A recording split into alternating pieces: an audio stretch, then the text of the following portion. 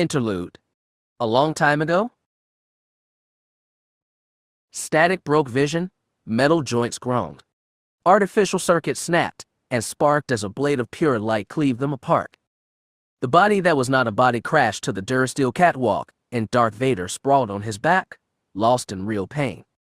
An electric snow burst crackled across his goggles, and when it resolved, the automatic focus locked onto the stump of his right hand. It showed in detail the sheared-off metal pikes that stood in for bone, and the cable circuits that passed for muscle. He tilted his head, just a bit, and the machines that were his eyes locked onto a new object a meter beyond. It was his son, standing above him with green lightsaber lifted high to strike.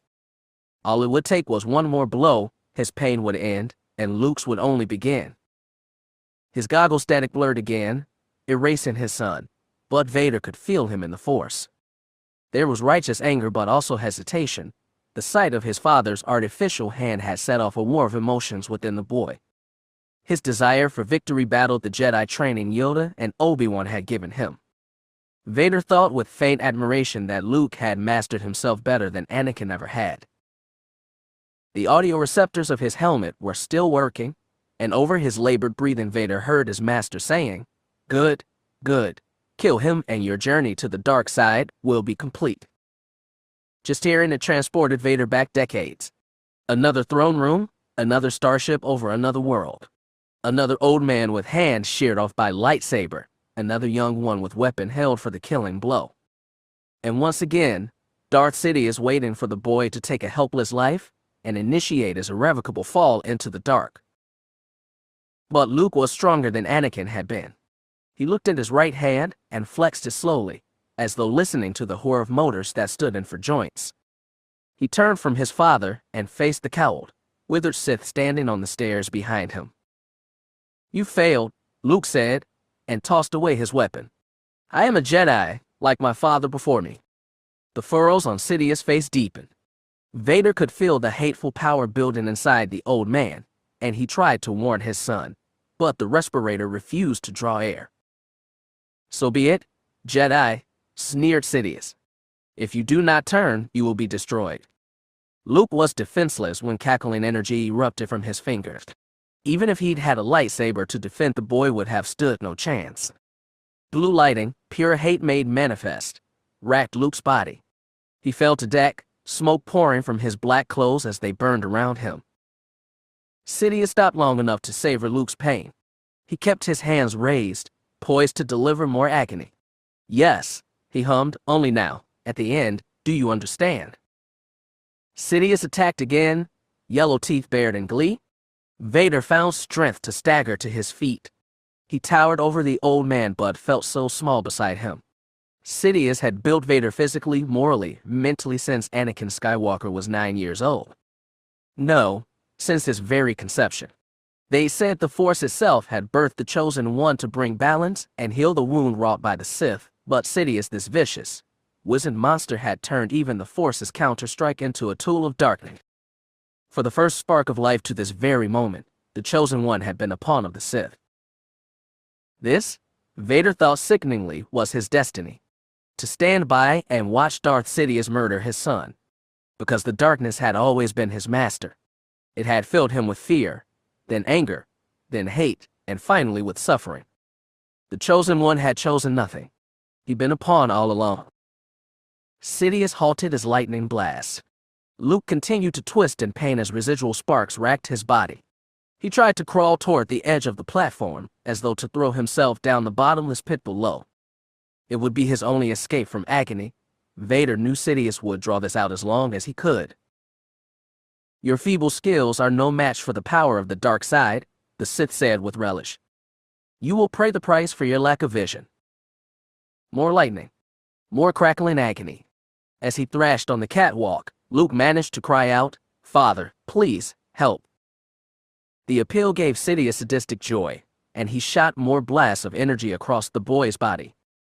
Vader looked back and forth between them, the son he'd made and the monster who'd made him. He'd been wrong to think he'd chosen nothing. Luke and Leia were choices he'd made when he decided to love Padme freely. They were the only things in his life he was not ashamed of, and he was watching Sidious kill them now. The Sith paused his attacks one more time to savor Luke's pain. With a fond, almost loving smile, he said, "And now, young Skywalker, you will die." Energy exploded once more. Luke thrashed and screamed. Words were beyond him. Vader couldn't stand it. He lunged for Sidious and grabbed the old man. He was so small, so light. The energy he summoned went wild, crackling across Vader's body, overloading and bursting the circuits of his respirator, his helmet, even his limbs. With the Force alone to propel him, Vader staggered to the railing and hurled Sidious over the edge. He didn't see the old Sith tumble down the pit. His goggles had burst to static white and then gone black, their vital circuits blown out. Totally blind, Vader collapsed against the railing. His good hand found the bar and held him half upright. Far below, he felt a final shriek of agony in the Force. Sidious' dying energy rushed up the shaft as one final wave of crackling hate, and then it was gone. Vader could barely breathe. His chest heaved to suck air from the wreckage of his respirator. His limbs refused to move. He was dying and would be gone in moments. Through the Force he felt Luke, still luminous and alive, struggling through his residual pain to stand upright. He felt nothing but satisfaction. All his life they told him he was special, a chosen one born by the Force itself. The burden of destiny had crushed him. Now, he wondered if he'd fulfilled that destiny after all. If so, he'd done it not out of love for the Force, but for his son. Consciousness faded in and out. Within the blind mask of his helmet, Vader had only the Force and scattered noises to know he was alive. By some lucky break, his audio receptor still functioned. Through the thickness of his suit, he didn't feel Luke drag his body through the halls, but he heard the blare of alarms and the pounding of frantic feet. Maybe the impossible had happened, and the rebels had infiltrated the Death Star. Maybe they'd even destroy it. He hoped so. He wanted them to burn every scrap of Sidious and his empire to dust. At some point, Luke stopped dragging him. He could feel his son's desperate love. Even now, Luke thought he could save him. If he lingered much longer, he'd doom himself as well. Though it was so hard to breathe, he moaned, "Luke, help me take this mask off." "But you'll die," his son said. "Nothing can stop that now. Just for once, let me look on you, with my own eyes." Hands jostled his helmet. Switches clicked and pieces separated. The darkness of his dead mask fell away, and artificial light blinded him anew. Artificial air cooled the scars on his face. It felt like a lakeside breeze on the blue. He narrowed his eyes until he could see Luke, dark and blurred, leaning toward him and staring into his father's face for the first and only time. Despite the weakness of his vision, Anakin could feel his son perfectly in the Force. He drew in air through his own nose and mouth. It seemed to scrape inside his head. "Now, go, my son. Leave me." "No," Luke insisted. "You're coming with me? I won't leave you here. I've got to save you." "You already have. You were right." Luke darkened, though he opened his eyes wider. His body that was no body felt light. He seemed to be rising free of his armor, but he managed to say, "You were right about me. Tell your sister, you were right." "Father, I won't leave you," Luke pleaded. But Anakin Skywalker was already gone. He'd risen free of the black metal casket in which he'd been imprisoned and felt himself within the embrace of the Force. With sweet relief, he readied himself for oblivion. His goals were accomplished, his destiny fulfilled, though in a way no Jedi or Sith had ever imagined. Finally, he could rest. "Not rest forever, young Skywalker," a voice admonished gently. "Not yet finished, your destiny is." Anakin felt familiar souls draw around him. There was Yoda, old and wise, and Obi-Wan, his brother. And there was a presence he'd ached for in his most desperate hours, Qui-Gon Jinn. He tried to shrink from them in shame, but in this place that was no place, there was nowhere to hide. "It's all right," soothed Obi-Wan. "We're here to help you." "I don't understand. What is here?" "Where all life goes once, from the living Force, they pass," said Yoda. "You taught me we dissolve into the Force, like rain in an ocean, never to be ourselves again." "Wrong I was. Yoda admitted humbly, about a great many things. Including you, the young Skywalker. He didn't feel young. He'd been broken and remade into something horrible, then shed that body too, and now he existed free from flesh, in a place that was not one, to be welcomed by people he betrayed. Did I fulfill my destiny? He asked them. Was I your chosen one in the end? You delivered what the prophecy foretold, said Qui-Gon, but not as the Jedi imagined. But there will be a new Jedi now, said Obi-Wan. A Skywalker will build them and keep balance in the Force. Is Luke also part of that destiny, and Leia? His heart ached to think his children would carry the same burdens he had and suffer for them. Yes, Qui-Gon said. I believe it is the fate of every Skywalker, though each will meet destiny in his or her own way. Does mean they'll all carry that weight through generation after generation, with no end. No, said Yoda. And everything does, except the Force. Even stars burn out, and even Skywalkers will one day cease. This, Anakin observed, is no end. Quite right you are, but of the Force you are now. Wait, we will in the place beyond life, to see what becomes of them. I want to help them. It was the final desire of Anakin Skywalker's life. It would stay with him forever. And so will you, said Qui-Gon. And in time you will be with them when their story ends. But is their time here? He felt Obi-Wan's gentle smile. And here there is time for everything. You'll discover there is more to the Force than you, or we, ever imagined. Once that promise would have filled Anakin with a lust for mastery. Now, with peace inside, he said, I would like to learn. Then learn we will together, said Yoda. The Force is full of wonders, Qui-Gon said. And it is your destiny, the Skywalker destiny, to unlock ones we have never known. Chapter 42. Though he was hidden within a cave halfway down the mountain slope, itself shielded from view by a crowd of trees, Eli Horn knew the instant when the Force changed. He was already deep within it, drawing on it to survive. The irony did not escape him, and he summoned his power with an intense inner loathing.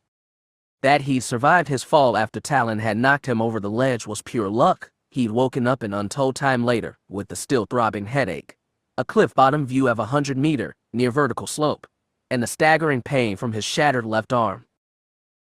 But the pain was what he needed to keep conscious. The concussion threatened to draw him back to darkness, and once he did, the cold of the mountainside would snuff out his inner warmth, and then his life. Thinking to grab his fallen lightsaber with his good hand, Eli had lurched downslope, seeking shelter. Sometimes he'd slipped and tumbled down scree, and once had even landed on his left arm and nearly passed out from the pain. But in the end he'd found the cave, crawled deep into it, and huddled at his back. Only then had he started to draw on the Force. He still remembered part of his Jedi training. He knew how to sustain inner warmth with the Force and keep from freezing. He also knew, more vaguely, how to heal. And so he dropped himself into a trance and begun mending the broken bones of his upper arm. In the trance there was no time, and he had no idea how long it took him to bind them back together. But as he worked, the pain started to dull. Reluctantly, he admitted the Force had uses after all. And that was when he felt the change.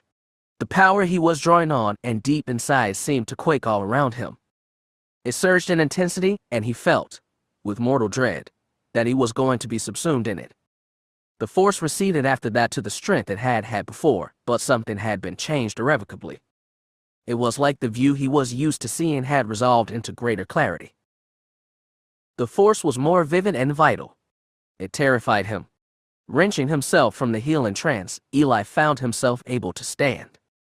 The pain in his left arm was still there, and he dared not move it. Instead, holding it crook-elbowed and against his chest with his right one, Eli staggered out of the cave and into the forest beyond. From this spot there was no clear sight of the mountaintop. Eli began awkwardly climbing where he could, using only his legs. He finally reached a patch clear of trees where he could stare up toward the mountaintop. The sky was darkening, but he saw no sign of the light pillar. He hadn't expected to see one. He already knew he'd failed his mission. Eli shivered in the gathering night. He was alone and afraid, trapped on a world with untold powers. Worse, everything had done had come to nothing. The force he devoted himself to stopping had reawakened with more strength than ever, and he was helpless against its vengeance. Dimly, Eli wondered why it had allowed him to heal his arm at all. Clutching the wounded limb against his chest, he staggered downslope and back into the forest. He didn't feel safe drawing on the force to stay warm, but lighting a fire would be a signal to anyone searching for him. Even if he wanted to surrender himself, which he didn't, he was countless kilometers from civilization. He was stranded, injured, helpless, and alone. There's no clear path for you, is there? Eli had just stepped past the tree line when that question came at him. He froze and wondered if he'd finally gone mad, but the voice had sounded so vivid and curious, and so young. Eli turned to see a single human boy standing on the bare slope behind him. The boy was dressed in a pale wolf tunic, like a Jedi apprentice's, and had his sandy hair cut short except for one little braid. "You're not real," Eli said, and wondered how he could be hallucinating a child he'd never seen before. "Reality is a pretty slippery concept," the boy said with a grin. "Especially now? What happened to the Force? Is it Eli stopped himself?" Begging his own delusion for answers was insanity. "I'm still figuring that out myself," said the boy, still smiling. "It feels deeper, doesn't it, and wider. It feels like it could swallow me whole, but also like I could wrap my arms around it." The boy stretched his short limbs wide, like he was embracing the dusky sky. Eli wondered just how mad he'd become. The child turned his eyes back down and told him, "There's something else I like about this new Force. I mean, the Force was always like this, but it feels more so now. Do you understand?" Eli wagged his head back and forth. "When the Force is new, it means you are new," the boy said seriously. "It doesn't matter what mistakes you've made. You can choose to start again." Eli wanted to say he'd made no mistakes, but that wasn't true. It seemed to him then that he'd made nothing but mistakes his whole adult life. "What happens next is up to you," said the boy. "I can't call people in to pick you up if that's what you want."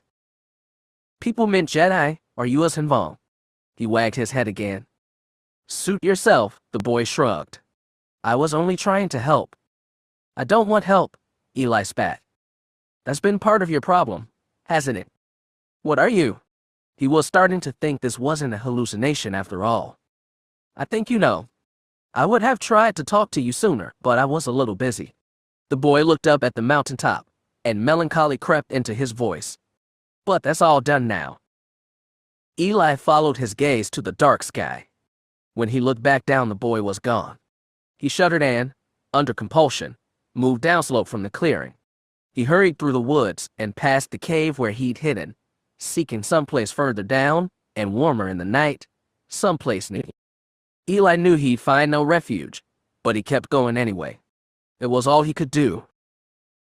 The jagged fell was like an arrowhead shooting away from Zonima Second, trailing shields scatter and hull breach flame as it raced desperately for an exit vector. A rebel frigate hung off either flank, pounding the larger ship with missile barrages, while the mercenaries' carrier was moving in ahead to cut off the escape. Staring at the tactical display as the bridge buckled beneath his feet, Hogrum calculated they could push past it and make the jump to hyperspace before the larger rebel ships intercepted them. Barely. The battle had turned with shocking suddenness. Rough Yage had withdrawn his fleet without a warning. The jagged fell had been trying continuously to hail Warhammer and received only shocking silence. The man who betrayed one master had betrayed another, and Hogrum swore he'd make Yage pay. He cursed himself for not finding a way to bring Edward Fennel with him to Bavenire instead of Yage. That was a man who wouldn't have failed him.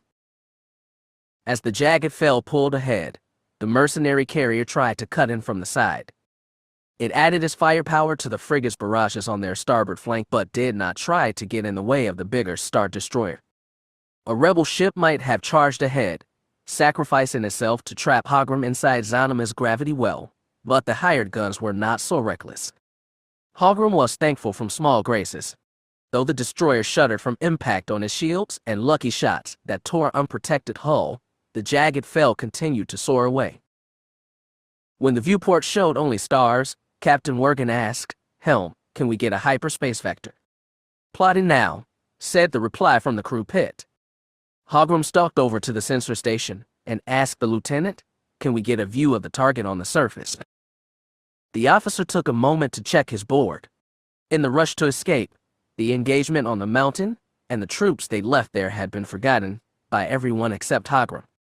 The lieutenant peered at his screen and said, "We can't acquire visual on the target, sir." Hogrum's hands clenched. "Are we too far away?" "No, sir. The target zone's fallen into twilight, but we still can't find any trace of, whatever that was, sir." "Are you checking visual?" "Yes, sir." "I see nothing." Hogrum pounded a fist against the lieutenant's seat back, making him jump, and stalked away from the station. He had no idea what had happened on Zonima and whether the Skywalkers had succeeded in their objective, but with everything else happening, he assumed the worst. If the Force was coming back, he'd have to act quickly. The Imperial Knights would have to be corralled, possibly executed. The Jedi scattered across the galaxy must be hunted. He found himself wishing for Eli Horn. Despite the boy's repeated failures, he was the only weapon Hogrum had in a war with the Force. "Captain," said a voice from the helm station, "we have an exit vector plotted. Hyperdrives warmed." Wergen looked across the deck to Hogrum. In the loudest, steadiest voice he could manage, the regent declared, "Jump now." The jagged Fel jumped. The starfield beyond became a hyperspace blaze, and relief visibly washed over the bridge crew. Hogrum went over to Wergen and said, "Once we get clear of this sector, you're to take us back to Coruscant." "Understood." "Of course, sir. And I'll need to use your salon for more secure communications." "Use it as long as you need, sir." At least some of his officers knew their places. Hogrum stepped back and looked across the bridge. Many of the crew were busy running post-battle checks, but some were watching him, and they immediately turned eyes away before meeting his. They were relieved to have escaped but confused and scared of what might come next. When they looked at their regent, they saw not a proud, comforting figure, but a piece of the mess they were stuck in. Hogrum told himself that was his own shame speaking. He adjusted his black cape and gathered his dignity, then started for the rear exit. He stopped after just a few steps. Most of the crew looked away from him instantly, but Estrel Vale, tucked forgotten in her corner station, did not. Hogrum turned to face her full on, and she finally shifted to her console, but for a second their eyes had locked. And in that second, Hogrum understood. Knowledge was undeniable, and it filled him with horror and rage. He strode across the deck to her station, and she turned at the clap of boots. Staring up at him, her eyes filled with fear, proving his intuition right. He loomed close, shadow falling over her. "What did you do, Astral? What did you tell Yage?" The Twi'lek trembled. I didn't do anything, sir. I swear it." "Tell me," he roared, and lashed out to grab her throat. The entire bridge was staring now. Hogrum barely noticed as his vice grip locked around her neck. White-hot rage welled inside him as he felt Estral's trachea squirm beneath his palm.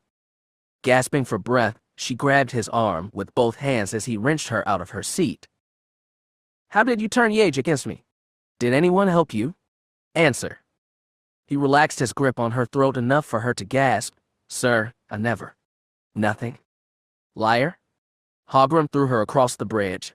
Her body slammed hard onto the deck and slid a full meter before she stopped herself with spread palms and tried to rise. Hogrum was already there, and a kick to her abdomen coiled her to a fetal position. "Security," he shouted. "Take this traitor to the brig. Now." Lieutenant Nexel and his men hurried to grab Estrel. Holding her by other arm, they dragged her off the bridge. Everyone stared after her, even when the doors had closed behind them. Then, one by one, they turned questioning eyes on their regent. Hogrum couldn't stand them. He hurried off the bridge, back into the captain's salon. Doors locked behind him, and he was finally alone. He felt like screaming. He wanted to break everything in this room with his bare hands. For years he'd worked carefully to build a government that was peaceful and secure, for the good of the greater galaxy. Now everything was coming undone. Even his own people were betraying him. The carrion birds of the Senate would be next. He'd have to head them off as soon as he reached Coruscant. Only a lifetime of learned restraint kept him from smashing up Worgen's chamber. Instead, Hogrum stood still and tried to calm himself with old Knight's mediation techniques. Deep breaths emptied his mind, but his heart smoldered on. The cascade of treason become hard fact, something to be rationally faced instead of raged against. He looked back on his own actions in a new light. On the bridge, all it had taken was a single look at Astral to know she had betrayed him. Hogrum was intuitive, but irrational conviction didn't come to him like that. Not anymore. Or maybe it did. With mounting fear, he closed his eye, cycled his breathing, and fell back on old Imperial Knight techniques. He tried to spread his awareness and sense the crew in the bridge outside. And to his terror, he could feel them, frantic, confused, tired, relieved. Over all those emotions hung a pall of dread at what came next. It wasn't just projection. Those were Hogrum's emotions, but also the crew's. The Force had returned to him like a knife thrust in the heart. After so long being deaf, to hear was overwhelming. Zonima roared with life, the chatter of insects, and the song of birds, the slow spread of the forest canopy, and the subtle decay and rebirth on its shadowy floor. In cities, deceptively primitive looking for their low shell-like buildings, which were themselves alive, Yuuzhan and Pharaohs mingled, their separate rhythms now joined in a curious harmony. And somehow all those noises combined to make the single melody that was Sekhet. It was beautiful and smothering. After leaving the desolate mountaintop, they'd flown to the middle distance, a large settlement built into the slash of a valley. Sentient life welled inside that gap. J.O. could feel it even through free agents' bulkheads. He'd forgotten what it was like for the lives of others to press on his unbidden. After 4 years of silence, he'd gotten used to solitude without realizing it, but now the Force was back to remind him of the stunning interconnectedness of life. Despite that, J.O. felt very alone as he sat within the docked ship's cockpit. He wasn't used to flying this thing, his pilot's training had never been much, and despite spending years aboard the freighter, he'd mostly watched AG-37 and Ania in the front seats. The ship would never feel right without them.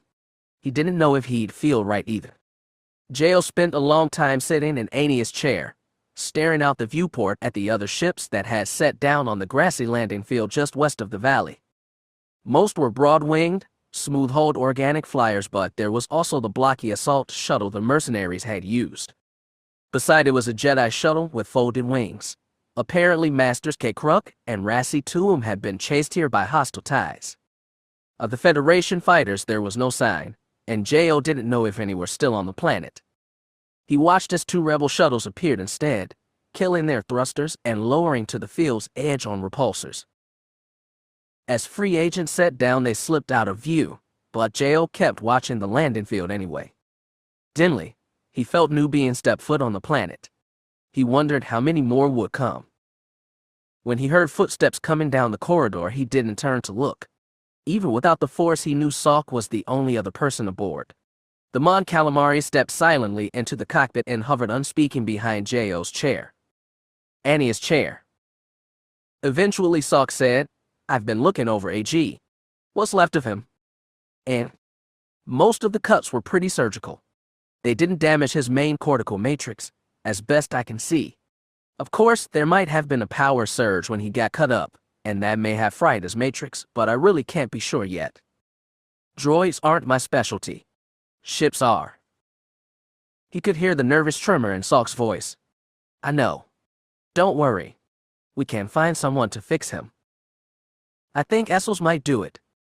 The name of that world, in reference to the Thrumble Foundation and AG-37's so-called mother, roused different memories from J.O.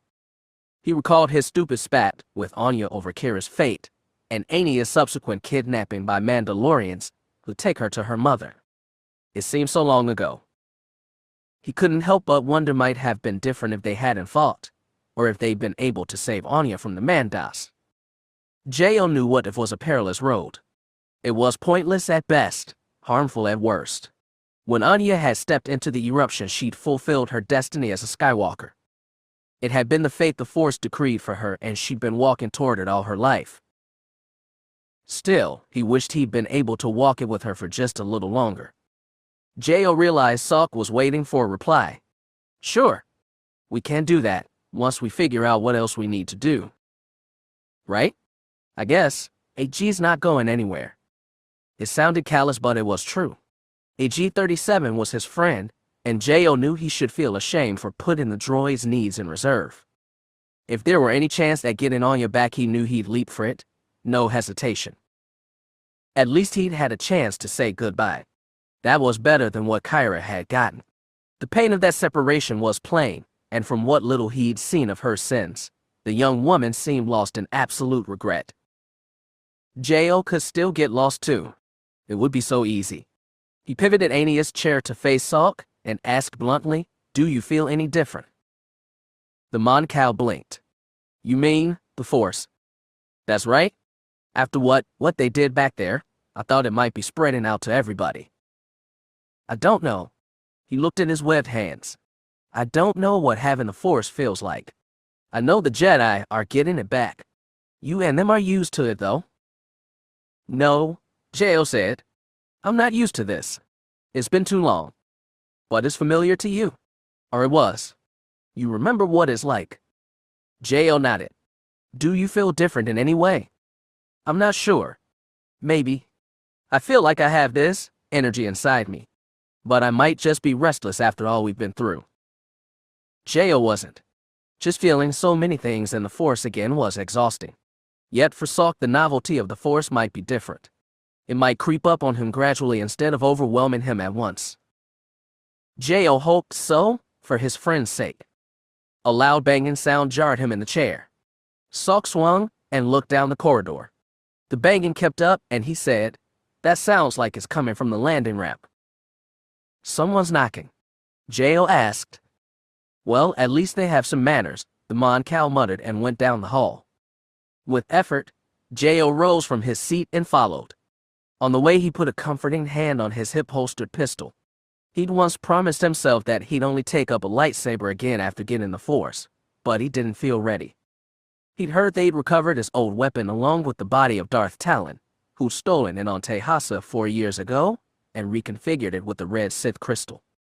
Yet she hadn't died like a Sith, and it seemed to Jo that removing her crystal would be disrespecting her last stand. And right now, he didn't feel ready to wield a lightsaber anyway. He and Salk went to the lower landing ramp and found another surprise clinging to a support strut. Sora Arches looked smaller without her armor. Her face still had that pinched intensity, but it relaxed when they went down to meet her. "Can we do something for you?" asked Salk. "I already gave you your payment." "I know. I came to say it checked out. We got what we were promised." "That means we are settled, then," Jo said. "I think it does. I just wanted to tell you that." Jo and Salk nodded, but Sora didn't move.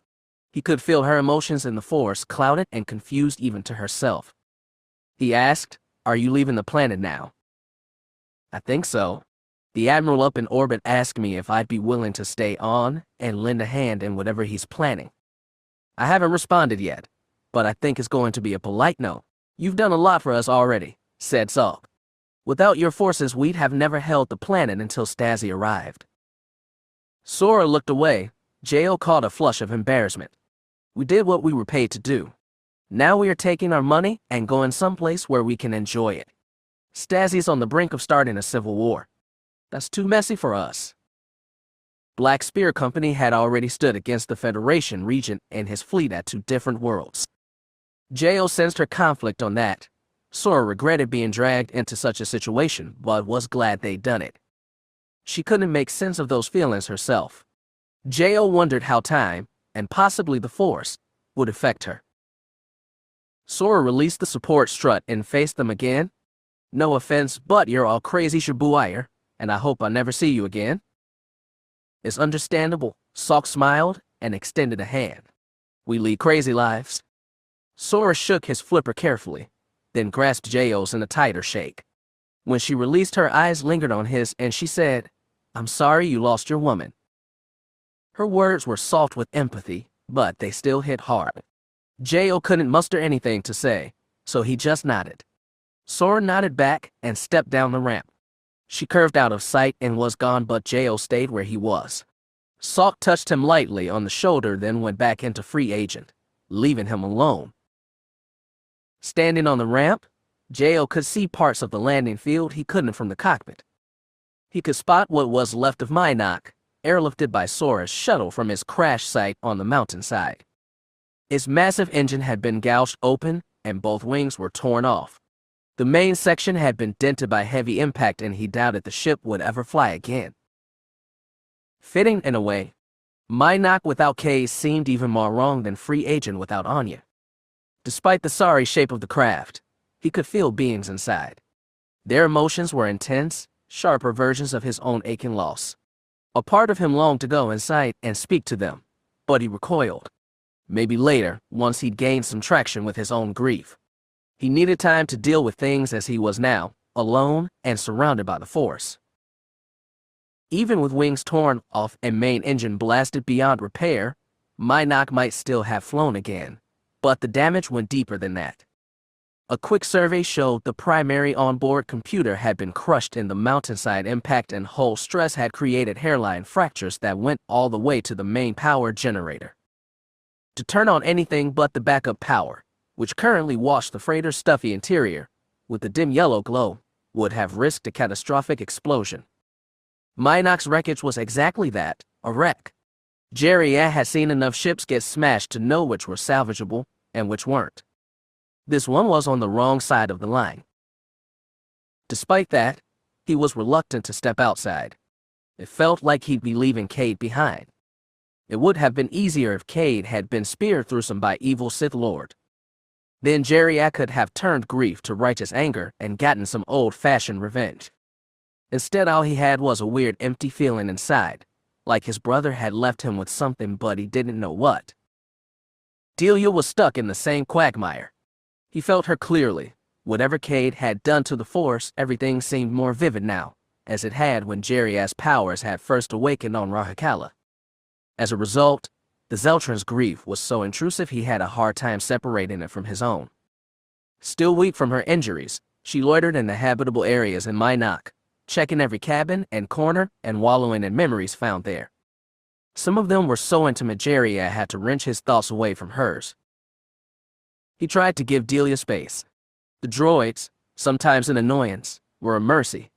Despite seeming so alive, they were glaring blank spots in the Force, and as he sat in Mynock's crew long, Jerriah was able mostly to tune out C-3PO self-recrimination. "Oh, R2, if only I'd realized something was wrong," the protocol droid moaned. "That reports of communication malfunction from free agents should have warned me. For the comm system to die hours after a combat situation, instead of during, is not unheard of, but the odds for that model ship are no higher than 23%. I should have at least raised the issue." R2-D2 chirped something Jerriah couldn't understand, but it sounded consolatory. "Oh, I know you're trying to make me feel better, R2, but it feels so wrong to admit I could have done nothing. Even if it is true, it makes me feel like there is some fault in my core programming." That hit Jerriah where it hurt. He was the one with the Force. He should have sensed Eli had hijacked free agent before his guns went off. But then, Cade hadn't been able to save them either. R2 hooted something low and mournful. C-3PO released a human-sounding sigh, and his metal shoulders slumped forward. "I know I've been saying the same things over and over, R2. I have dealt with situations of terminal loss before, but this time it feels different. Don't you feel the same? For so long our fates have been tied to generations of Skywalkers in ways that defy all probability. But now there are no Skywalkers. After so long of finding them as the focus of my operations, it's hard not to feel bereft. Maybe staying with the droids wasn't such a good idea." Jerriah rose from the sofa and left them without a word. He only got a few steps into the hallway beyond when a body emerged from shadow. Surprise made him backstep, and Aslan Ray held up a hand for calm. "It's okay," she said. "I'm sorry if I startled you." "Damn it," Jerriah grunted. "Didn't even feel you." "I felt you," Aslan said, crossing arms beneath her respirator. He looked at her hard. So it's back, then. Whatever they did, whatever he did, it worked. Jerry had already figured that much. Behind him, R2 tooted greetings, and Aslan asked, "Are you hanging in there, R2?" The droid tweeted, less enthusiastically. As Jerry led her into the dimly lit lounge, C-3PO shuffled forward. "Master Ray, welcome. I apologize for the poor condition of this vessel, but the extenuating circumstances." "You have nothing to apologize for, 3PO. The droid twitched, like he might apologize anyway, but he kept silent. Another body emerged from the gloom near the cockpit hallway, and Delia asked, "What are you here for, Imchika?" Her voice was haggard and unwelcoming. Both women had loved Cade at different times, in different ways, and Jerry hoped grief didn't make either of them especially blue do anything rash. Arms still crossed, Aslan said, "I wanted to see how you were doing. And your ship?" "My knock is trashed." Delia dropped onto a sofa. Like the deck itself, it lay slightly slanted. "Best she's good for is scrap." "I'm sorry." "Yeah? Well, she's just a ship." Delia's words bit with sarcasm. She spent years working over this old ship, which itself was one of Nat Skywalker's old refits. Delia was the only person in the galaxy who knew all of his insides, and she'd loved it for years. But losing Minik was still the lesser pain. To fill the silence, Jiraiya said, "You say you've got the Force back? Does that mean all your Jedi and Imp buddies have it too?" "It's been coming back to them all. Some fast, some slow. But it's coming back." She nodded. Softly, Delia said, "I felt you come in." Aslan and Jerry both turned to her. "You felt her?" he asked. "I knew it. I shouldn't have. Zeltrat empathic skills only work when you're close enough to touch, but you, Imchika, I could feel even before you stepped inside this wreck. I felt you hesitate, like you weren't sure you belonged here." "I had no idea," Aslan whispered. "I thought the Force might come to you too, but I wasn't sure. So that's what I've got now. The Force." Delia picked up a pink hand, splay fingers, and examined it. "Ichuta, I don't feel different. I don't think. A lot of what the Force does is reflect what's already inside you," said Aslan. "Staying. That's not good." She leaned her head back to the cushion, spreading blue hair. "I'm not exactly a saint." "Neither am I," Jerry said. "But I'm managing." "You've changed, Patissa. Not in a big way, but lots of small ones." "You gonna say I've grown up again?" She rolled eyes to him. "No. But this power, this thing, if it's in me, who else has it touched? The Vom." Aslan breathed deep. "There's talk of them feeling the Force too. It's all very scattered right now. Uncertain." "So what did Cade do?" asked Jerry. "Is everyone in the whole galaxy gonna get it now? 'Cause we've seen a lot of Murglax a lot, who don't deserve to be anywhere near the Force. They do way more harm than good." He didn't add that until 3 years ago he considered himself one of them. Aslan shook her head. "I don't understand what's happening. No one does. No one except Cade, perhaps." It got so silent they could hear C-3PO's joints creak as he shuffled forward. The droid said, "It seems to me there is no point guessing outcomes until they can measure empirically." "Spoken like a droid," sighed Blue. "Thank you, Mistress Delia. As we have said, there is no way to predict the results of Master Cade's actions, only catalog them as they manifest. From our limited observation of widespread Force phenomena, it's clear there are some spatial limitations to his power." "What do you mean?" asked Aslan. "Well, Mistress, when the Yuas and Vong were totally stripped of the Force, allegedly by their ancestral homeworld Yuas Hunter, the effect was localized to their galaxy, perhaps to their specific race. Likewise, if the wills, as Master Cade described, did limit access to the Force, it was explicitly in this galaxy." R2 released a thoughtful whistle. "Well, you're right, R2. Our beliefs about ancient Yuas and Vong history are limited to oral history and hearsay, which is notoriously unreliable, but with no offense to Master Cade, The same could be said of his testimony. So what you're saying, moaned Delia, is that we have absolutely no carking idea what's going to happen. Well, wavered the droid, in light of the subjectivity clouding past records, our limited ability to intake new data, and the consistently unpredictable nature of the Force, that is correct. The humans all sighed. C-3PO added, confounding, isn't it? 3PO's right, said Aslan. All we can do now is wait. And figure out what to do about Chalk, Stasi, and all that interstellar power struggle poodoo, added Jeria. Yes, she said seriously. That too. I just wanted to check on you all. You're welcome to come outside and see what's happening. I just want to stay here for a while, Delia said softly. Not forever, just a while. You know, I think that damn Force of yours is making things more vivid. Aslan understood that she meant memories of Cade. She looked around the gloomy cabin and said, the ship and him were a perfect match, weren't they? They were, and it made bitter poetry that they'd go out together.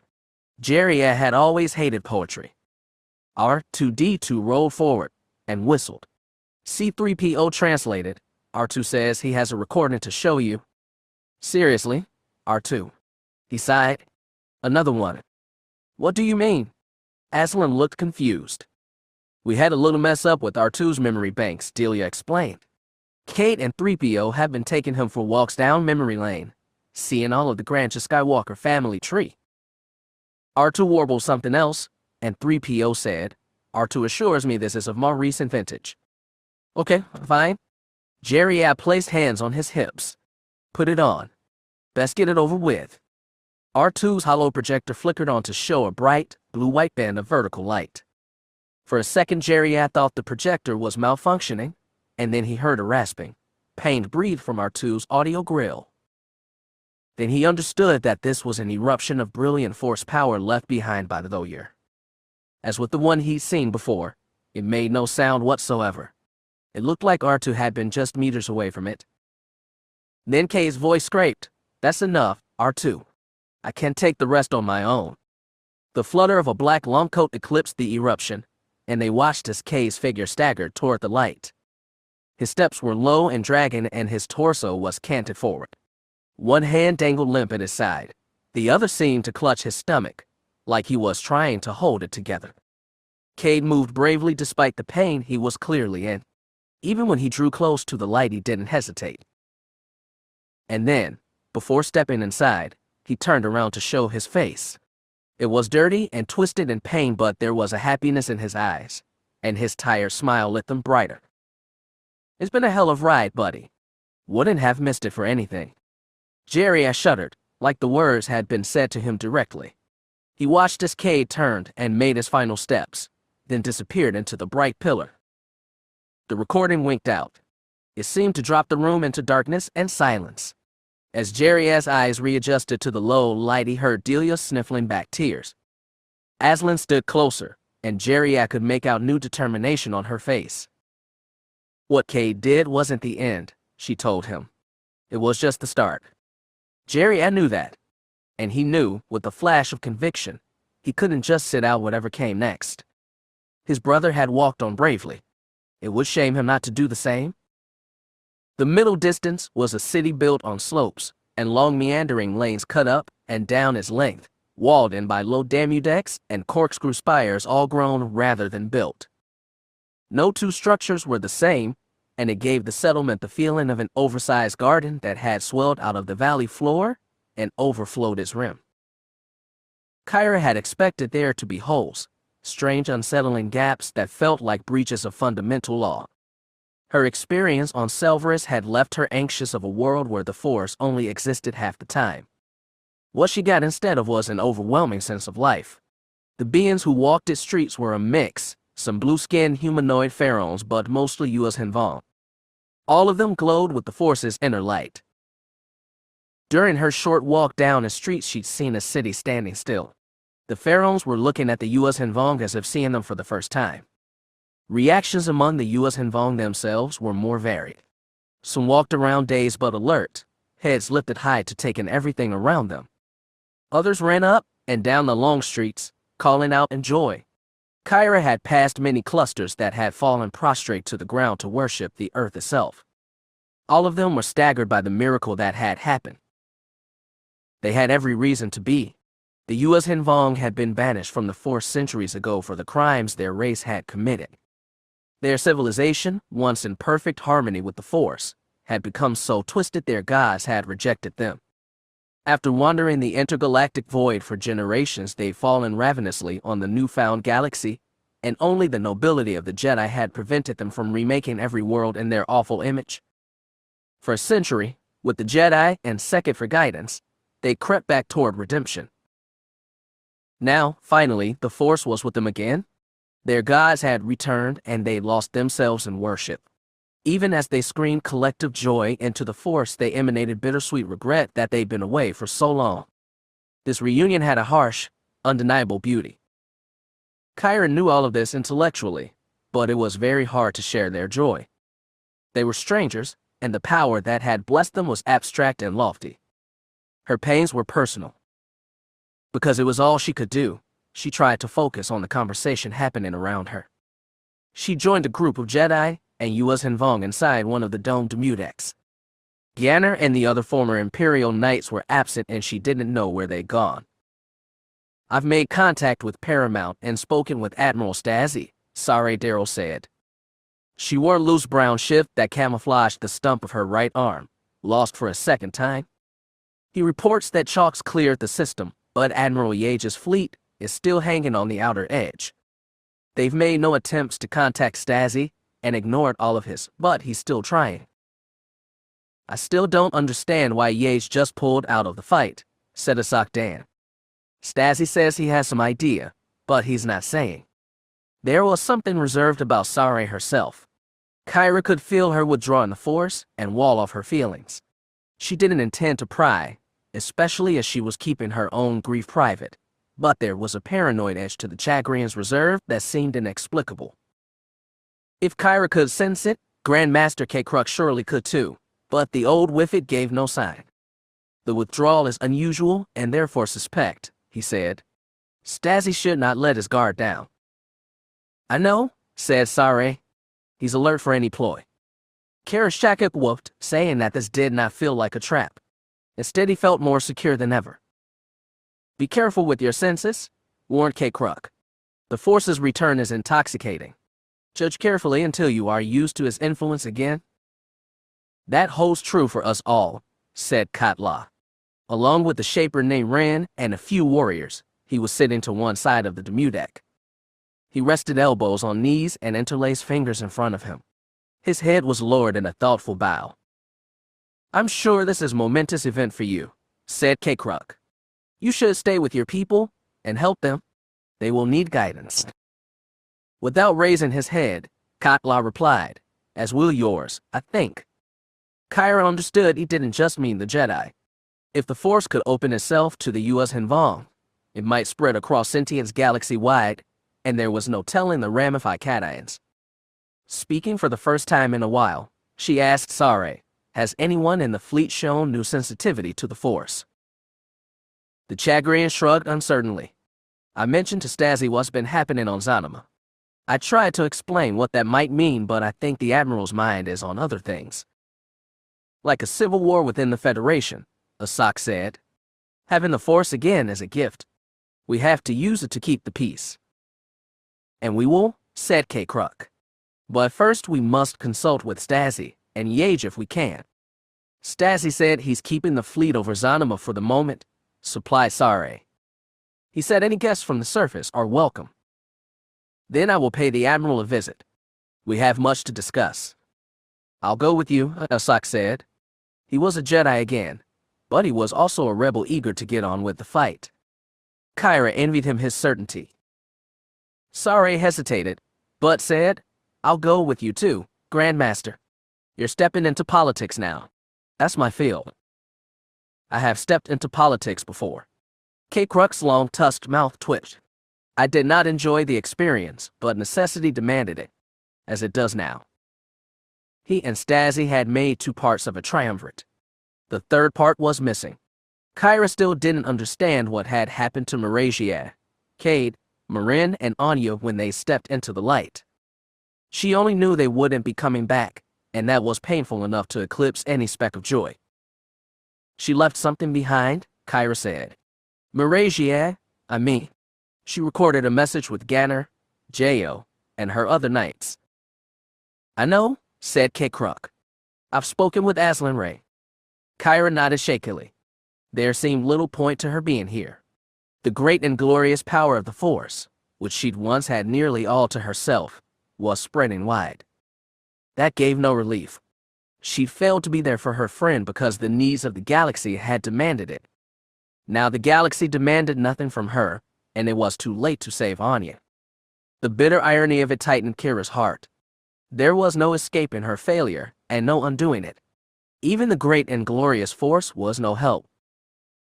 Standing beside Cade, the Shaper named Ren said, I would like to accompany you as well. Cade blinked small eyes. Are you certain, Master Shaper? Stasi is welcoming all visitors, isn't he? She glanced at Sare, who nodded. Over the past decade, my Shapers have made enormous strides in undoing the Sith sabotage to the Assa's project. On a half-dozen worlds, we have pushed back and nearly defeated the corruption. Those planets are filled with life again. Stasi and the rest of the galaxy must know. Cautiously, Asak said, a lot of beings aren't going to be receptive. They'll say they've seen you as Hinvong help before. Stasi might be among them. Duro was one of the ruined worlds. She shook her head. I will not let Cade Skywalker's dream languish out of fear. Let me at least present the facts to Stasi.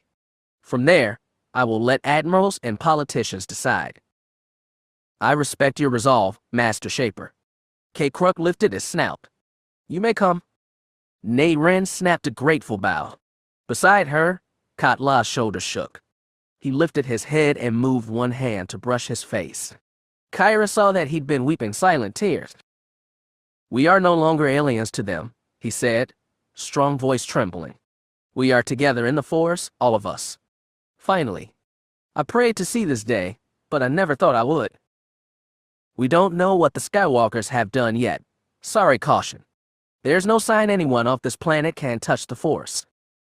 Not yet. But there will be. What streaks gleamed on his cheeks and his mouth twisted to smile. You should understand by now that in the Force all things are possible, and all things will be done.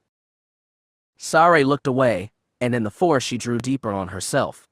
Kyra recoiled as well. The Force might work miracles, but it wouldn't let her fix her mistakes. She was going to have to live with hers for the rest of her life. Cade, Nay Ren, Cade, Asak, Sare, Stasi, they all had parts to play in the galaxy's coming drama. So did Kyra, though hers stood apart. She had one responsibility left, and it was overwhelmingly hers. Its name was Eli Horn. As the others got ready to move, Kyra said, I'm going to need a ship to take me back to the mountain. Asak misread her. Kyra, there's nothing left of them there. I know that. She swallowed hard. But this isn't about any Skywalker. This is about Eli. Cade stiffened. You think he is alive? I don't think he was killed in the fight. That means he's stranded but around there somewhere. The area around that mountain is untamed forest, said Cade. It would be a long search, with no guarantee of success. And at this point, Eli is little danger to us. I know. And I'm not expecting you to hold up your meeting with Stasi. I just need a ship and a little backup. Kyra passed a determined stare across the room. You have your business to wrap up, and I have mine. No one objected. Capturing Eli, or killing him if she had to, wouldn't numb the ache inside her. But at least she'd accomplished something, and this fix was long overdue. It wouldn't give her what she needed, but she'd settle for what she could get. Despite everything, Eli Horn still mattered to her more than anyone else. Chapter 43. A single Jedi shuttle, recognizable for his fat hold, two extended wings, and green metal hull, sailed into Paramount's hangar bay. His wings folded over at back as repulsors lowered it gently to the deck, and a minute after that the landing ramp extended. The small herd that stepped onto Paramount's flight deck included knights with lightsabers at their waists and a U.S. Hinvong Shaper with hands respectfully clasped in front of her. As he stood at the head of the greeting party, Garstazi's eyes lit on Yalta Val, one of the senior Imperial Knights, now dressed in a plain tunic. At the center of the group, commanding attention both from demeanor and simple size, was Grandmaster Cade. The old Wifid took long, strong strides across the deck, and his party followed. The sight made Stasi believe he could turn back time almost. The sight of Senator Darrell's widow instead of Porat himself reminded him what a long, strange journey it had been. It felt like they were building to a climax, but try as he might, he couldn't imagine an end to it. He not generally put much stock in Jedi clairvoyance, but he hoped Cade came through this time. After greeting each other, green hands shaking for framed claws, they retreated to one of Paramount's conference rooms, where Sucker and Icorian were waiting.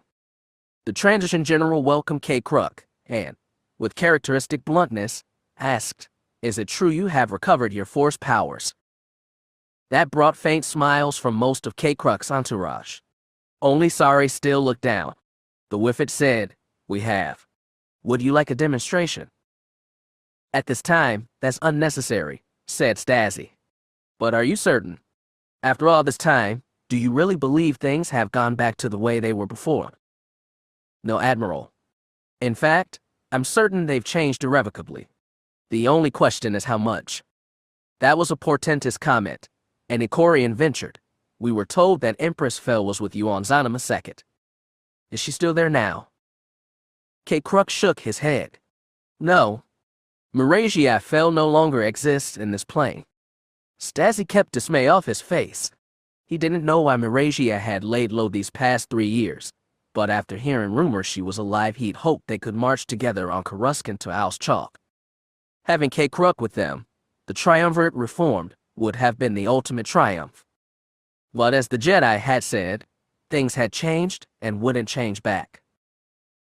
"You use a curious phrase," said Icorian. "Do you mean that Fel is dead?" "Not dead as you're imagining," said Yalta Val. "But that's the easier way to think of it." Icorian and Suker exchanged skeptical looks. The Imperial Knight added, "The Empress made a final statement before she passed into the Force. Those on Coruscant need to hear it." "You mean your fellow Imperial Knights?" asked Stasi. "Them, and the Senate, and the military. Everyone? What happened to Admiral Yage? His ships are still in system." "Yes, and he's refusing our hails," grunted Sucker. "I was hoping to attempt another call, now that we have this larger group together," said Stasi. "But first I want to be clear. Marasiah Fel is no longer with us." "That is correct," said Cade. "But the Force is, once again." "That's truer than you know." Stasi had forgotten how annoyingly vague Jedi could be. "What about Zanima II? The planet was mostly inert during the battle. Can it defend itself?" "Once more, I believe it can, but will not allow itself to be used as a weapon, and I do not think it intends to move from this system." "I understand that. I wanted to clarify basic points." As he said it, Stasi glanced at the U.S. Hinvong woman, wondering where she fit into all this. She noticed his gaze and bowed her head. "It is an honor to meet you at last, Admiral," she said in accented but clear basic. "I am Ne Ren, Master Shaper." "You were head of the Asus project," Icorian said, voice cool and skeptical. "Along with Cade Skywalker, yes. Ever since the Sith sabotaged our efforts, my Shapers have worked to undo their corruption. On 6 despoiled worlds, we have succeeded." The Draw's voice didn't warm. "Are you saying you've made these planets habitable again, like you promised 15 years ago?" "We have made substantial progress." Stasi had heard this grand promise before, and seen it end in disaster. Something in his gut told him he could trust Ne Ren, but he couldn't base his actions on mere feelings, not when things were so precarious. "This is interesting news," he allowed, "and naturally we'll study it. But at this time, we have other concerns." "I know you do," said Ne Ren. "But please consider. We are willing to share all our research and allow independent investigators to see our work."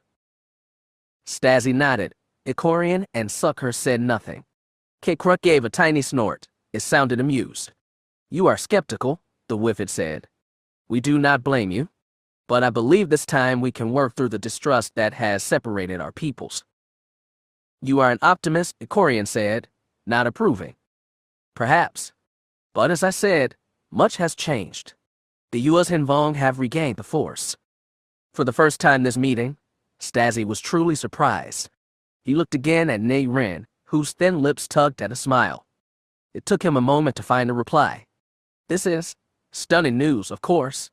Does this have anything to do with recent events on Zanima Second? It does, said Nei Ren, still smiling. Well, he breathed and looked back at K-Kruk. As you said, the Force is with us. Do you have any other revelations, or should we try contacting Admiral Yates again?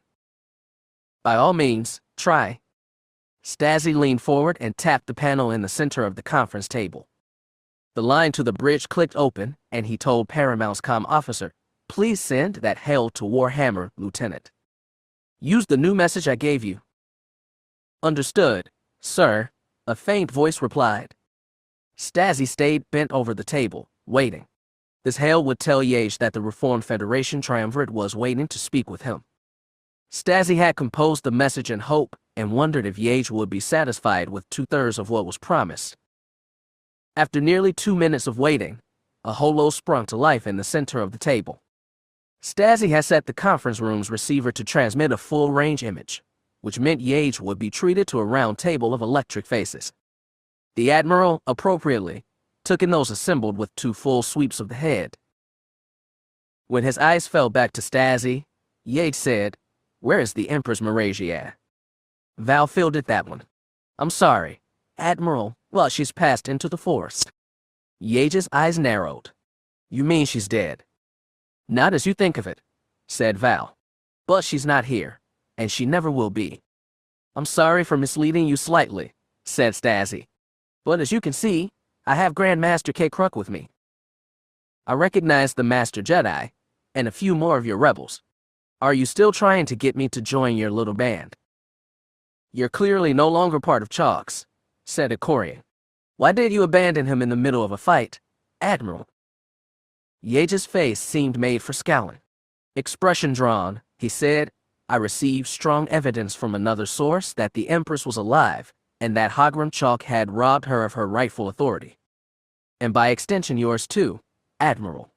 That's why I could no longer stand with him. The Draw's whiskers twitched. What source was this? That doesn't matter. Nor, apparently, does the Empress if she's no longer with us. She is gone, but she left messages for the Senate and the Imperial Knights, Val said. Yates twitched with indecision. I don't think I'm welcome on Coruscant. We've picked up comm chatter indicating Chalk is falling back toward the capital, and he's called Fennel to meet him. Stasi knew that Admiral.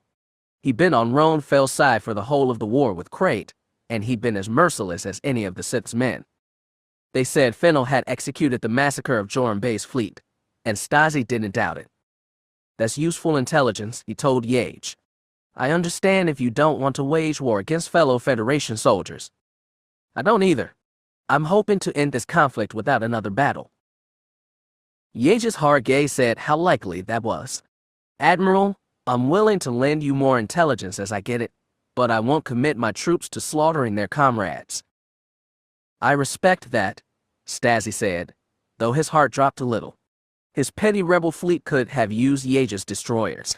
Will you hold in this system for now? For now, yes. There was a short pause, and K-Kruk interjected, Admiral, there is something else you must know. Thanks to recent events on Zanima, the Jedi have recovered the Force. Yates blinked, opened his mouth, closed it, and tried again. That's exciting news, of course. The US Hinvong have recovered it as well. Yates had to think even longer after that one. You say they've recovered it. You mean they can be felt in it, as they couldn't before. That is the start. But they can feel it as well. In time, I suspect many will learn how to use it. Yates didn't seem to like the sound of that, and neither did Stasi. News of their transformation had come so fast his mind hadn't fully grasped the implications. And there is more, said K-Kruk. Just as the Force has reawakened inside the US Hinvong, I believe it may have in you as well. Okorian was the first to break stunned silence. Do you mean to say that all of us have the Force now? You've always had the Force with you, even when we were all deaf to it. But you may begin hearing it as you never have before. Half awed, half terrified, Sucker rasped, "What did you do?" "The Empress is the one who did it," said Val. "And the other Skywalkers." Stasi started to picture Stade Miragia and Wild Cade joining wills to commit some final, sacrificial act. He hadn't asked for their sacrifice and didn't want it. The Force was useful, but he'd never trusted the Force. Okorian grasped for logic. "You say the US and Vong were open to the Force. Is that because they were on Zanima second when this incident happened?" "Perhaps," said K-Kruk. "We don't know if proximity plays a role. Those of us who once used the Force recognized it quickly when it returned. For others, it has taken longer to notice." Stasi grasped his meaning. "I assure you, Admiral, if I did have the Force whispering in my ear all of a sudden, I would know." "So would I?" snapped Yage. "I'm telling you because you should understand what might happen and be prepared for it," K-Kruk said calmly. "This is for the sake of your crew especially. They must be watched." "Watched for what?" Stasi wanted to ask. As always, the Force was more confusing than helpful. He prayed it stayed away for whatever battle was to come. His eyes met the Imperials, and despite the blur of the holo, they recognized that in this, at least, they were kindred spirits. Night had fallen over this portion of Zanima, and the mountain peak was just a silhouette against faint pre-dawn glow. The side door of the borrowed rebel shuttle was swung open, and cold high-altitude wind rushed into the hold, but Kyra hung off the frame regardless and peered on the dark landscape below. She felt life invisible beneath her, slow-growing borer trees, chittering insects, birds, and small ground animals in nests and burrows. She couldn't feel the sentient, familiar mind of Eli Horn yet, but she was sure he was down there, and she'd search through dawn to a new night if that was what it took. 4 Resistance fighters had volunteered to join her on this mission, including 2 veterans from the Selvaris mission. Alacid and Celis stood further back in the hold, grasping the handles that dangled from the ceiling as the shuttle tipped into a right turn. Kyra kept clinging to the open doorframe alone, and Jo stayed right behind her. As the shuttle began flying on a new vector, she glanced back and noticed the lightsaber on his belt. "I'm glad you brought that," she said. "At this point, I'd be more comfortable with a blaster," he had to yell above the wind. "That's what you were meant to have." She meant it, but Jo didn't look sure. As the shuttle began another slow loop, Kyra focused on the blackness below. She found the same sprawl of vague life beneath, without any punctuation of sentience. After a few minutes, Jo shouted, "I don't feel him. Do you?" "Nothing," she admitted. "Maybe he's dead." Kyra couldn't believe that. She'd have felt it if he died. It might have been an irrational conviction, but she couldn't shake it. Too much bound her and Eli together. More, she needed him to be alive, if only so she could defeat him. Jo had repeatedly assured her that she'd been doing necessary work in freeing Stasi, and that she should be proud of it. More, he pressed that Ania had chosen her fate freely, and they should honor her choice by accepting it. He was a man trying to convince himself. Kyra might be able to accept Ania's choice, but she couldn't forgive herself for never saying goodbye. Catching Eli wouldn't solve anything, but it would at least be balm on the wound. And then, suddenly, she felt him. He was faint but familiar for his anger and his fear. She let his presence guide her hand as she thrust it out of the ship. "He's there?" she shouted. "I feel him. Take us closer." Holding the ceiling handles for stead, Alacid went to the cockpit and gave directions to the pilot. The shuttle tipped and dove, and Kyra called on the Force to keep from falling out the open door. Wind rushed her face even harder, and she felt Eli's alarm. He knew they were coming for him. And then he was gone. He must have been clamping down on his emotions to conceal himself in the Force. Kyra pulled herself back into the hold and shouted, "Give us a light." Alacid relayed the order. As the repulsors kicked in and the shuttle hovered over the treetops, a spotlight glared down, and turned the black space beneath them blinding white. Kyra squinted into the glare and saw leaf-thick branches trembling in their downward wind less than 10 meters below. Now that the ship had steadied, Celis came up beside her. The Genet sniffed the cold air and asked, "Do you know where he is down there?" If she'd been calmer, Kyra might have traced his faint presence, but her heart was pounding and adrenaline pumping. "We'll find him," she promised. "Got your cables?" "We've got them," reported Alacid as she pulled fiber cores from wall-mounted reels.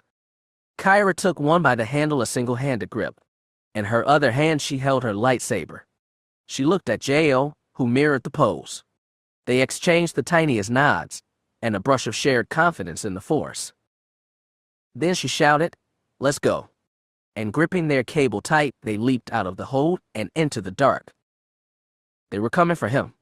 Eli had shut down his panic, so he hoped he no longer broadcast his emotions to Kyra. He could still feel her out there. She was a dark star of anger and desperate need, and it seemed that not all of it was because of him. But she'd take it out on him, no doubt. Eli fought the urge to run from the sound of the overhead shuttle. Instead, he crouched in the darkness, watching spotlights flicker on the forest floor 20 meters away. He saw bodies drop on fiber cables. 1, 2, 3, 4. From this distance, through the tangle of black branches, he couldn't make out many details, but one figure ignited a pure white lightsaber in hand. That had to be Kyra. He saw another blade too, red around white core. In shock, he realized it was Talon's lightsaber, and with a flush of stupid hope reached out with the Force, wondering if she might not be dead after all. But she was, and he'd killed her. He recognized the man with her weapon as J.O. Sam, and he remembered that she'd stolen the lightsaber from him in the first place. It doesn't matter what mistakes you've made. You can choose to start again, and the Force around you will reflect that. Sekhet had told him this. Once his mind had cleared, Eli admitted that was the most likely explanation for the strange boy he'd seen. The living world itself had seen fit to communicate with him. Those words lingered, but not in reference to himself. They made him think of Darth Talon. No, not Darth Talon. Just Talon in the end, which was the amazing part. In losing the Force, she had been liberated, and even found a better purpose than the Sith's. To Eli, it was the ultimate justification that what he'd done on Rahakala was right. It had all been for nothing, but it had been right. His effort in the Force hadn't gone unnoticed. J.O. turned toward him, and the red lightsaber bobbed closer, flashing in and out of view between black tree trunks. Eli turned and hurried through the dark. On the forest floor, he was likely to break his leg on a root or smash his still tender shoulder on a tree trunk, so he moved slowly but steadily away from the light. He kept his emotions shut down in the Force, praying they'd lose track of him. They didn't. Smaller searchlights, the kind soldiers attached to rifles, swept horizontally through the trees until they found him. Eli used their light for extra guidance and dodged to the left. The light struggled to track. He dared look back and spotted the glare of twin lamps stabbing in the place he'd run from, but the two lightsabers were bobbing steadily toward him. The shuttle overhead was staying low and moving its own light to follow the runners. And in the Force, he felt Kyra barreling toward him. He tried to run in a new direction, but his foot caught an unseen root. He stumbled and kept from falling, but she was on him. He grabbed his lightsaber from his belt, spun, and ignited it just in time to catch the fall of her blade. White sparked against white, illuminating both their faces. He saw the flush of the scar he'd made across her cheek and the fire in her dark eyes. Eli felt J.O. coming in from his other flank and the two soldiers trying to catch up. He dropped to his knees and rolled over his right shoulder. Kyra wasn't able to restrain herself and swung needlessly into the place he'd been. J.O. came at him and swung horizontally, but Eli stayed low and lashed at his feet. The Imperial Knight hopped over them, but while he was in midair, Eli called on the Force and threw him hard into the dark. He heard a body hitting tree but didn't see it. He was also turning to face the next attacks from Kyra. She was swinging recklessly but powerfully, and with his weak left arm it was a struggle to hold her back. In the Force, she showed not just anger and need but grief, and he wondered what kind of loss could have made her like this. Instead of blocking her swings, he tried to dodge. He snapped his body back and felt the tip of her saber burn across his cheek, a mirror of her wound, but it gave him an opening. He snapped forward and thrust for her waist. Kyra twisted and barely missed being skewered. Then, from the darkness behind her, a spray of laser blasts. The commando she'd brought with her had shut off her searchlight in order to take Eli by surprise. Very smart, but the Force was his weapon, and he deflected the bolts back into the forest, illuminating the woman who'd fired them. Eli had to go on the offensive to survive. He followed the clear path traced by the laser blasts, jumped into the air, and threw himself at the commando. She fired at him again but missed. He landed right in front of her and sheared the barrel off her blaster in a flash. Instead of freezing in surprise, she went for a vibro blade at her waist. She was good, but Eli was faster, and with a flick of the wrist he cut her through the hip, deep into the abdomen. Burnt flesh assaulted his nostrils, and when he pulled his blade out, she immediately dropped. Her felt her life fading fast in the Force, soon to be gone. Then Kyra was on him again. White blade cracked on white. The shuttle roared low overhead, and the spotlight shone down on them both, blinding them. With a growl, Eli called on the Force, found the high-powered lamp affixed to the shuttle's underside, and crushed it with a thought. Back to darkness. Eli didn't know where Jo or the other commando were. He couldn't afford to care. He and Kyra danced around the dying woman's body, trading blow after blow. The only illumination came from the frenzied white strobing of their lightsabers. The battle continued in harsh, ever-moving chiaroscuro while the shuttle waited overhead, blind but patient. After jumping away from a particularly harsh attack, Eli felt something slap him dead in the back. He moved to the side, heart pounding, and saw it was the handle and end of a deployment fiber cable dangling through the forest from the shuttle below. An idea came to Eli just as Jo rejoined the fight. He and Kyra were a ferocious double team, attacking him from both sides. By now they'd sniffed out the weakness in his left arm and were constantly trying to force his lightsaber to the right. He avoided more blows than he parried, and he kept skipping away while they tried to corner him. Eli waited until he was closer to Jo than Kyra and left himself open for a left side blow. Jo took it before Kyra could come to help and delivered a deadly horizontal slash. Eli dodged it, let it go past, then flicked out his own saber and pinned the weapon low. Then he threw himself right on top of Jo, forcing his red blade to sizzle through the dirt. Jo's back hit the dirt, but he immediately fought back, snapping a knee toward Eli's crotch.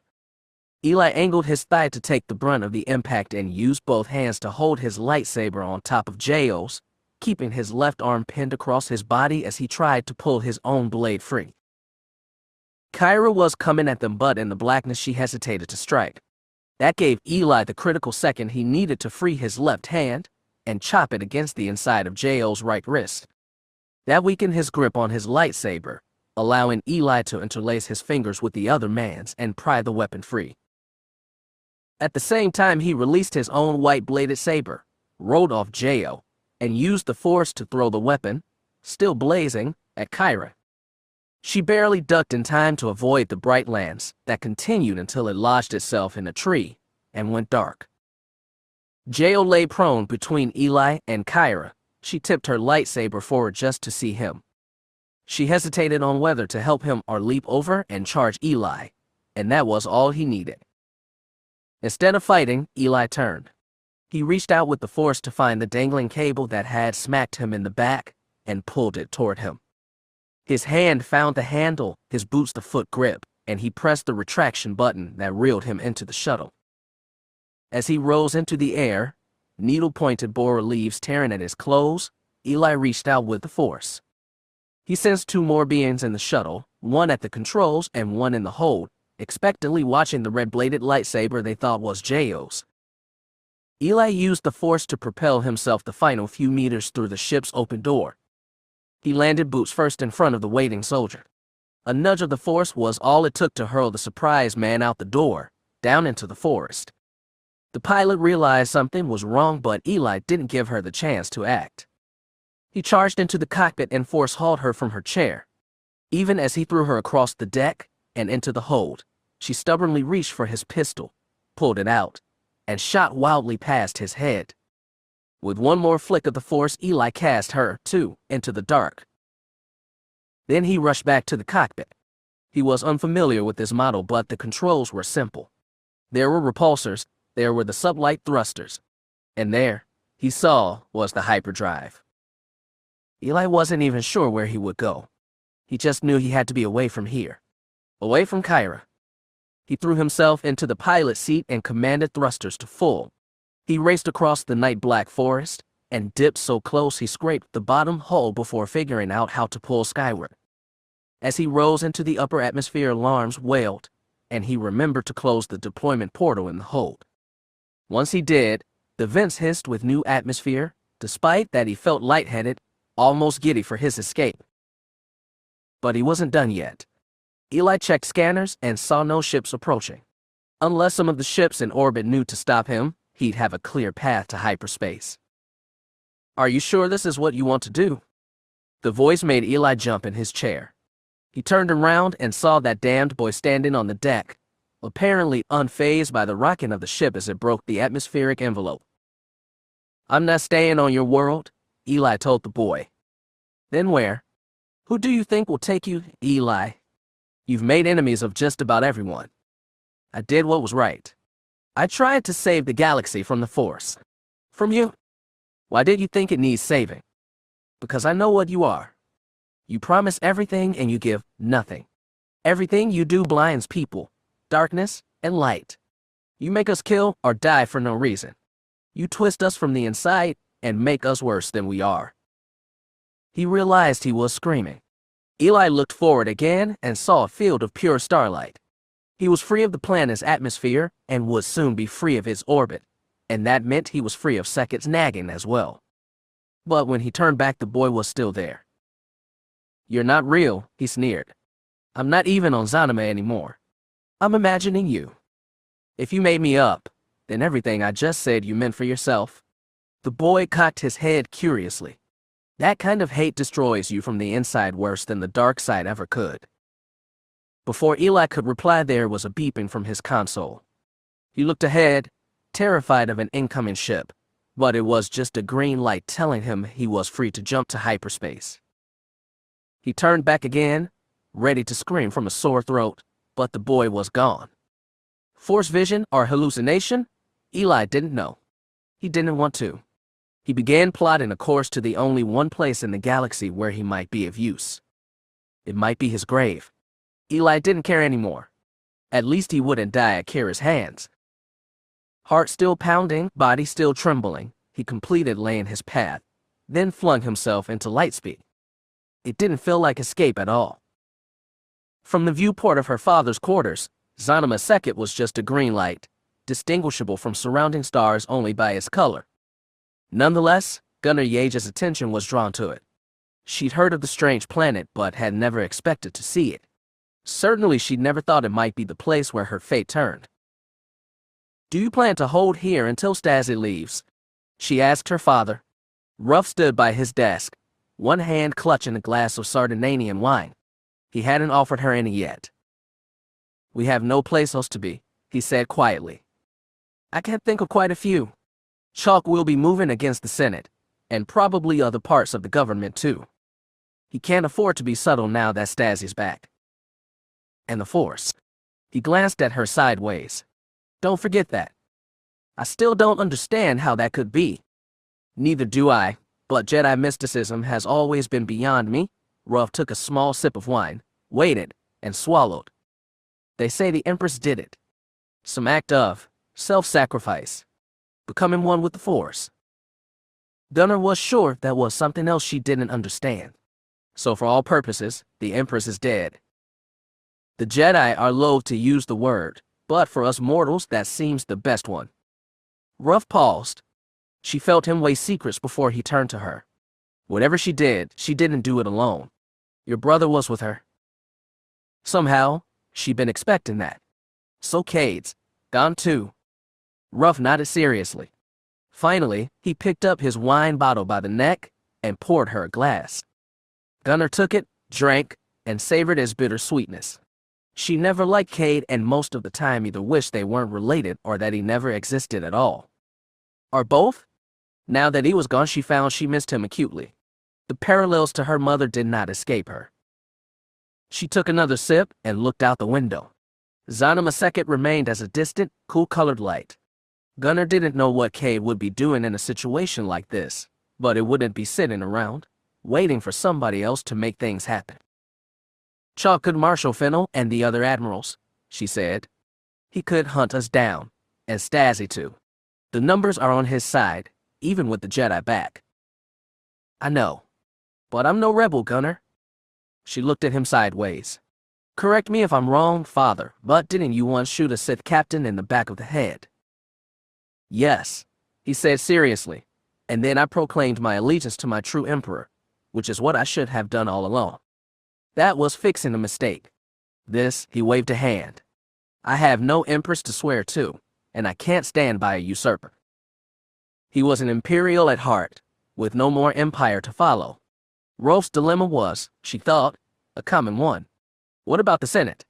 If they make some kind of appeal rejecting Chalk and calling for help, would you respond? That Senate is more than 2/3 alliance. It's the only other government we have. An alliance or imperial, they all took the same oath. We're supposed to be part of a federation now. He looked suspicious. You're a soldier, not a politician. In times like this, it's hard to separate one job from the other. True. Too true. He swallowed a big mouthful of wine. Ruff looked out the viewport again, and so did she. There's something else. The whole thing is incredible. I'm sure it's all mystic Jedi rubbish, but they seem quite insistent. What are you talking about? The Jedi say the US and Vong have the Force now. They can feel it and be felt. With training, they might even use it. And they say the same is true for us. A single disbelieving laugh escaped her, but Rolf's face was serious. Father, that's completely absurd. We've never had any of those things inside us that are supposed to connect to the Force. K. Crux says they are irrelevant now. He says a more powerful, more unifying force has opened on the galaxy. And it's absurd. I don't feel different. Do you? I'm not sure. He looked back toward the planet. If they say the Vong have the Force now, I believe it. Maybe it has something to do with that planet. We never got closer than outer orbit, and neither did Stasi, and he claims his people haven't been affected either. What about the Jedi and Imperial Knights on other worlds? I haven't heard anything either way. This awakening in the Force is probably just some localized fluke. Part of Gunnar wanted to think so. Another, surprised part, wanted it to be something more. It seemed a crime for Marasiah Fel and Cade Skywalker to have sacrificed themselves for a fluke. Does this change anything? She asked. No, he shook his head firmly. Until we see hard evidence, it's just Jedi rubbish. We don't even consider it in our plans. And what are our plans? I'll not become a rebel, Gunnar. I'm a soldier for order and law. If the Senate requests my action, I'll obey. But until then, I'll serve no false master, and neither will you. That sounded a little like a rebel to her, but Ruff was deadly serious. He raised his glass just a little, like a salute to the true masters gone by. Gunnar would rather salute to the future, but because that was so unclear, she joined her father in a muted toast. To an emperor and an empress, a mother and a brother, all gone by. The sun came up over the Meriden savannah like it always did. After cresting the low ridges on the horizon, it rose higher, shedding its original red-gold splendor to become hot white, moving slowly through a blue sky. Morning dew burned off quickly in the dry air. Small animals, active through nighttime and dawn, retreated into the shadow of burrows or the scattered copses that dotted the high-grass plain. As the sun grew higher, Shadow Vale left the cliffside side of his home and walked across the savannah. When he reached his usual hill, the sun was higher and shadows spread wide beneath the tree. He sat down, cross-legged, and waited for them to come to him. Today he set to arbitrate between the Whispergrass tribe and another Ammonin clan called the Long River. They were skirmishing over grazing rights and had come to blows, though no one had yet been killed. That would make things a little easier, he hoped. For a species without chronometers or mechanical timepieces, the Aminin were impressively punctual. As the sun neared its peak in the sky, Shadow spotted one dust cloud approaching from the east and another from the west. They grew closer to the same pace, and soon 2 clusters of Aminin had rolled to a stop, unwound their flat bodies, and were approaching him from either side of the hill. Shadow took a deep breath and prepared for another session of listening and judgment. These arbitrations had become a dry duty long ago, and he took little satisfaction from them anymore. Yet as the Aminin grew closer, he felt a small spark of confidence. The speaker for the Whispergrass tribe went first, thanking Shadow for giving them audience before outlining the supposed offenses of the other tribe.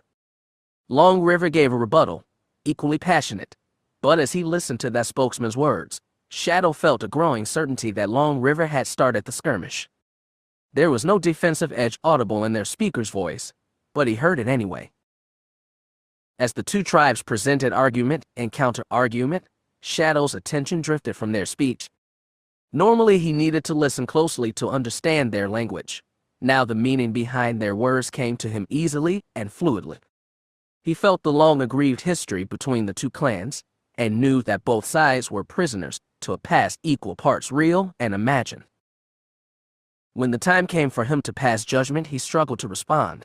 It wasn't just the enormity of his realization, but the realization itself. These were things he shouldn't have known but did. They'd come to him unbidden, and there was only one place they could have come from. Shadow had thought the Force had spoken to him before, on Bakura.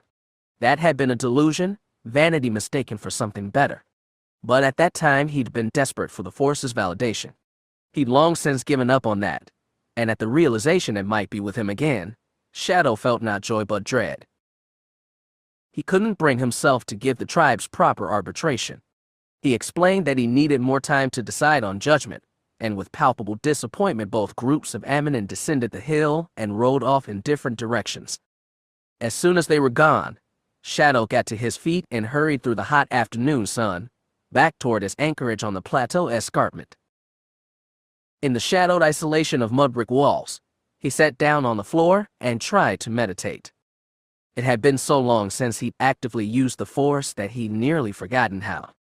After much struggle he found an inner calm and tried to spread his awareness outward across the savannah. He thought he felt the low background hum of plant and animal life, but he couldn't be sure. Shadow decided to reach farther. He'd always had a mild bond with his sister Astral. She never trained to take advantage of her inborn powers, but she'd been able to respond to him nonetheless, even when he tried to link their minds over great distance. He had no idea how great that distance was now. It had been months since they'd spoken.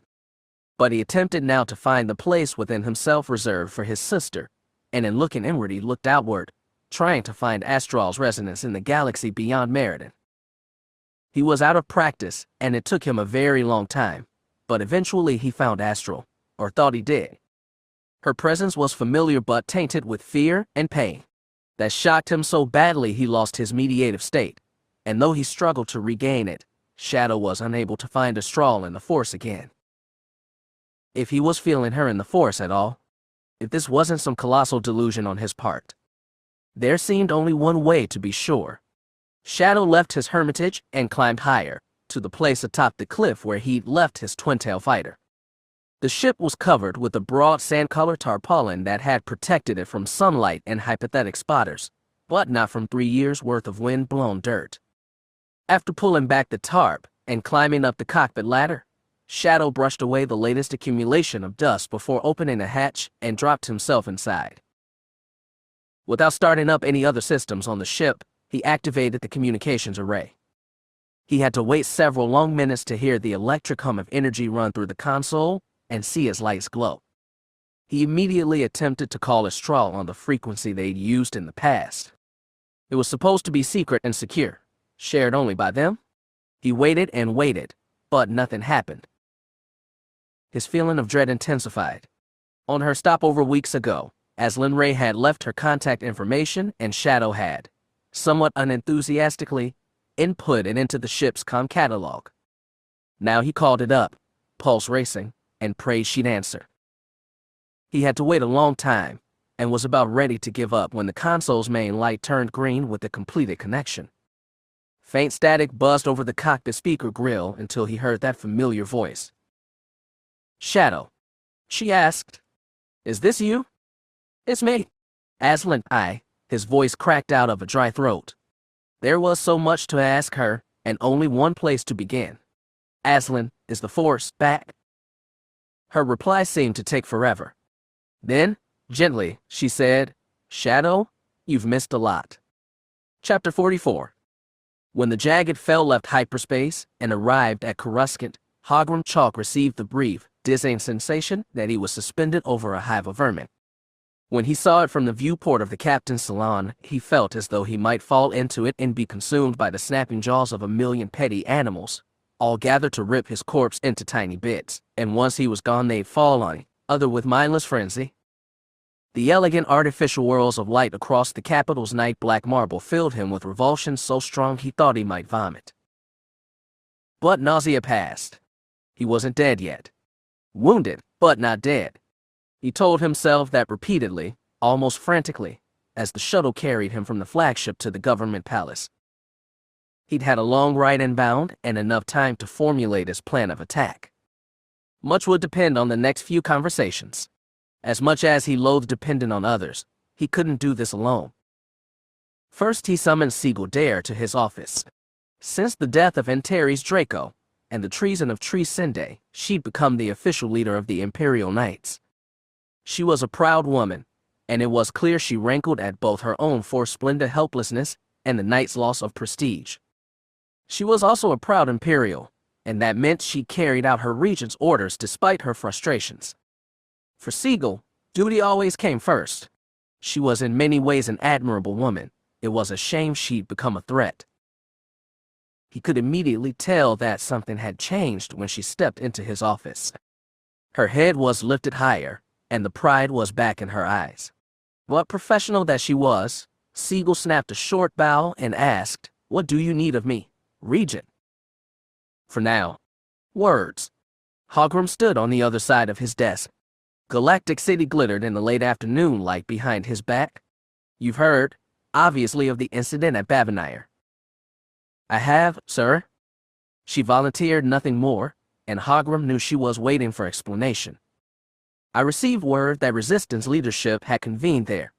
I rushed there with Admiral Yage to stop them personally.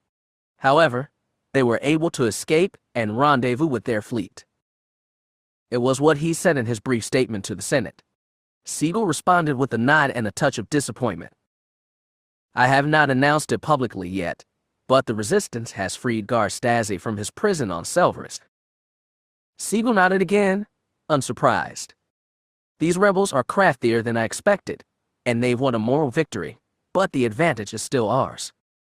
I will not lose that, Master Dare. I won't allow the galaxy to be plunged into anarchy again, especially not by the ones who murdered our Empress. To do that I will need the help of all the Imperial Knights."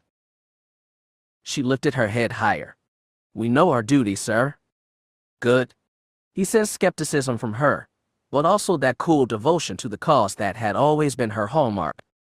He hoped it lasted for a few hours more. "Now I have a question for you, Master Dare. Have you or any other Imperial Knights regained the Force?" She blinked, and a tiny smile softened her face. "I believe so, sir." "How many?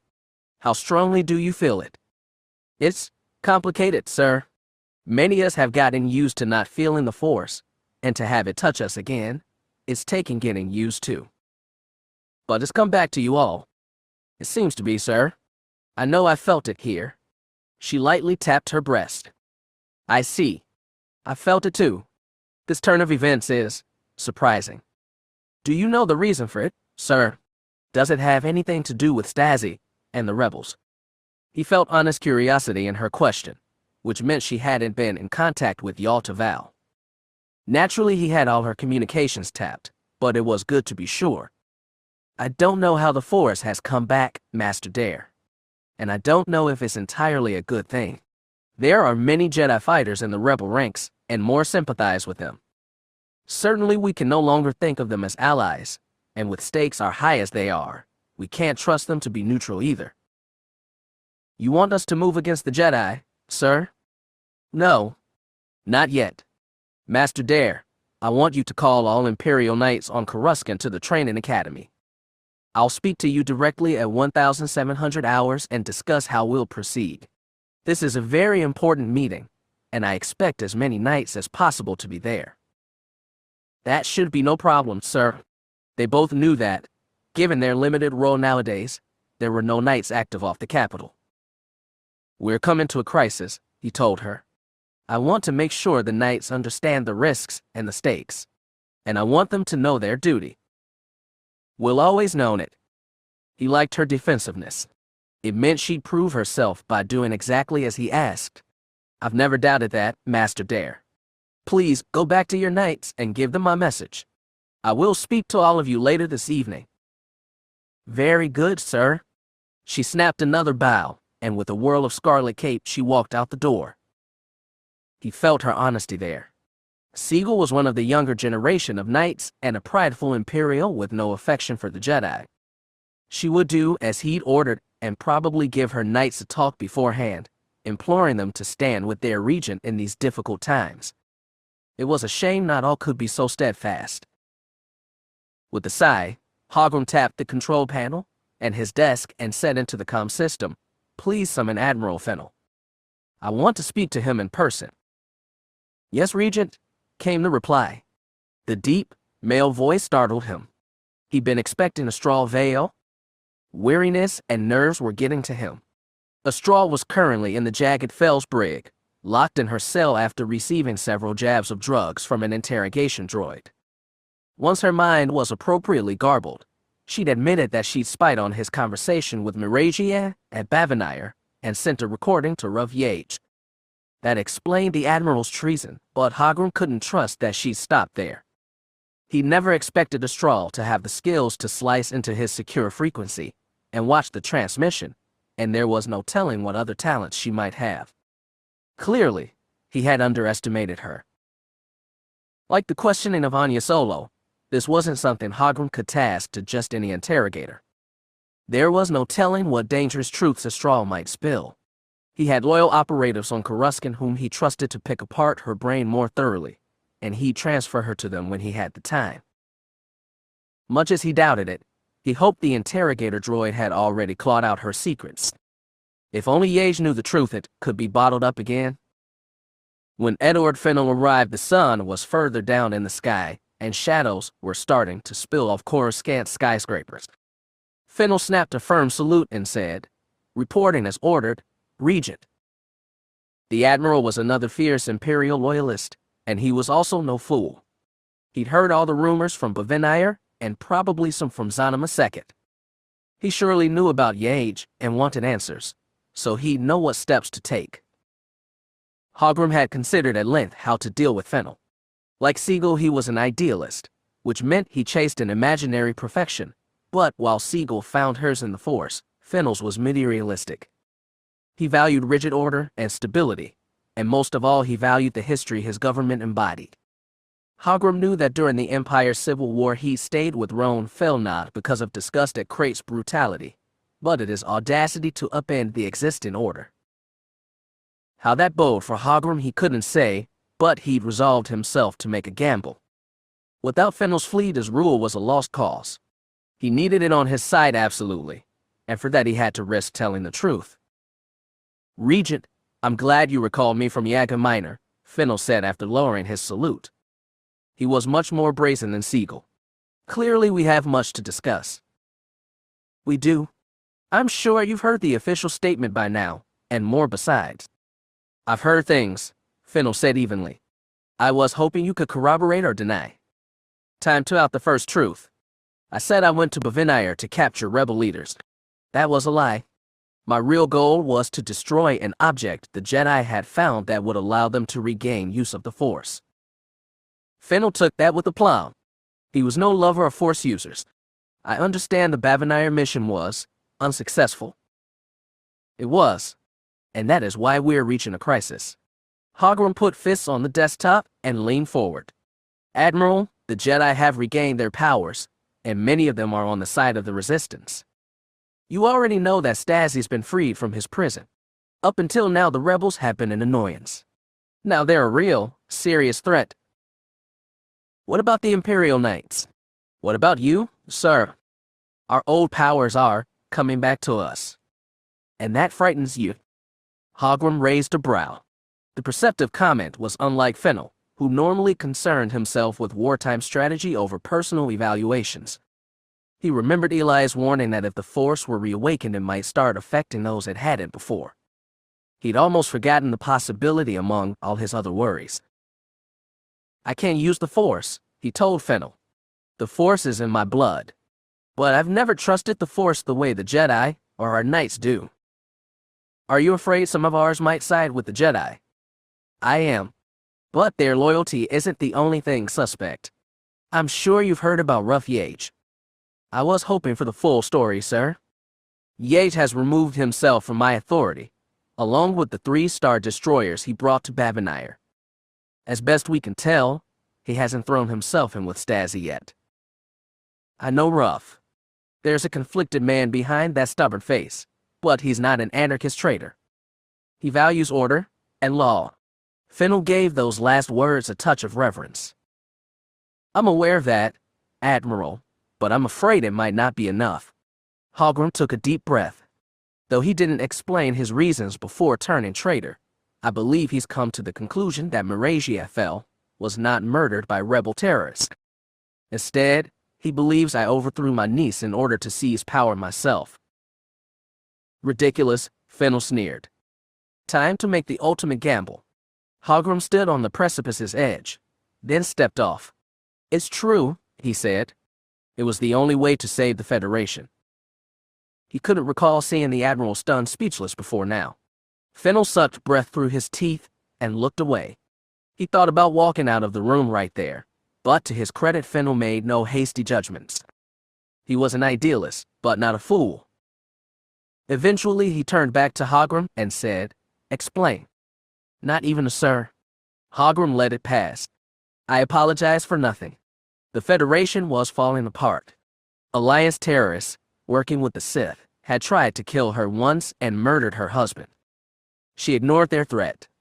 Grief for Draco clouded her judgment and, worse, her desire to be a fair leader ruined her ability to do what was right. He drove his point home with some imperial patriotism. We'd already lost the Senate. We were losing control of the executive branch as well.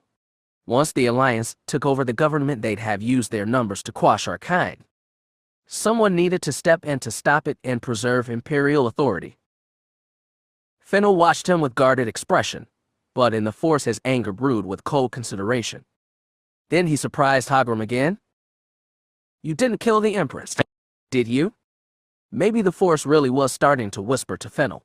The body found in her apartment was planted, and the genetic evidence forged. I kept Marasiah in prison comfortably for weeks until Joram Bay's rebels tried to break her out during the attack on Galactic City. Ah, Fennel's eyes lit. Then they came with Senator Darrell and Mon Sepper. That was their distraction. Precisely, said Hogrum. Let him think the attack itself had been meant as cover for the escape, instead of a coincidence. One half-truth among whole ones would sell the package. Marasiah escaped, but I was able to track her to Bay's fleet. I was left with no choice but to destroy her. And that, Admiral, was why I ordered you to leave no survivors. Fennel hadn't flinched when ordered to perform that massacre. He didn't flinch when remembering it. Hogrum's confidence swelled. His gamble would pay off. But Fennel's voice was cold when he said, You ordered me to commit regicide, without my knowing. His monarch bothered him, not the thousands of other lives he'd taken. That was good. Hogrum could assuage him the one death that mattered. Marasiah escaped. She lay low for years and was on Babinire just days ago. Then she's alive. He recalled Eli's stories of that Force eruption which had nearly consumed Cade Skywalker. No, I believe that, as the Jedi would say, she had become one with the Force. Fennel screwed his face at religious jargon. Then the Empress is gone. Is that what you're saying? I am, and not by either of our hands. You understand why I had to give you that order 3 years ago, Admiral. I know you do. Combined Marasiah and Stasi could have plunged the galaxy into yet another war. They had to be stopped. And Stasi still has to be stopped. Fennel's lips still twisted, but Hogrum felt his anger subside. The rational part of him was taking over again. What about the Senate? The Senate will have to be handicapped. Now that Stasi's free, Brighton and the other Alliance partisans might start rushing to his side.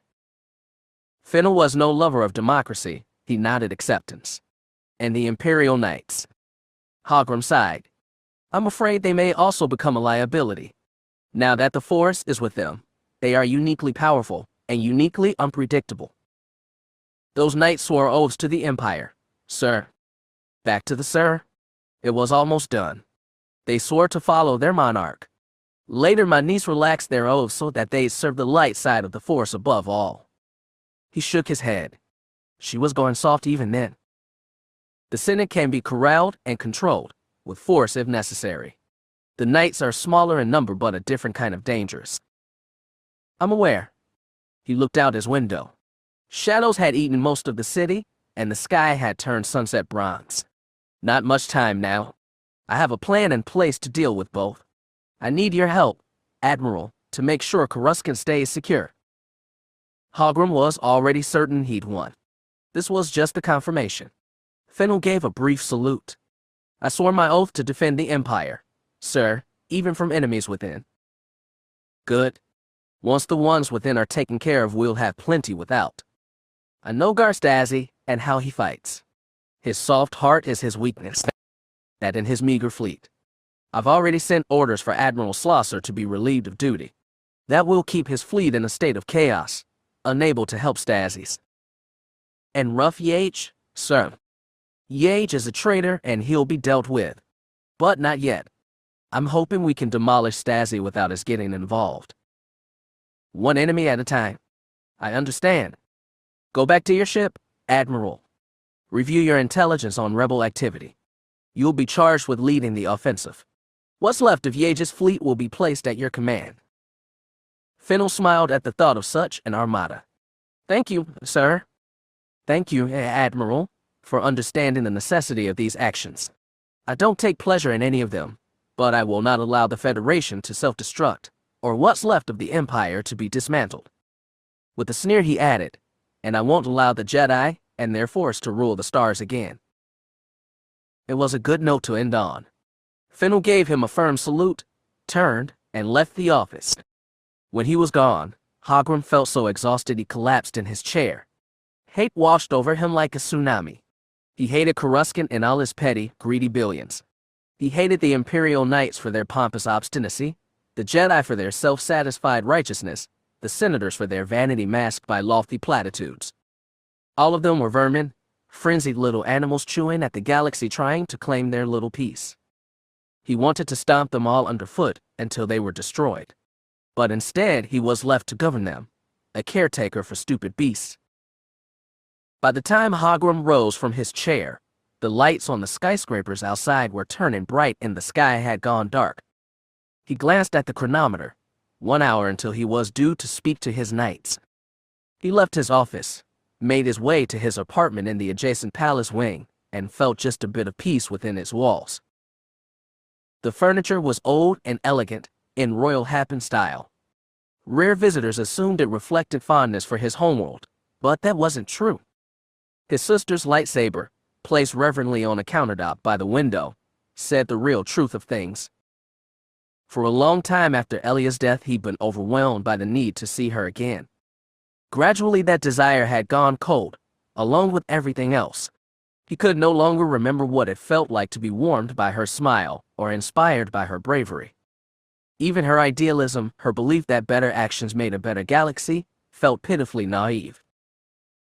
But he remembered, without a doubt, that he'd loved her. He didn't remember the love, just the fact that it had existed once, a long time ago. As he waited for the appointed time, Hogrum took Elia's lightsaber from his stand. He ignited the pure white blade. It came to life with no hesitation, even after so many years without use. He thought this weapon could right any wrong once. He'd learned to use worse ones later, after Elias had failed her. Hogrum stared at the sword until he lost track of time. The hum of his kmink, left on the countertop, jarred him. He shifted the lightsaber to his left hand and picked up the comm. "This is the Regent," he said. "Sir, I've gathered the knights in the training center," Siegel told him. "We are awaiting your presence, but your aide says you haven't left the palace yet." "I'm sorry, Master Dare. I've been delayed slightly. I'll be with you in a moment." "Understood, sir." He flicked off the comm but didn't lower it. Instead, he stared into the window, through his reflection, to spot the Imperial Knights training annex jutting out of the palace's north side. When he reached out with the force, he could feel the lives packed within, confused and expectant, quietly joyous to have the force once more. Hogrum turned his comm to a new frequency and hailed the channel. A voice said, "This is Besh 79er. Awaiting orders." "This is Command Greg 62. Execute." "Yes, sir." The line clicked off. Hogrum waited and watched. Exactly 30 seconds after he killed the link, a brilliant explosion blew out one wall of the training center. The fireball furrowed into Coruscant sky, and the palace complex was rocked so hard the glass holder for Elia's saber fell from the counter and bounced on the soft carpet. Outside, the fire burned and would for a long time. He'd set his best agent on that job, the same one who'd rigged the explosion in Marasiah's apartment. This blast was on a larger scale and would claim many more lives. Hogrum was loath to play the same trick twice, even after it had worked well the first time. If he hadn't felt so hounded, he might have come up with something better. As it was, he hoped it would do the job. He switched his comlink to a third channel, opened it, and said, "This is the Regent. All palace security forces are ordered to assist at the training academy immediately. Galactic City is to be put on lockdown until further notice, and a security cordon is to be erected around the senatorial facilities. No one is to be allowed in or out. The rebels have attacked us again, but we will not allow them victory." There was no hiding place for Sare. The halls of Paramount, which had almost felt like home, seemed suffocating, and she avoided the eyes of crew with whom she'd worked and fought for years. The one saving point was that this not Zanima Second. On that planet, she felt like she was drowning in the Force, pulled away by an uncontrollable undertow that would kill her. She had to resurrect old Sith skills to push it away. Though her father had taught her to fuel her power with anger and desire, he'd also told her how to cut it off when she felt out of control. She did that now, steadying her breath, clearing her mind, emptying herself of specific desires. When she felt empty inside, she was free of temptation. And that's what the Force was, temptation. It whispered dark promises, and though she knew they wouldn't keep, they were so sweet it was hard to resist. Right now, the promises were small scale. She could use the Force to twist a crewman's mind and push him away, or to twist Stasi or Yage into doing her bidding. When things got worse, and they surely would, the promises would become more dangerous. Embrace your rage and scald your enemies from the inside. Choke the life from them with your mind. Force them on their knees and revel in their debasement. She wanted to do all those things with Chalk and his minions. She wanted to drink their agony and bathe in vengeance. But that was the lie. There was so much the Force had never offered her, things like love and bravery and selflessness. She'd had to get those from Porat and the others in the Resistance. The Force was an intoxicant, and she stubbornly refused a single sip. But even then, she was terrified. The Sith had taught her ways to wall off her emotions too, but she had no idea if she was succeeding. It might have been paranoia, but the eyes of the Jedi aboard seemed to linger on her, K-Crux most of all. There was no telling what powers the old Wiffic claimed. But at least she was no longer on Zanima. At least she no longer had the eyes of a world on her. Sare was in her quarters, striving for emptiness, when her comlink buzzed. When she took it from her desk and turned it on, she heard Starrett say, "Miss Darrell, your presence is required in the briefing room." It was late at night shipboard time. That meant this was an emergency. "I understand," she said. "I'll be there." She threw on an informal tunic and walked down thankfully empty halls, but she felt the life bustling in the conference room. Even without going through the door, she knew Stasi was in there, as well as Kruk and a few other Jedi. She braced herself, found a little emptiness, then went through the door. Instead of sitting in order around the table, everyone was on their feet and in groups. Stasi was talking intently with Ikorian and Sucker, while Kruk and Karashaka towered above a cluster of Jedi peers. It was Anjdal who separated herself from Moni again and came up to Sare. "It's about time you're here," Anne said. "You're missing the lovely chaos?" She braced herself for anything. "What sort of chaos?" "Reports from Coruscant say there's been an attack on the Imperial Knight headquarters. Lots of causalities.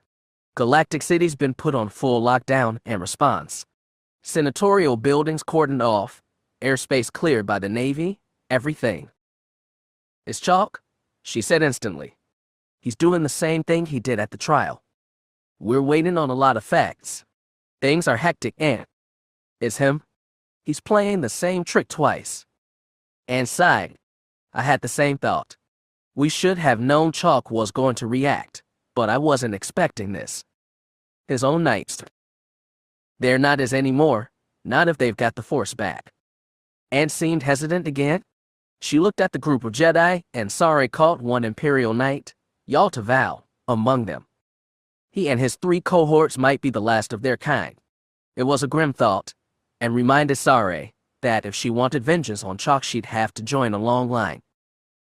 The room's disparate chatter was silenced by the banging of a hand on the table. Everyone turned to see Sucker with 3-handed claw pressed hard on the top. "Standing beside him," Stasi said. "You've all heard the news. Coruscant is under martial law. This is clearly a power play by Chalk. I'm sorry to say he's managed to preempt us. He acted fast, sir, and said, there's nothing we could have done to stop it. Whether we could or not is irrelevant. The issue is how this alters our plans." Sare hadn't sat in on the military talk, but she knew they planned to show Marasiah Fel's last message to the Imperial Knights and the Senate. The task now looked impossible. "We were expecting difficulties," said Stasi. "We can still meet them.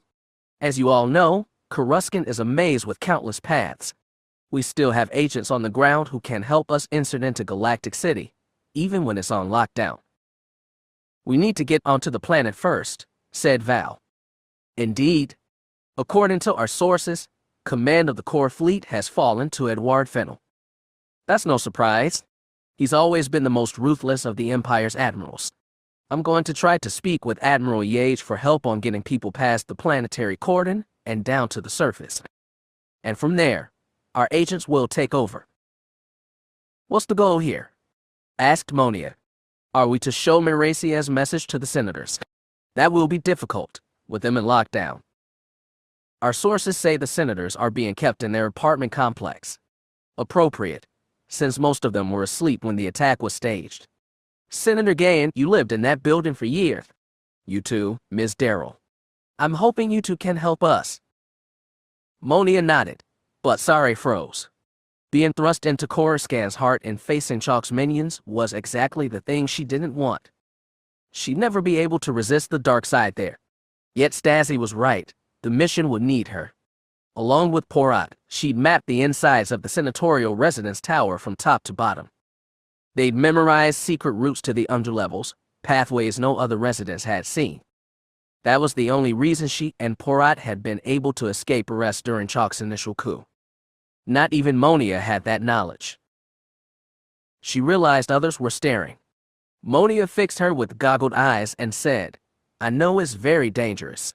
I should be able to guide them by myself." It was permission to be a coward. Porat would have hated her for it. Instinctively, Sari said, "No, I'll go with you. I know several secret ways into that tower. Even Chalk's people won't find them all." That got approving nods from around the room. Only Kruk's tusked head stayed still, his beady eyes focused on her. She forcefully looked away and waited for someone else to speak. It was Yalta Val who said, "I need to talk with my fellow knights. What happened tonight was a disaster, and if Chalk is responsible, another crime. I'm sure J.O., Ganner, and Aslan will want to go to Coruscant as well. The Jedi also stand to help, said Cade. I'm sure this insertion is not the whole of your plan, Admiral. No, it's not, said Stasi, but right now I haven't finished considering the military aspects. I want to talk to Yates in person and see if I can get anything from him. After that, I expect we'll be ready to begin the operation. The longer we delay, the more time Chalk has to harden his hull. We won't let that happen. A few hit and runs might soften things up, sir, Ange volunteered. I thought you'd say that. He beckoned with a finger. Commander Dahl, with me. Let's discuss. The group broke up into smaller pieces again. Ange joined the circle of military officers. The Force users fell into their own cluster. Monia, standing beside Sare, put a comforting hand on her shoulder. Thank you for agreeing to help. I know there are risks, but it has to be done. She could barely nod. Monia was speaking of death, but Sare feared things far worse. She could barely hold herself against the Force's temptation now. Once she got to Coruscant and found life at risk, she knew the barriers would come down, and she'd allow her old Sith training, so pounded into her as to become instinct, would take over. Sari looked toward the Jedi and saw Cade staring at her. She flinched again, then risked a glance back. He was still looking. Monia noticed their eyes and asked, "Is something wrong, Sari?" Yes, like Monia could never know. Live or die, this mission would break her. Her Sith training left her helpless against the Force's black temptation. Only the Jedi might know another way. Sari's whole body trembled, her knees unlocked, and she pitched forward. Monia was still on her shoulder, and the Mon Cal helped her lean against the table. Are you ill? She asked. Do you need water? No, Sari said, though her voice scraped. Just leave me be. Monia was doubtful, but she backed away. When Sari stood straight and picked up her head, Cade was still looking. She felt ready to break here in the conference room. Maybe she had to break. There was no escaping the Force any longer. She had to confront it, and it would be safer for everyone to meet it here instead of where lives were on the line. So she walked around the table on trembling legs, sometimes touching its top for stead. Cade withdrew from the group of Jedi and stepped up to her. The Whiffet seemed towering, and she tilted her head back to look at his wide, tusked mouth. He waited for her to speak first. Sari swallowed, licked her dry lips, and said, Master Cade, I have a thing to tell you. In the end, the only place Eli could go was where he'd already been. It was like a repeat of the last time he'd thrown himself into Chalk's hands. After he surrendered his ship to the Star Destroyer above Galactic City, they'd taken him down to the planet and put him in a blank anonymous interrogation room deep inside one of Chalk's intelligence facilities. The only difference from last time was that there was no Isalamer blocking him from the Force. Maybe Chalk was in short supply of them. Maybe he was confident in his awakened abilities. When the door opened, the man entered alone, with no spherical interrogation droid hovering over his shoulder. Eli sat in the chair in the middle of the room, unmoving. They hadn't bothered to strap him down. Chalk stepped close and loomed above, staring down with one real eye and one electronic, red one. He was a black cloud of anger in the Force, and Eli knew he could die in this chair. He spoke carefully. I know I failed, and that there's no undoing what I've done. But I swear that I did everything in my power to stop them from awakening the Force. You can feel that in me, can't you? He opened his grief and regret, hiding nothing. Chalk considered. If you fail so miserably, how are you still alive? I was wounded during the battle at the mountaintop. I lost consciousness and had to go into a healing trance.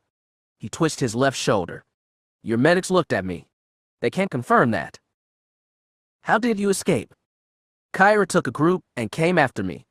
She found me in the Force, but I outfought her and took the ship. When you surrendered, my men found this on you. Chalk pulled his cape aside, revealing two lightsabers hooked to his belt. He placed his hand on the red-bladed weapon Eli had brought from Zanima. The other was unfamiliar to him.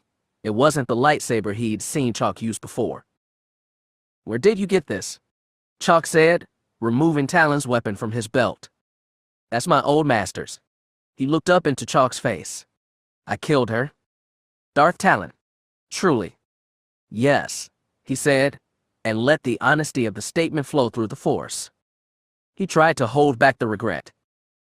If you killed Talon, who wounded you? She did. He swallowed. Cade Skywalker was also there. Together, they slaughtered Colonel Reyes's troops on the mountaintop. It was like nothing I've ever seen. Skywalker, Chalk growled. Tell me that meddler is gone. All the Skywalkers are gone, sir. Including Marasiah? Small relief if the Force is back. Chalk looked down at Talon's saber. He thumbed the handle, extending a humming red-white shaft just inches past Eli's shoulder. Holding it perfectly still, he asked, "What more do you think you can do for me?" He was surprised how unafraid he was. Maybe he didn't want to live if he failed here. Maybe he didn't want to live at all. But he didn't want to surrender. He spent the past 3 years fighting the Force, and he continued toward that aim on pure inertia. I've made mistakes, sir. Many. But our goals have always been the same.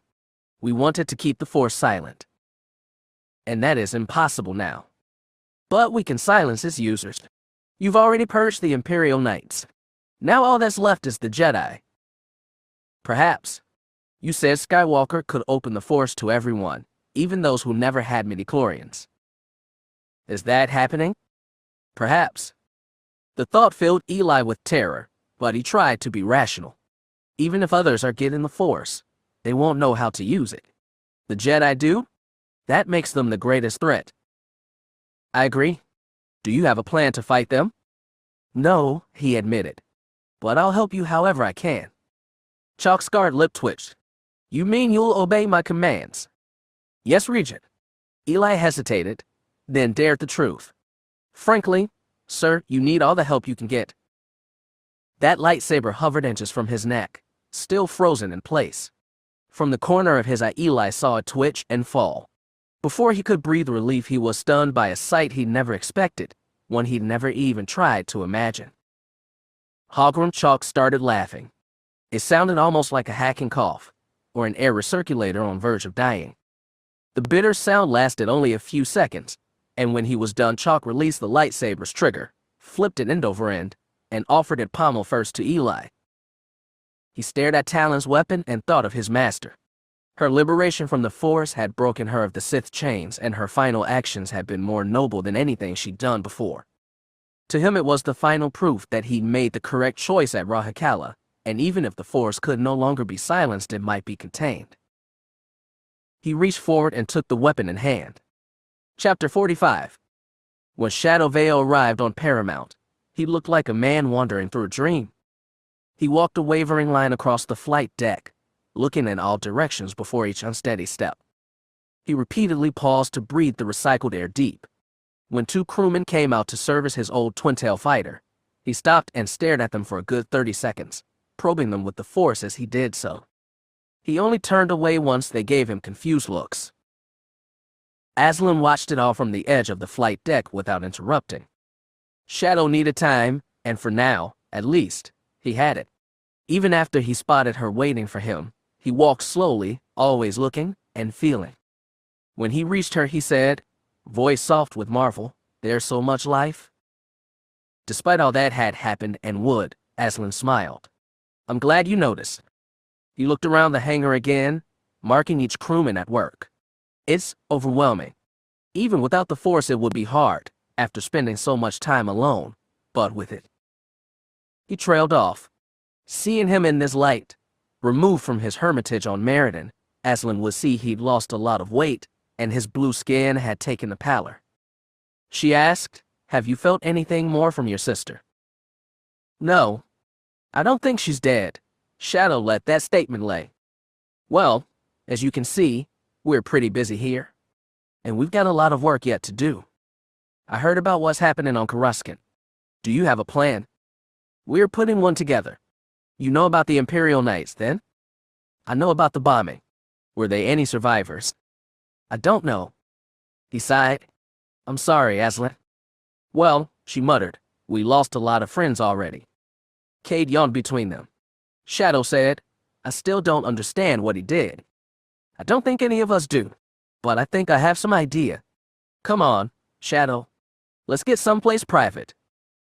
She led him out of the hangar and down a few short halls to a modest crew lounge. At this moment, it was thankfully empty. She could feel his relief at being alone, but she was glad just to feel again. The Force resonated in the lives of everyone around her, making every experience richer. In the time before, that was how everyone was calling the days before the silence she'd felt conflicted between the two Force-using schools who's trained her. Now all those differences seemed so small. There was no such joy from Shadow, and reasonably so. She told him, "We've gotten confirmation that the Jagged Fel is over Coruscant now. It went straight there from Zonima, so your sister is either on the ship or on the planet. I need to get there. To either one. I think I could tell which with the Force." He was unsure of his abilities, and more besides. "Well, you're in luck. We're putting together a mission to Coruscant now. We've got something the Senate needs to hear. The Emperor's last will and testament." She'd already told Shadow, in brief, what had happened to Cade, Marasiah, Ania, and Marin. Bleeding fresh regret, he said, "I wish I'd been there. I know things couldn't have gone any other way. I just wish I'd have done something. For my own sake." A long time ago, Aslan and Shadow had been two corners of a trio, with Cade vital, talented, restless as the most important part. Twice before they thought him dead. Now they knew it, and that made all the difference. "Nobody was there to see him go in," Aslan said. "But our 2-2 recorded it, if you want to watch." Shadow looked away, ambivalent. "He's gone. That's all that matters. I'm trying to think of the last time I talked to him. It might have been when all this started 4 years ago. But still, it was good knowing Cade was out there. Being Cade," he smirked, sadly. "Causing trouble. We're the ones who have to be troublemakers now. I know you have your duty to the Empress, but whatever you're doing there, I don't think I can join you. I have to rescue Astral." Losing the chance to say goodbye to Cade made his needy cute. Aslan put a hand on his arm. "Don't worry. We'll help you. We've got a full schedule planned for Coruscant, but we'll get Astral back. I promise." "Do you know how you're getting people into Galactic City yet?" "No," she admitted. "I'm just the messenger. The rest is getting hashed out by people higher up than me." Time went by, and Stasi was getting the uncomfortable suspicion that Kate Kruk's wild claim about the Force Awakened might have basis. There was nothing measurable and nothing he could be sure of. Yet when Stasi interacted with his staff officers, he increasingly felt that he was not just hearing their words, but divining the minds behind them.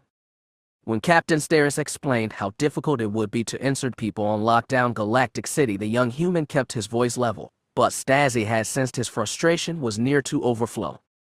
When Anjdal described how manpower limitations would hamper a military offense, she'd done it with her usual casual tone, but worries bled through. Sometimes, walking down the halls and spotting passing officers, the weight of their expectations felt physically heavy. There was more to the Force than increased empathy. Jedi, Imperial Knights, and Sith all used it to manipulate objects and minds. Maybe Stasi might be able to learn those skills too, maybe everyone might, but he couldn't afford to distract himself with those possibilities. He needed to do what he did best, fight the enemy. He just finished a planning session with Steritz, Anj, and Sucker, and was nearly back to his quarters when his comlink buzzed and the captain told him to get back to the situation room. There was something he needed to see. The Force, or his hyperactive imagination, wasn't telling Stasi if this was good news or bad, so he braced himself for anything when he walked back into the conference chamber. Everyone he'd just met with had returned, and several other officers had joined as well. "Give me a sitrep," Stasi said. "What have we got?" "News from Coruscant." "The Outer Rim, actually," said Steritz. "We've picked up reports of skirmishes in the Siswena, Parmel, Favenda, and Grumini sectors. The Resistance didn't have any ships in those areas." "Between what parties?" "Federation and Federation, sir. From the chatter we've picked up, it looks like battles among the forces commanded by Admiral Slosser." The Sluissi was the only former Alliance admiral left in an otherwise Imperial-dominated Federation Navy. For the past 3 years, Hogrum Chalk seemed to have kept him on as something of a token to assuage the Alliance-dominated Senate. Slosser's people had spent most of that time cleaning up the aftermath of the SSSI Ruvi Nagai invasions in the Outer Rim, and Chalk had seated plenty of Imperial-trained captains into the fleet. He must have decided to assert full control now, and it had backfired. Sterrett started reading off the scattered reports coming in. One even declared that Coruscant had lost contact with Sluice Van, Slosser's homeworld, and the site of the largest naval base in that quadrant of the galaxy. If this was the kind good fortune the Jedi meant they said the Force was with you, Stasi would take it. But he tempered that with the knowledge that the Force might just as well work in Chalk's favor. Stasi tasked Sterrett to make contact with Slosser, then called more personnel to the Situation Room. Within 15 minutes, the chamber was crowded with new arrivals, among them his intelligence director. Ikorian furnished Sterrett with contact information for sympathizers in the Sluissi government, who in turn were able to get a line to Slosser. Stasi would have preferred to speak to his old colleague privately, but he'd have to make do with this massive audience.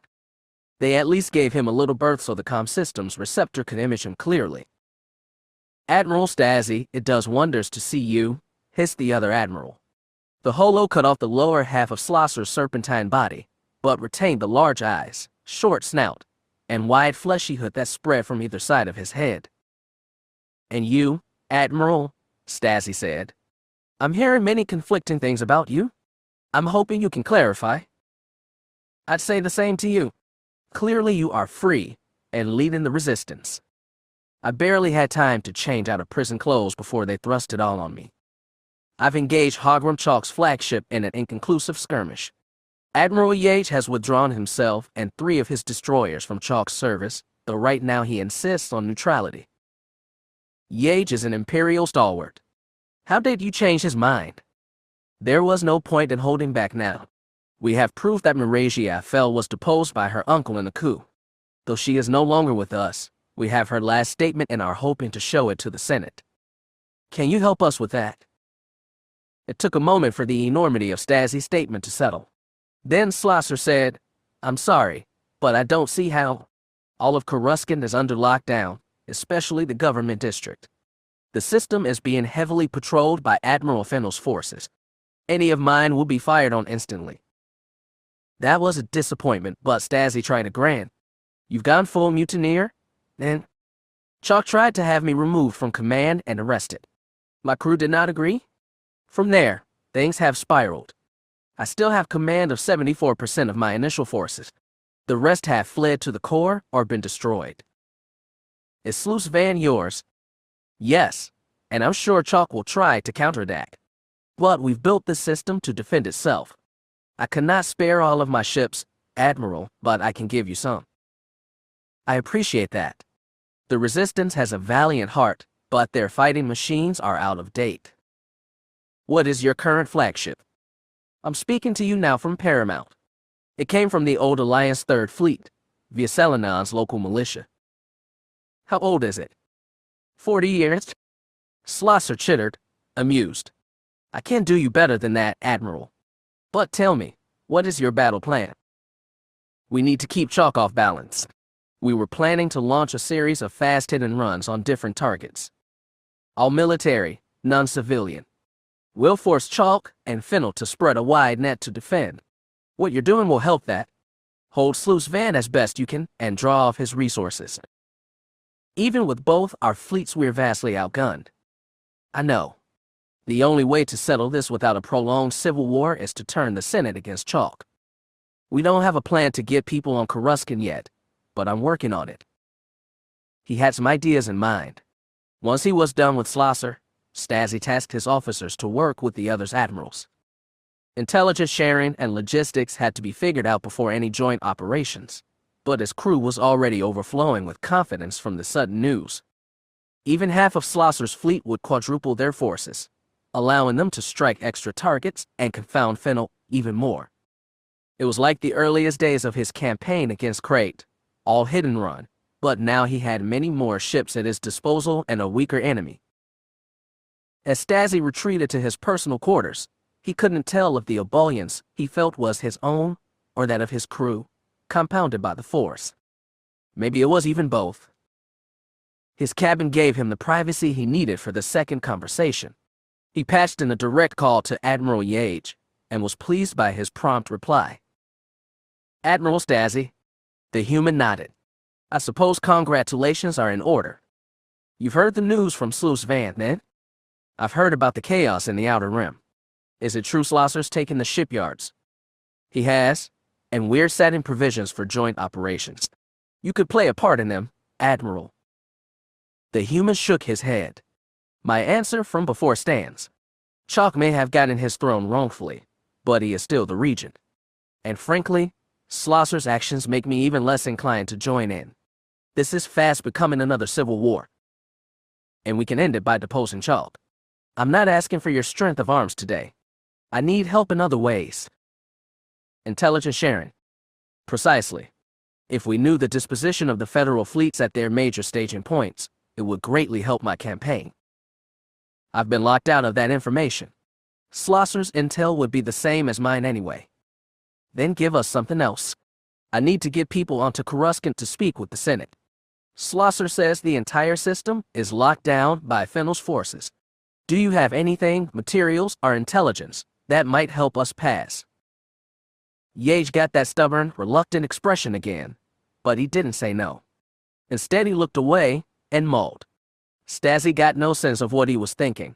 Apparently, his new Force-powered empathy, or overactive imagination, didn't carry across the holo transmission. Finally, Yates looked back at him. "Warhammer recently received a supply transfer from one of Fennel's ships. We have 2 cargo shuttles aboard that are currently listed as belonging to their original host Star Destroyer. I have no idea if these will pass a security cordon or not. It would be a gamble if Fennel supply officers were quotidian enough they'd note the missing ships and have them removed from the fleet registry. But if they'd overlook them, which was very possible given the current chaos, those shuttles might be the key to ending this." It was a gamble, and the best chance they had so far. Stazzy didn't hesitate to take it. "Admiral, if you transfer those ships to Paramount, I'd be most appreciative." "I thought you would be." Yates looked like he wanted to say more but held back. "Is there anything else?" "At this time? No. I don't think so. You'll get your shuttles within 2 hours." "Excellent." Stazzy could have turned off the comm, but he hesitated too. "Admiral, have any of your crew demonstrated symptoms of the condition the Jedi described?"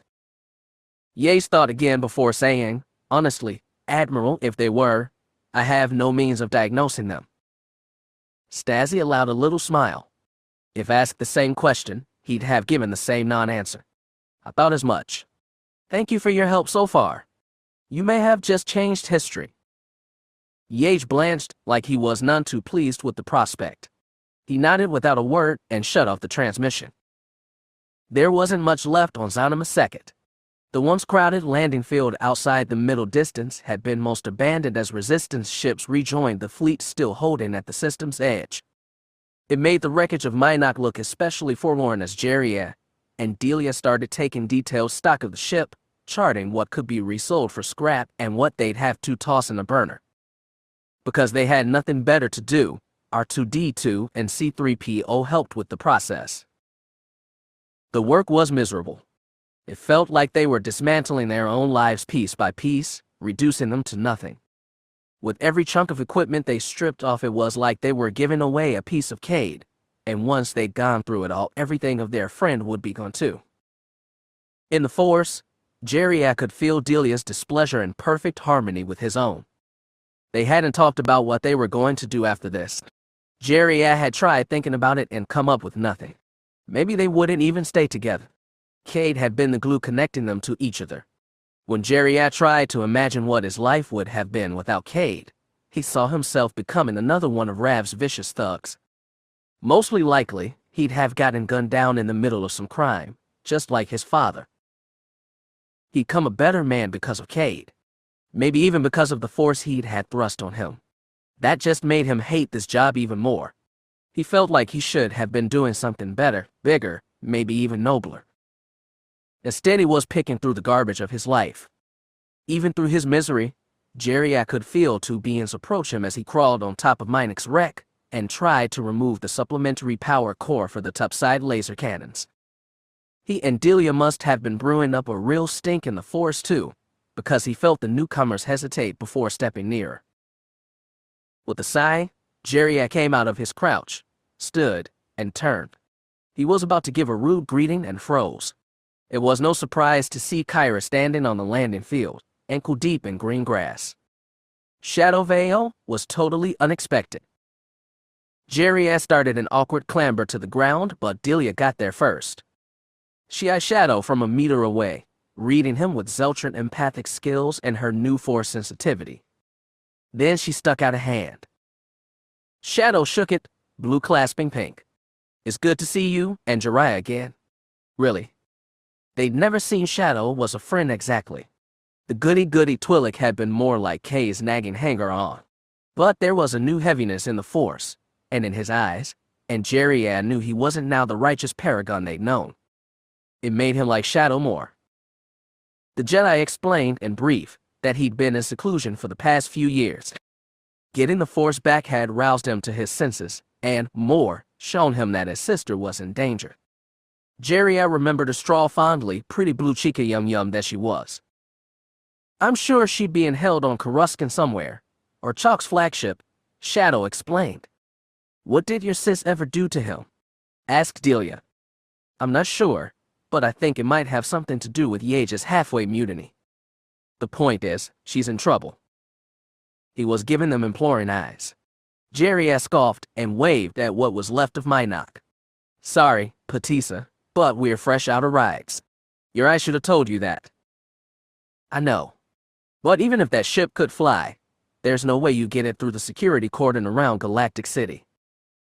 "Then what are you coming to us for?" Delia asked.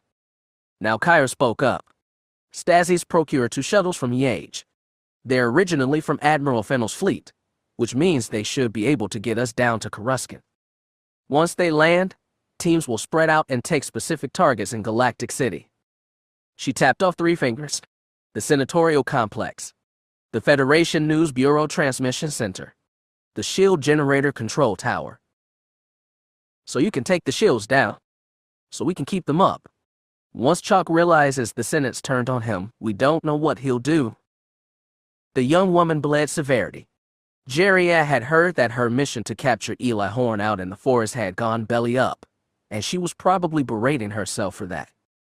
"What's your part in all this?" he asked her. "None." She looked to Shadow. "I want to help Jedi Val free his sister." That made no sense. Kyra had been on the vanguard of the rebel fight until now, and best Jedi could recall, she didn't even know the Veils. His confusion was plain. Shadow said, "I spent too much time trying to solve strangers' problems. I thought that was my job as a Jedi, and even when I lost the Force I still tried. Even when I try not to try." Delia felt his self-loathing and spoke soft comfort. "Galaxy needs some willing heroes. They can't all be reluctant ones like Cade. The point is, I was always trying to fix big problems, and I neglected the only family member I have left." His voice ached. "I need to set that right. If I can't do that, I don't deserve to have the Force at all." Jedi wanted to tell him that the Force wasn't something you deserved, it was just something that happened to you, and everybody else nowadays. But even wearied and bitter, Shadow was someone who needed clear right and wrong. And as far as Jedi was concerned, going all out to save somebody you loved was about as right as could be. He could get behind that far more easily than the Save the Galaxy routine. "I get where you're coming from," he told Shadow, "but again, why us? With everything else going on at Coruscant, they can't spare extra personnel just to find a straw," Kyra said. "The most Stasi could get us was some speeder bikes to get around Galactic City while the other teams are doing their thing. That means this is a volunteer-only mission. And right now, we've got just 2 volunteers. So what? We'd hitch a ride on one of those shuttles, get dropped off, and run out on our own." "Yes," said Shadow. He was neither eager nor afraid. He just wanted to get started. What about Ania's boat? Asked Delia. I told Soft to take free agent to Essels, Kyra said. AG needs repairing, and we only trust Yuri and the Thrumble Foundation to do it right. He should be off soon. R2-D2 whistled eagerly as he rolled up to the group. Jerry patted his domed head. R2 here got a nice job there himself recently. You made the right choice. Kyra nodded seriously. Jerry could tell she'd wanted to get Salk and AG-37 both someplace safe. She didn't have the resignation of someone expecting to die, but she wasn't expecting to live through what came next either. She was taking small solace in the fact that she'd protected two friends, if nobody else. C-3PO, shuffling forward in his friend's wake, cautioned, this mission seems quite dangerous, and though I know you'll never listen, I counsel you all against it. Why, the odds of success are, he paused.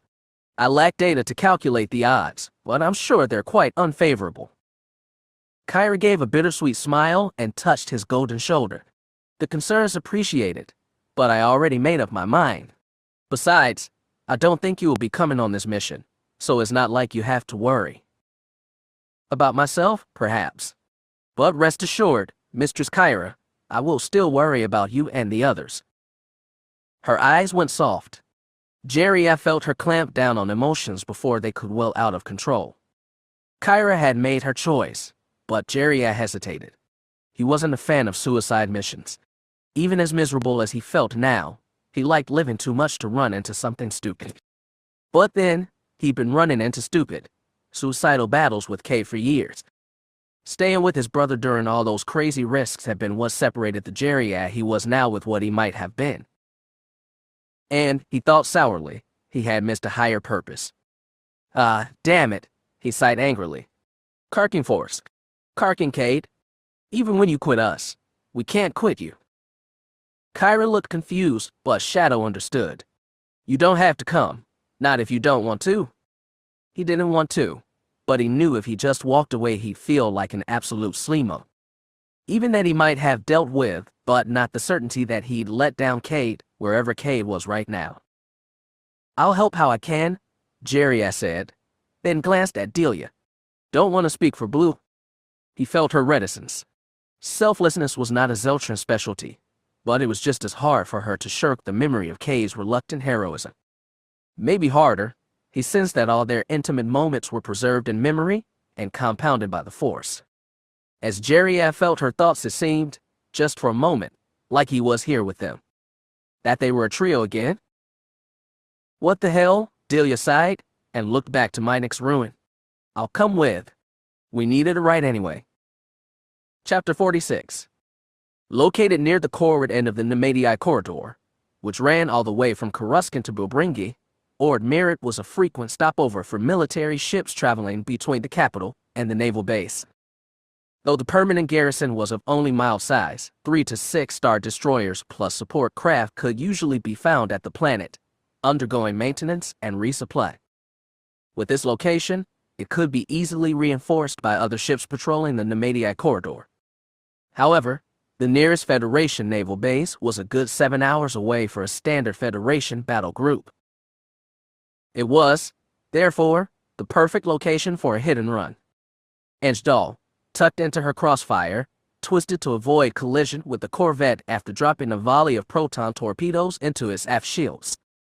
The energy screens held but were weakening, and another run or two might break them.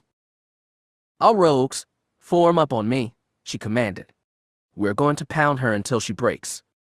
Ange cut a wide curve and gave her pilots time to take formation behind her. As they did so, she checked her scanners to get a better grasp of the fight. Their instructions were to avoid attacks on large ships or defensive stations. The only targets were to be the small and vulnerable, such as this corvette. Ord Merit's orbital defense platforms had dispatched a full wing of TIE Predators, but they were currently being handled by an equal number of Crossfires and Twintails from Paramount. The carrier hung in the distance, beyond the edge of Ord Merit's gravity well and ready to run at any moment. Deeper in, the planet's orbital space dock sat vulnerable and tempting. Yes, it had powerful turbolaser batteries for defense, but those were geared toward capital ships, not snub fighters, and more importantly, It had not one but two Pelion-class Star Destroyers sitting in dry dock, probably with only skeleton crews aboard. As she curved her fighter around and caught them with her bare eyes, Ange felt those things were just made for pounding. But she had her orders from General Sucker and wouldn't countermand them. Stazzy himself wasn't with them for this fight. He transferred his flag to a pretty, top-of-the-line MiG-170 cruiser on loan from Slosser and was preparing for another hit-and run, location unknown. In order to keep Chalk and Fennel from predicting his attacks, Stazzy had split his fleet into 7 different task forces, each with its own schedule to keep, and supposedly only Stazzy himself knew what they were doing at any given time. It was all organized chaos, the kind that had served them so well in war with Cade. It was actually kind of exhilarating and made Ange want, all the more, to try on a run on those dock destroyers. It was, she thought, the kind of dare Stazzy would have approved of back in the day. But she was a squad leader now, and she had to handle the tasks assigned to her. As the other rogues slipped behind her, Ange called, "Okay, gentles, prep 2 torpedoes, 0.7 seconds stagger between rounds." She gave her pilots a few seconds to adjust their targeting settings, then swung them all toward the Federation corvette. It was spraying laser fire at them, but without tie cover it could only do so much. The rogues slipped carefully around each barge as they fell closer to the target. "Lock on and get ready," Ange called. "Fire and break on my mark. 3, 2, 1, mark."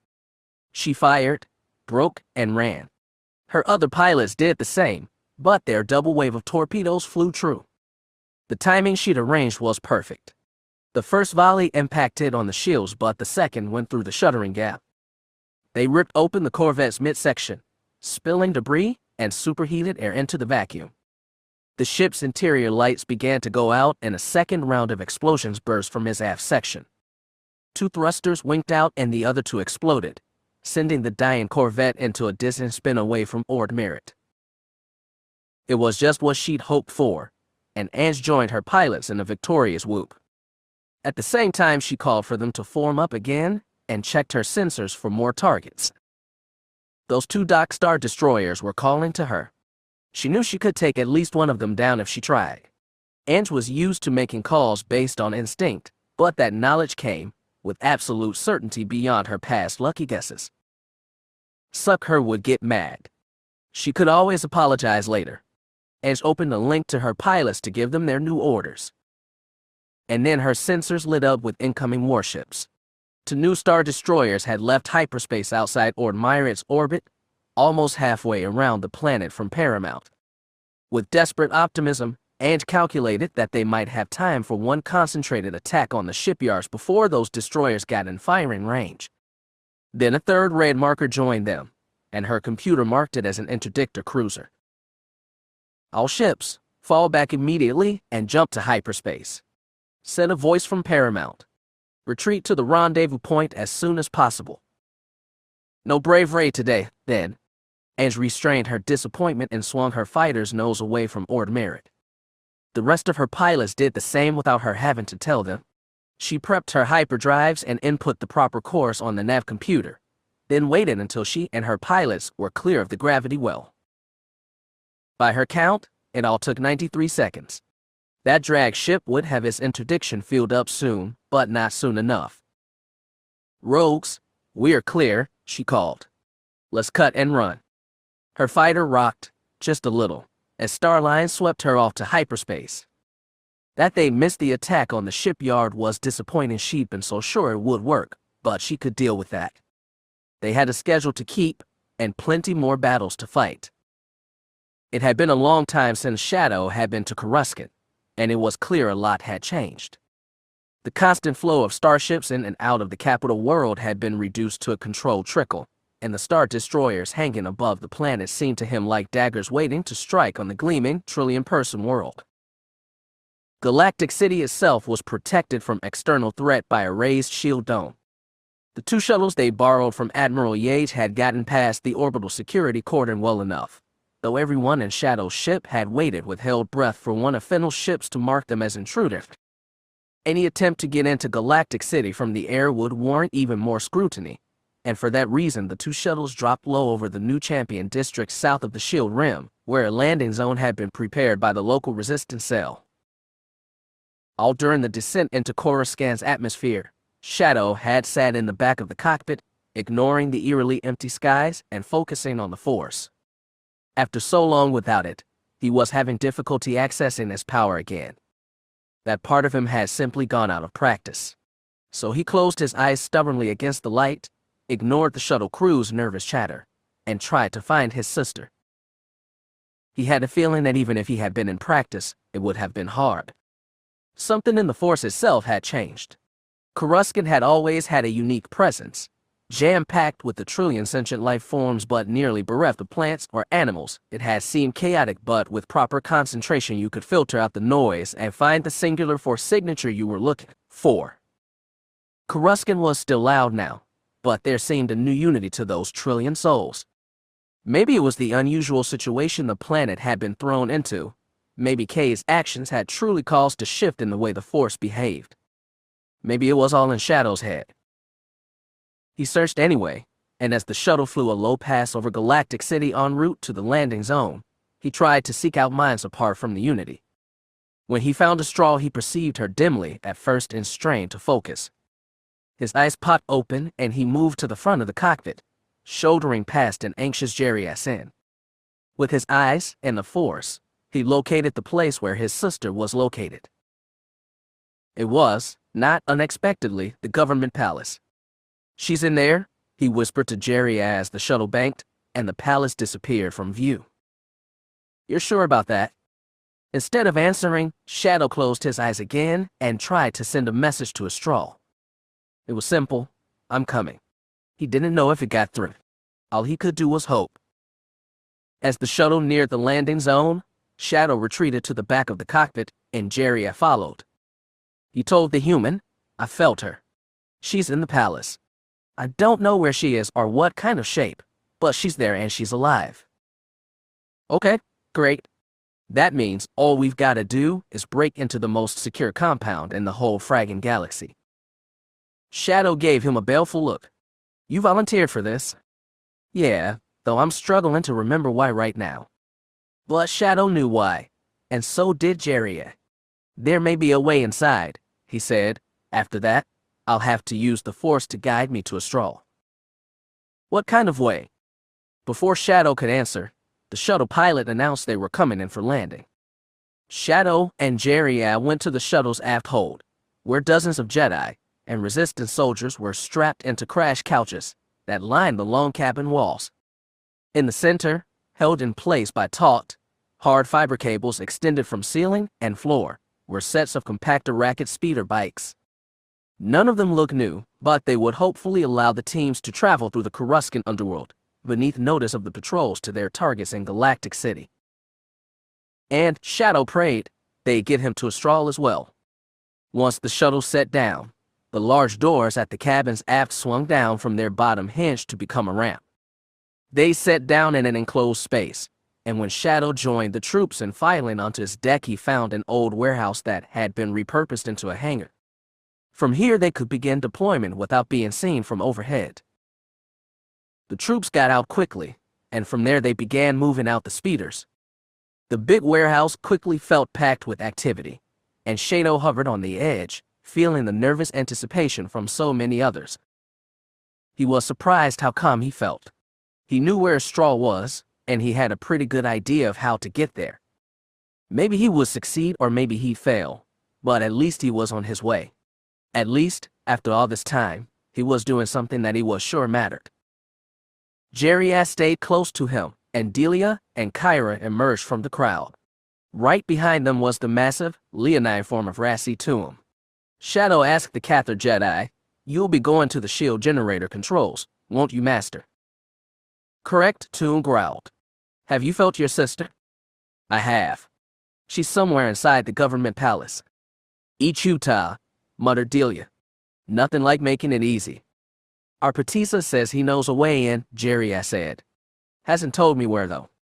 When the government zone was being rebuilt, They made a hidden tunnel connecting the Jedi Temple headquarters and the palace. Shadow looked to Toom. I hope it's still intact. When we left Coruscant, we closed the tunnel from our side. Getting through the door will not be difficult. He tapped a claw on the lightsaber at his waist. Blood chalk may have destroyed the tunnel. What about the temple? Asked Jeriad. Has it just been sitting there the whole time? Or did chalk do something to it? It has been sitting empty, or so Master Val says. Toom tilted his head toward the 4 Imperial Knights, last of their kind, clustered on the far side of the hangar. Somehow they got in red armor for this occasion, and they stood out among the crowd. But you must be cautious. Chalk's people likely installed sensors, perhaps traps. We'll be careful. Shadow looked to Jiraiya, Delia, Kyra. All of us. Nobody objected, which was all the assent he'd hoped for. The Zeltron said, so aside from us 4 Kuchu Chiska, we've got teams going after the senators, the shield controls, and the broadcast center. What about Chalk himself? Shouldn't you all be going after the head guy? Chalk's location is uncertain, said Toom. We don't even know he is on this planet. What? None of you could pick him up through the Force. She looked around the group, disappointed. Toom shook his head. None of us have been able to locate Chalk. But then, none of us knew him as well as Shadow knows his sister. Kyra, however, had her face screwed up in thought. Shadow asked, have you felt something? Anything at all? I don't know, she said with a tiny sigh. It's not Chalk. I've never even met him. But Eli, Jeriad said simply. Maybe.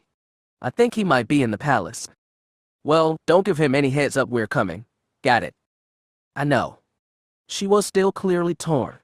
The only way for her to anticipate Eli was to reach out to him in the Force, but that would also alert him to their presence. For now you must focus on recovering the straw veil, said Toom. Even Eli Horn is not important. However, if you receive any hint as to Chalk's location, you must tell us. So you can drop everything and go rush the big guy? Asked Jeriad, grinning. Rassi Toom simply nodded.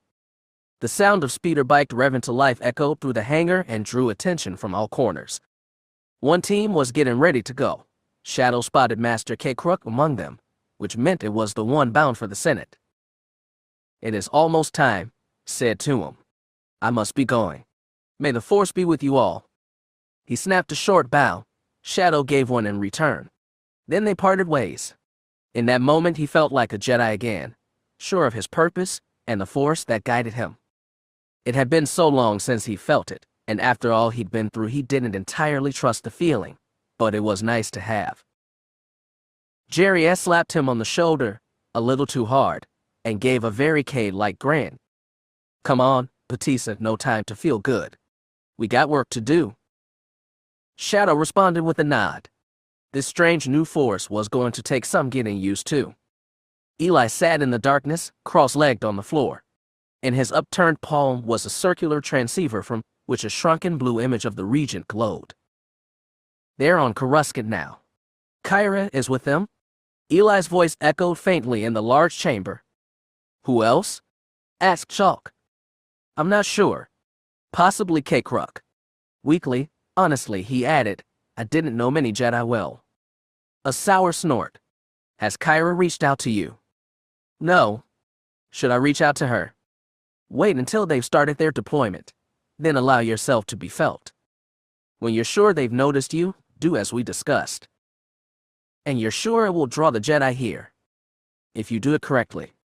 Eli wasn't in the mood for his derision. I'll do what I can. I'm sure I'll be able to draw Kyra here at least. The more Jedi the better. You are the bait and also the trap. I know what I am, Eli said firmly. What I agreed to be. Good. Contact me again when you have something more to tell me. I have a war to manage.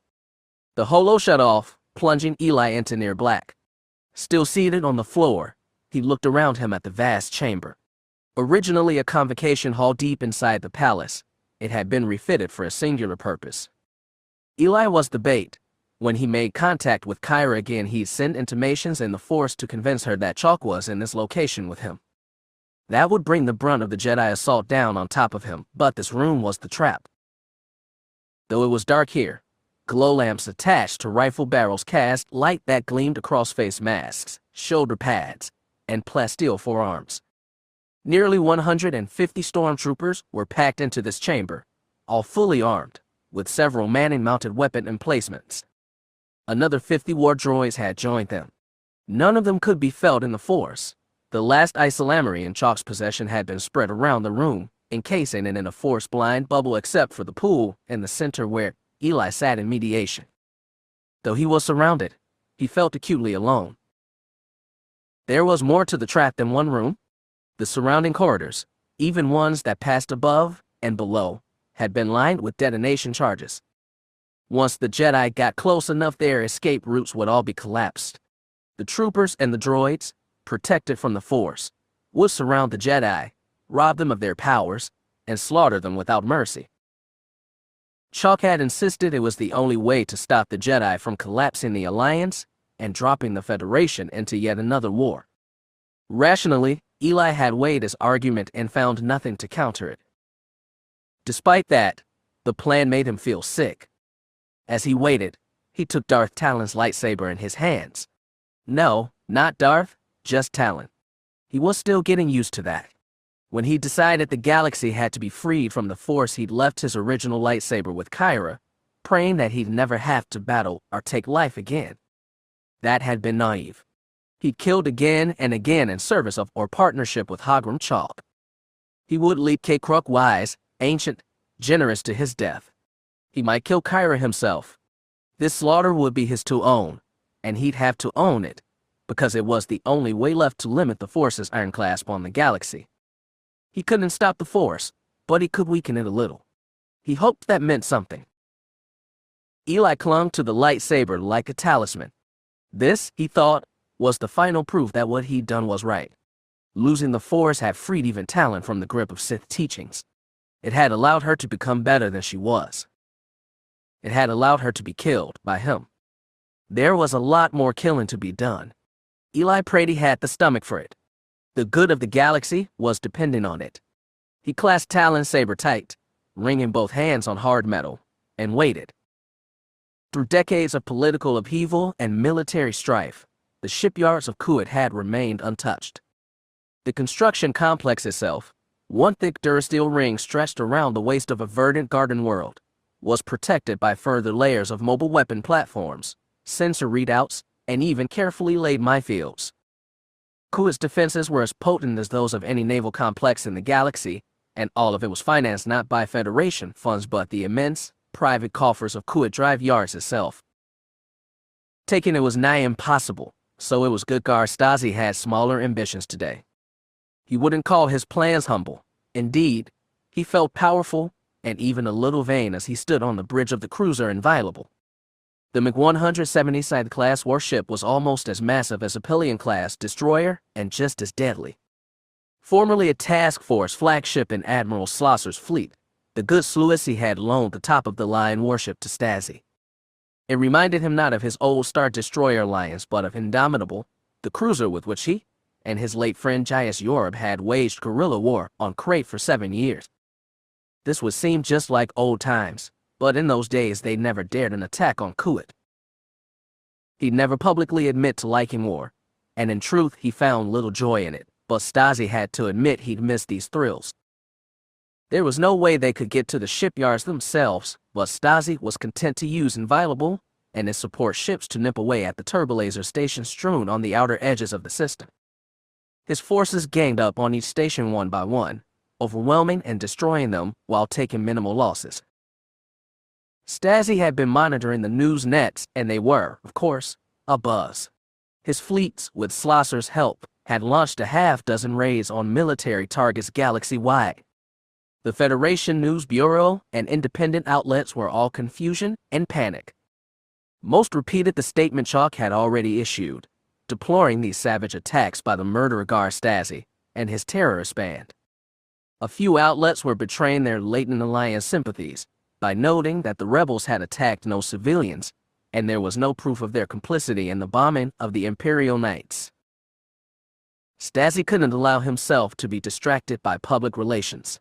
Those were important, but he'd already discovered that he was no master politician. He excelled when fighting, and as the station in front of Inviolable turned to a superheated ball of scrap, he basked in the cheers of his crew.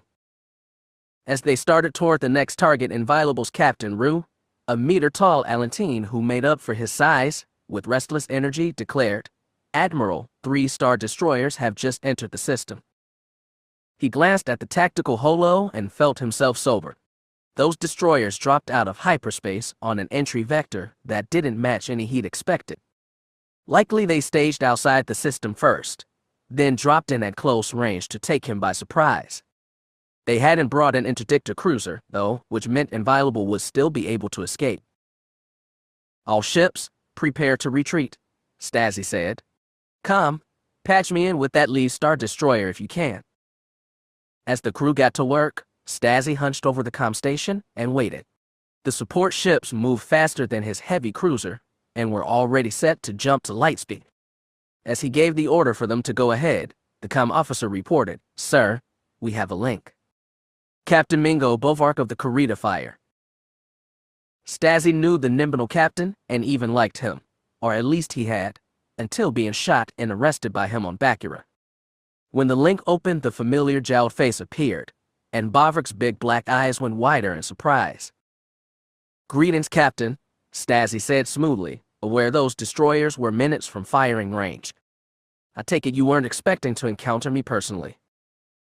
"I was called to respond to a disturbance." Bovark's whiskers twitched. "I didn't know you'd be making it, though I should have guessed." "Then it's been a pleasure to surprise you." "I'm happy as you this time, Captain. I've always thought you were more reason-able than those hard-headed humans who usually command Star Destroyers." Bovark wasn't in the mood for banter. "Stasi, these attacks are barely damaging our bases. All you're doing is burning your resources on pointless feints. You'll exhaust yourselves before you exhaust us." "You think that's my plan? You know me better than that. I know you're not a fool. Even with Slosser helping you, all you'll do is tear the Federation apart. And for what? So you could play hero again. I know there's more to it than that."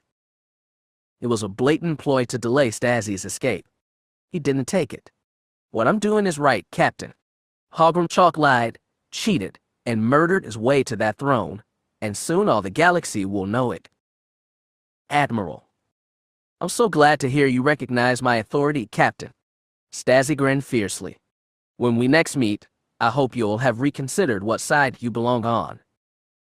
He stabbed the comm console, closing the link himself, then turned to the helm station. "Lightspeed. Now." His crew was standing by. The stars outside the viewport exploded into the beautiful swirl of escape.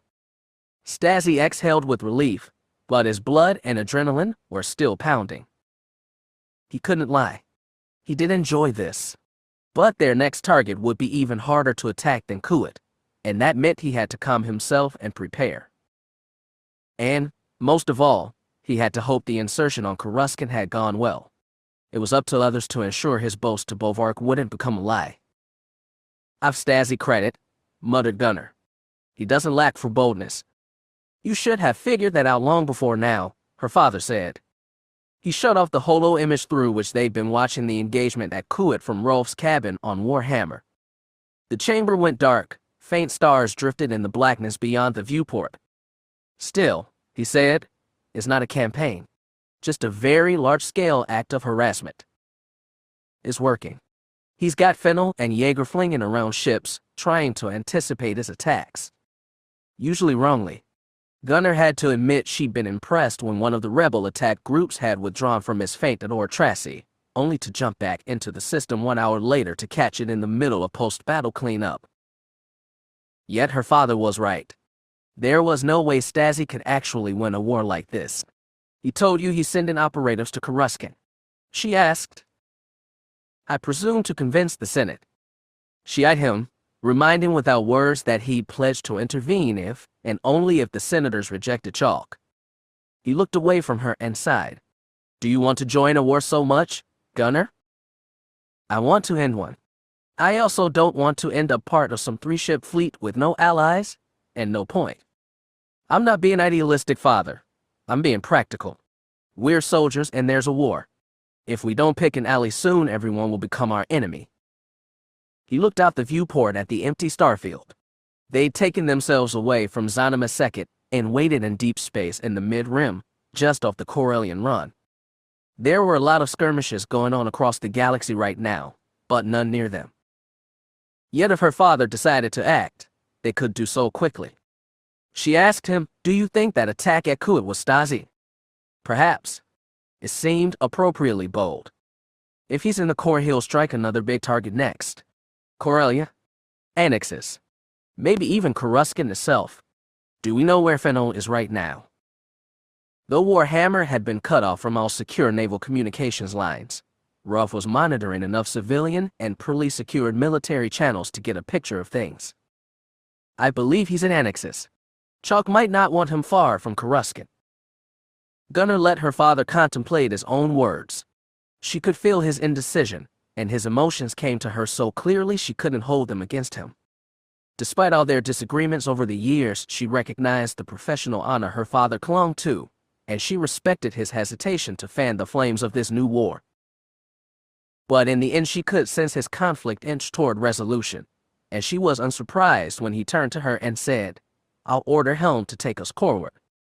It's quite a trip, and a lot could happen in that time. We'll just have to keep monitoring the situation." "Indeed," Ruff said. He gave no sign of pleasure as he turned to his comm system and passed his order to the bridge crew. Despite that, Gunnar felt a flush of pride and let a smile turn her lips. Her father, in mid-conversation with the Helm Chief, glanced back at her, but by then she'd already wiped it away. Chapter 47. The sky over Coruscant was empty. The seemingly perpetual intersecting lines of speeder traffic were gone, and so were the shuttles tracing high arcs overhead.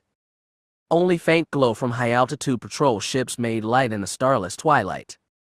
The white noise of a million repulsors and burning thrusters, Galactic City's audio constant, was thunderous in its absence. The scene was surreal, and it seemed to Sare like a perfect match for what was inside her. As she rode on the back of a speeder bike, directing as pilot through the narrow undercity chasms that maze beneath the government district, she possessed the same empty, ominous quiet inside her. It was the calm waiting for a storm. Cade, who rose several speeders behind her as their formation slinked carefully and steadily through the maze, had taught her calming methods before leaving Paramount.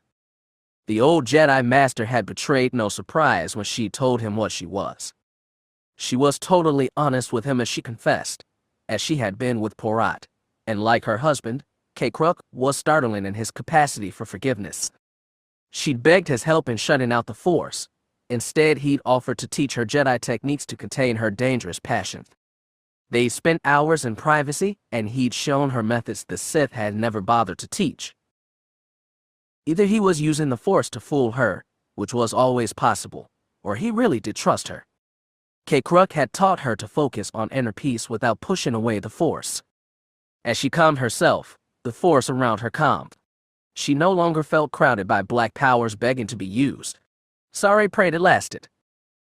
The Jedi Master had given her something else too, which she clung to even tighter. It wasn't wisdom or advice or even a suggestion. It was merely amusing. Cade had explained to her that, according to Cade Skywalker, the Force as they knew it was just one layer of a greater whole. For as long as there had been Jedi and Sith, they'd touched it through the living Force, the invisible power that bound all life. There was a greater layer called the Cosmic, in which the ascended wills held sway. The Cosmic had a limited influence over the living, and as Skywalker had described it, the wills themselves were divided in perfect and opposing halves, product of an ancient schism. The sides, of course, were what Jedi and Sith called light and dark. It was common among both Force-using schools to talk about each valence having a strength, a pull, even a will. When Jedi talked about falling, they often spoke of the dark side as a conscious tempter. In the same way, Sith called the light beguiling. If Skywalker's theory held true, then the valence in the living Force was rooted in the Cosmic, and so was the suffocating pull of light and dark. But now another supposition, Based on scattered conversations with those passed beyond the Force they drew on might not have been suffused with the power of the cosmic. If what they shared now was the so-called unifying force, then the old valences may no longer apply. The dark may no longer tempt, nor the light beguile. There may not even be light or dark at all. It was such a beautiful hope. Sari had revolted from it. Some beings, she told Cade, could embrace darkness on their own. So, too, would a rare handful become spotless saints. This, he allowed, was true. The Force found what was within you and made it manifest without. And inside the heart of every being there was a mixture of light and dark, good and evil. As long as sentience existed, that would never change. But, the ancient Jedi had supposed, the valences might no longer have such pull. Perhaps now it would be easier for a Force user to stay in the middle, without being compelled to turn either saint or devil. Perhaps that was what the timeless prophecy had meant when it talked about the chosen one bringing balance to the Force. But for now all that was abstract supposition, and Sari tried not to be swallowed by possibilities. She had to focus on what lay ahead of her, and there was plenty to be concerned about. The senatorial residence complex was 3 high towers, linked at several places by reinforced walkways. The cityscape around the buildings had been cleared and Sari's bike came to a rest at an alley mouth looking across a span of open space to the base of the nearest tower. It soared a mile above them, and when she craned her head back she could see over a dozen airspeeders flying slow patrols around the higher levels. Their spotlights traced slowly over the tower's curving sides, as though peering into windows. From this angle Sari couldn't spot the apartment where she and Porat had lived, but just being here, looking up at the tower, brought back memories. They were sharp, vivid, and painful. It took effort to still her heart. Another speeder pulled gently alongside hers. Ganner Krieg was at the controls, Aslan Ray in the passenger seat. Sari wasn't sure where they got in the Scarlet Imperial Knight's armor they now wore, but they seemed more confident in their old clothes. As Ganner brought their bike with a meter of Sari's, Aslan scanned the sky. "I don't like this," she said. "They could spot us at any time." "We should kill our lights," said Ganner as he did just that. Sari looked back and saw the snaking line of bikes behind them shut off their forward glow lamps. They instantly disappeared into the shadow canyon in which they waited, but they'd become more visible when they went in toward the tower.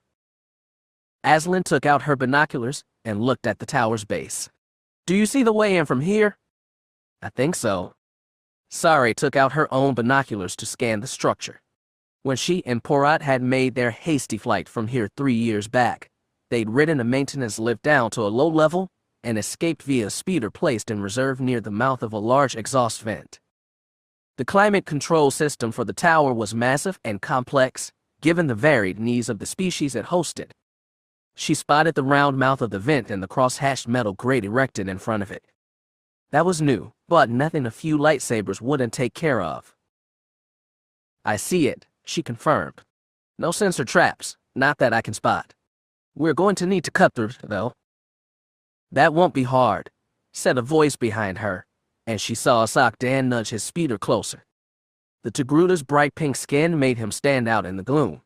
"It might get us unwanted attention, though." "That was my thought." "Then it sounds like you need a distraction." Sari felt his confidence, but Ganner warned, "They'll be on high alert.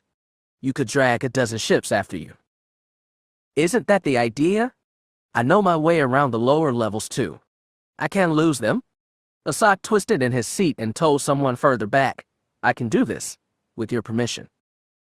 Deeper in darkness, Cade said, "It appears to be the only way. Be careful, Master Dan." "I was going to say the same to you. I'll give you a signal before I make a run at them." "So damned brave," Sari thought as the Jedi kicked his bike upward, swung it around, and zipped into the dark canyon. Sith could be brave too, but not self-sacrificing like that. As they waited for Asok to stage his distraction, Sari risked touching the Force herself. She didn't try to use it, merely feel it, and she could sense those around her without raising her inner dark. Aslan was focused, Ganner tense. Cade was thinking of how they'd deal with the senators once they got inside. Further back she could feel the presence she'd marked as Monia Gaines, The Mon Cal was running through her own mental rehearsals, wondering which of her senatorial colleagues would welcome her back and which would see her as a traitor. Sari mostly wondered how they'd react to Marasiah's last message. She still hadn't seen it herself. When Assad contacted them, he did it through the Force. Sari felt it clearly as a short burst of confidence. Then he made his move. Coming from an angle halfway on the other side of the skyscraper, his bike veered toward the tower without directly interfering with the security cordon. It was still enough to draw attention from several speeders, and when they started veering toward him, Assad began juking wildly and shooting laser bolts wildly into the air. Nothing came close to hitting a target. Sari guessed he was simulating a drunken joyrider. The bolts were enough to draw more speeders after him. As he started to flee, a straight fast dash toward the Undercity, Aslan and Ganner soared ahead. Sari followed, and then the other bikes.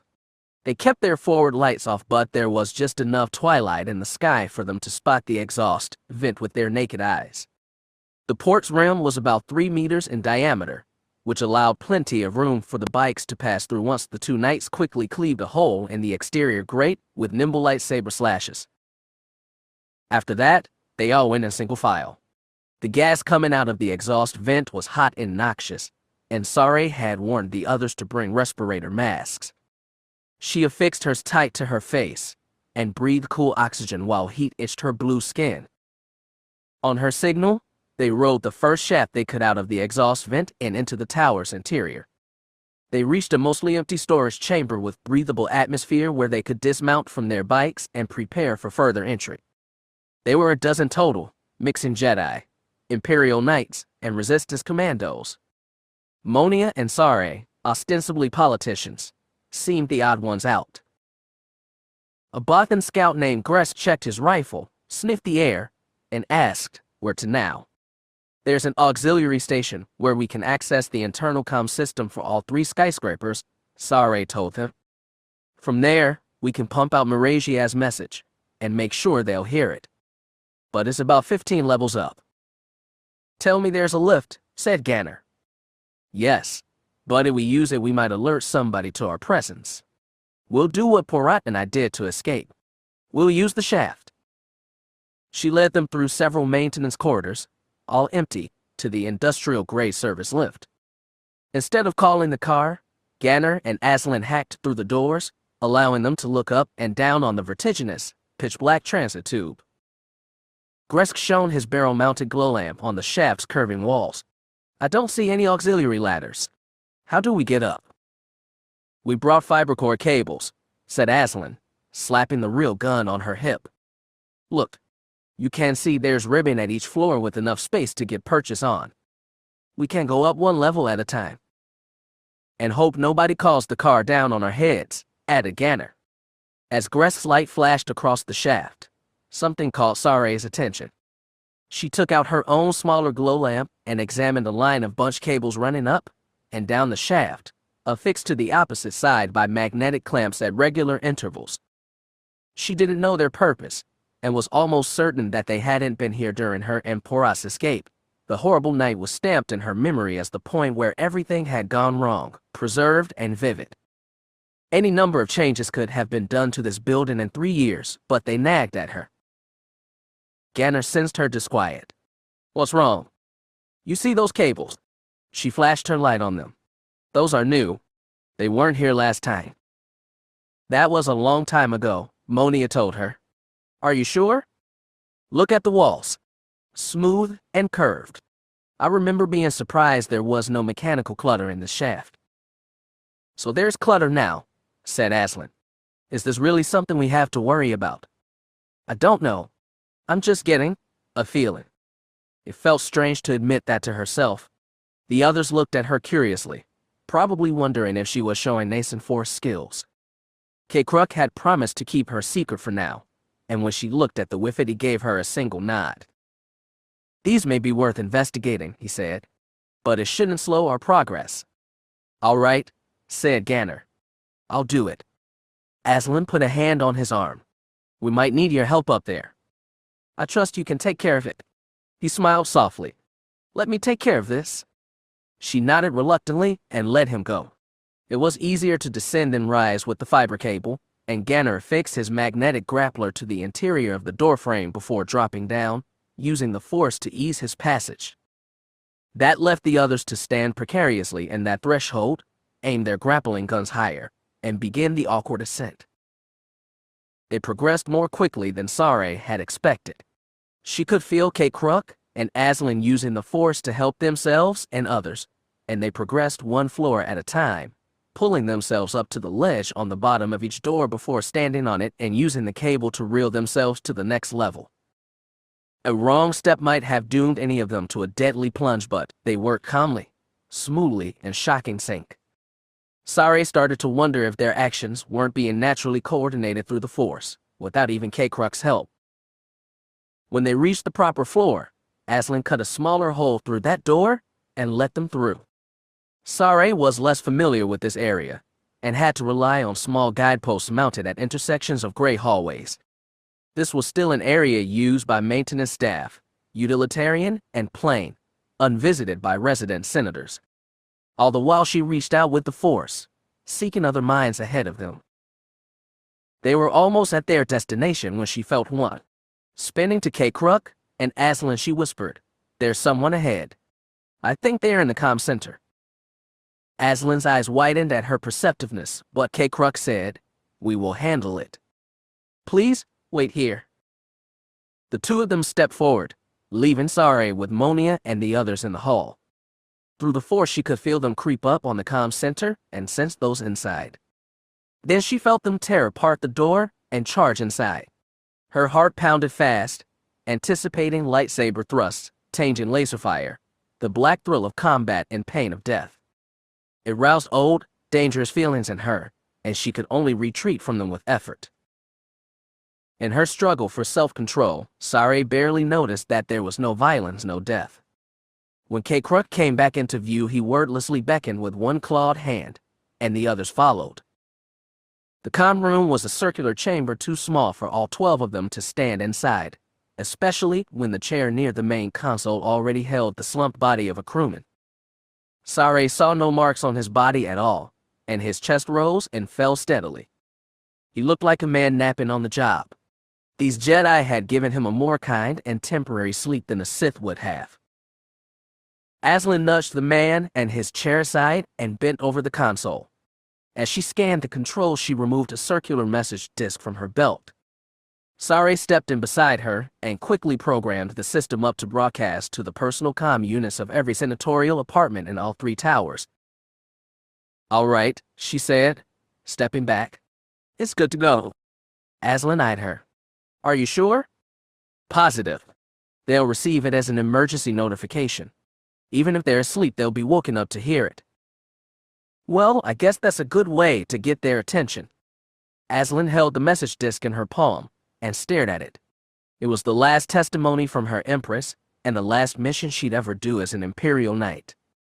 With a heavy heart, she put the disc into the reader and tapped the button to transmit. Everyone, even Saray, jumped back when a holo appeared over the console. Glowing blue letters read "Standby for emergency communication," and a hard electric voice repeated those words 5 times over. Apparently, they were getting treated to a playback of their message as it went out. Once the initial shock died, everyone in the room edged closer to see what came next. When the opening declaration ended, its big letters disappeared and were replaced by a head and shoulders shot of Marasiah Fel. Without the white streak in her hair, she lacked the regal visage the senators would have expected. Nonetheless, the recording carried the hard conviction in her voice and the intensity of her stare. "To all who would listen," she said, "I am Marasiah Fel, rightful Empress and head of state of the Galactic Federation. I regret that I can't speak the truth to you in person, but I will do it now. What you have been told for the past 3 years is a lie. I was not murdered in my quarters on Coruscant, but imprisoned by my uncle, Hogrum Chalk. He staged my death as a pretext for purging his enemies after taking power. Admiral Garstazzi, Senator Nellerin, Senator Kyra, and Senator Darrell were all innocent of the crimes they were tried for. My uncle saw to it that they'd be convicted. He not only staged my death but manipulated Alliance partisans into attacking Galactic City. In this way, he forced the Alliance supporting senators, including Speaker Brighton, to side with him. As a final act of calculated mass murder, he laid siege to Admiral Joram Bay's fleet and slaughtered it. The attacking force, under command of Edward Fennel, was ordered to refuse all calls to surrender and destroy all ships. Even escape pods were destroyed with all crew inside. I know this because I was there. I was liberated by friends and tracked to Admiral Bay's fleet, and I escaped only with the help of the Force. My uncle made me accessory to his war crimes, and that is just one more action for which he must be held accountable. I know you have many questions. I cannot answer them all. By the time you see this message, I will be one with the Force. But I will answer the ones that seem most pressing. I did not try to reclaim my throne these past 3 years for many reasons. Most are personal, and I will not address them. But I will also say this. The Galactic Federation does not need me. It doesn't need any regent. Reliance on one leader, or 3, to bind together the Federation only weakens its other institutions. If the Federation deserves to prosper, it will do so based on the desire and cooperation of all its members, be they Alliance or Imperial. I would give guidance to both now. To Senator Brighton and those who embrace Alliance ideals, I respect your strength, and more I respect the sheer number of systems you represent. It is right that the former Alliance take the lead in building this new Federation, but do not grow haughty with your majority. Galactic peace requires partnerships between factions. Peace, and democracy you treasure, will only survive through collective restraint. To Senator Eldon and the Imperial cohort, I urge you not to let your pride break you. Jagan and Davek Fel created the Fel dynasty because they recognized the Empire needed to change. They adapted it to a new galaxy and made it strong and prosperous by working together with others, not by walling it off in the same nostalgia for a Sith Lord's brutal reign. Only by changing can you flourish, and I pray you do so now. And to the military, and all the captains and admirals who so bravely served under my father, I urge you to be protectors of the peace, not instigators of war. Your purpose is to serve the galaxy's people, not force your will on them, even if you believe it is for their own good. And finally, to all the Jedi and Imperial Knights who have lost the Force, I hope you will have regained it by the time you see this message. The galaxy will rely on you more than anyone. Your wisdom will guide them all through the time ahead. Please, don't let the temptations of authority scar your judgment. Remain committed to the light and the Force, even as the Force becomes bigger than ever. The virtue of others will spring from you. The future of the galaxy is in your hands now. That is my final statement. I've made many mistakes in my life, but here, at the end, I'm making the best choice I can. So firm until now, Marasiah's voice finally wavered. I hope I will be remembered for that. Thank you and goodbye, and may the Force be with us all. The holo winked out so suddenly a few people in the comm center jumped again, but Sare stayed still. She looked into the blank space where the holo had been and felt the Force with them, all around them, deep and strong and waiting to be used. During their year-long journey in search of Katla, Lobaka had told them how Coruscant's Jedi temple had been a recreation, as accurate as possible, of the one used during the Order's glory days in the Old Republic. The Sith had set up shop for a while, given it a decidedly sinister makeover, and since Crate's death the Jedi had expended a lot of resources in returning it to the temple its original elegance, itself a copy of even older splendor. Nobody seemed to have touched the place in the last few years. The air was thick and stuffy, the hallways dark and the floor tiles thick with dust. The corridors were still grand high things, and at this nighttime hour only a dim light fell through the window. It wasn't enough to chase away the darkness that seemed to gather in corners, around high ceilings, and at the end of long halls. The only sound at all was their footsteps and breathing, tiny things that didn't come close to filling the brooding emptiness. Frankly, it was giving Jerry the creeps. Shadow was the only one of them who knew his way around this place, and he led them unerringly deep inside. There seemed to be no running power in this place at all, so instead of using lifts to access the lower level, Shadow found them an old-fashioned spiral staircase which they followed for a dizzying many-level descent. All the while, nobody spoke. They were all listening and all reaching out with the Force.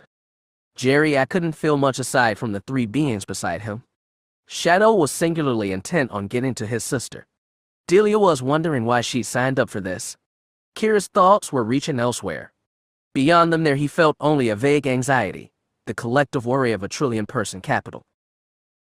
At the bottom of the staircase, the corridors were narrower and pitch black.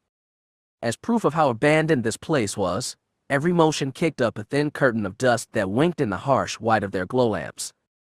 Shadow knew where he was going, still, and he led them down several more corridors until they reached a sudden dead end. "This the place?" asked Jerry at glow lamp on the wall in front of him.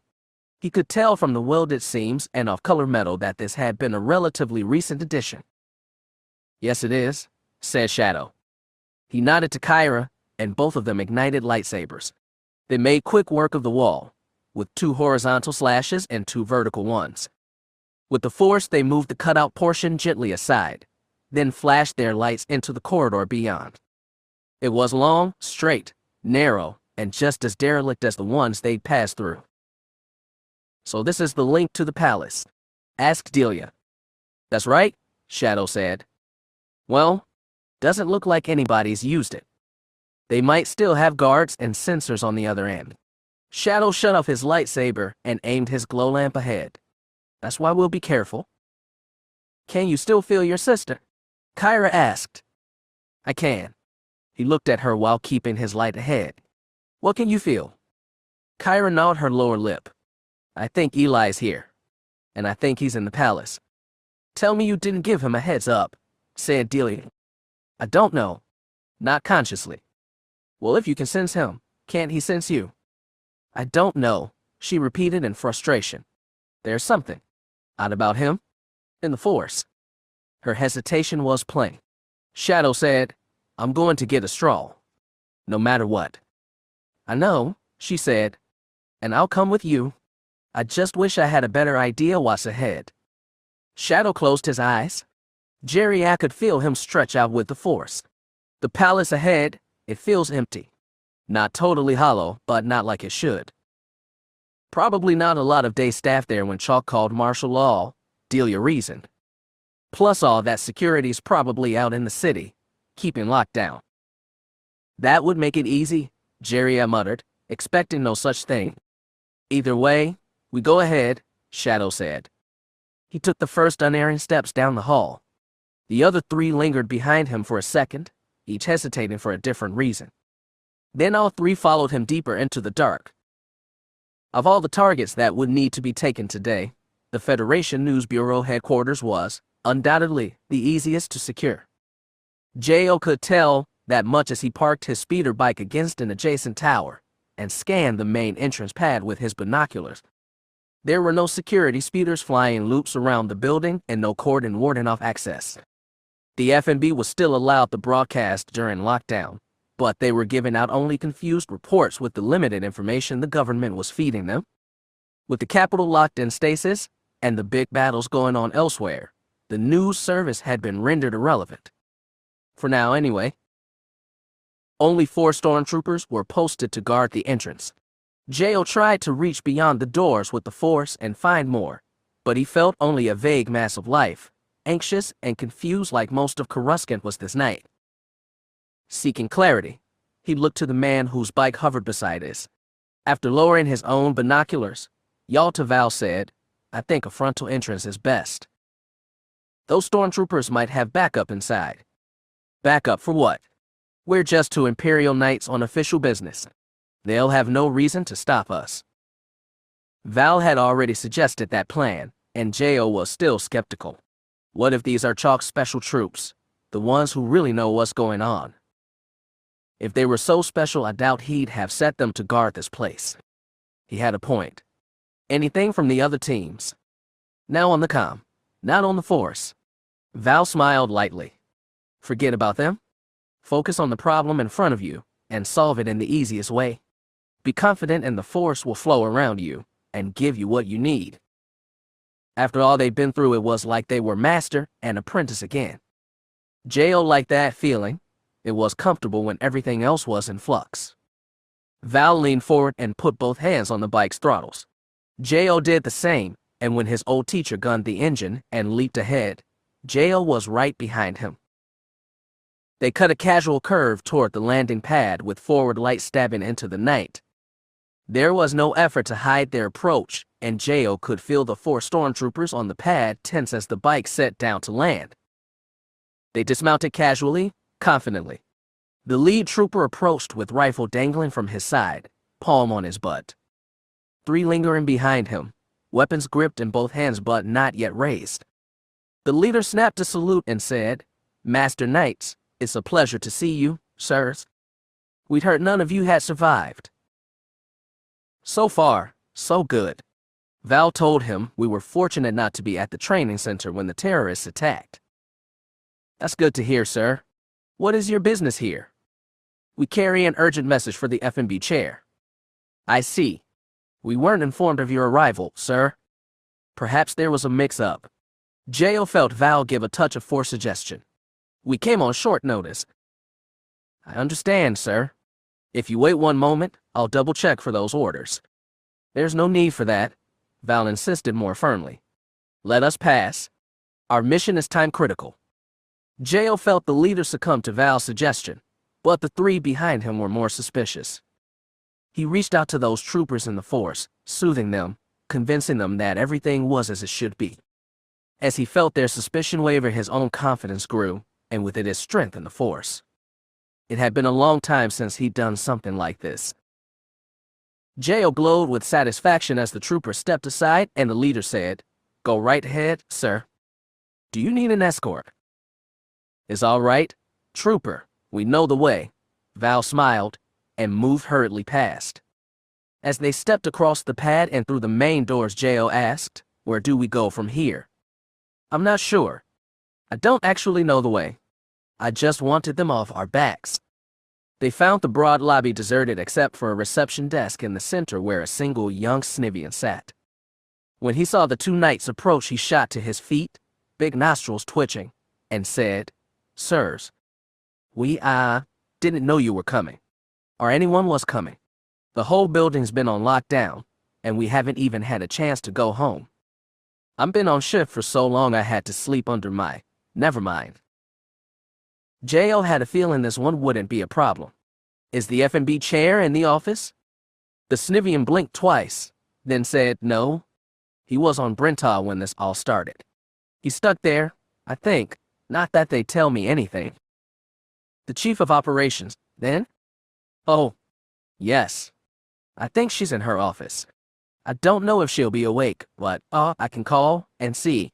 He reached for his communications board and paused. "Who should I say is asking for her?" "Friends from on high." Val smiled gently. "We've come to discuss her programming schedule." With shaking hands and twitching nostrils, the Snivian made the call. J.O. felt Val's confidence in the force. It was in perfect harmony with his own, and they amplified each other. After so long without the force, it was unequivocally back with him, as strong and strengthening as ever. This was the kind of feeling he'd craved for so long. The only taint was who he'd lost to get it. After using the emergency broadcast network to share Marasiah's last message with the senators, they still had the tricky job of actually talking to them. From the auxiliary communications room, Sare was able to place personalized calls to nearly 20 senatorial apartments. She and Monia had come up with a list of important persons together, and once contact was established, Monia had convinced them to convene in one of the modest gathering halls located deep inside the first tower. That was a risk, but a necessary one. If any of the enlisted senators decided to contact security, Sare and her group would quickly find themselves on the run. Yet none of them did. When they joined the 20 senators in the gathering hall, a circular chamber currently empty of furniture or decoration, she could feel the curiosity emanating from all of them, even the firmly imperial senators like Bastion Eldon and Ord Pardons Yantel. Curiosity was compounded by surprise when Sare followed Monia into the room. Next came Aslan and then Kruk. The scarlet imperial armor and dowdy Jedi robes created new shock.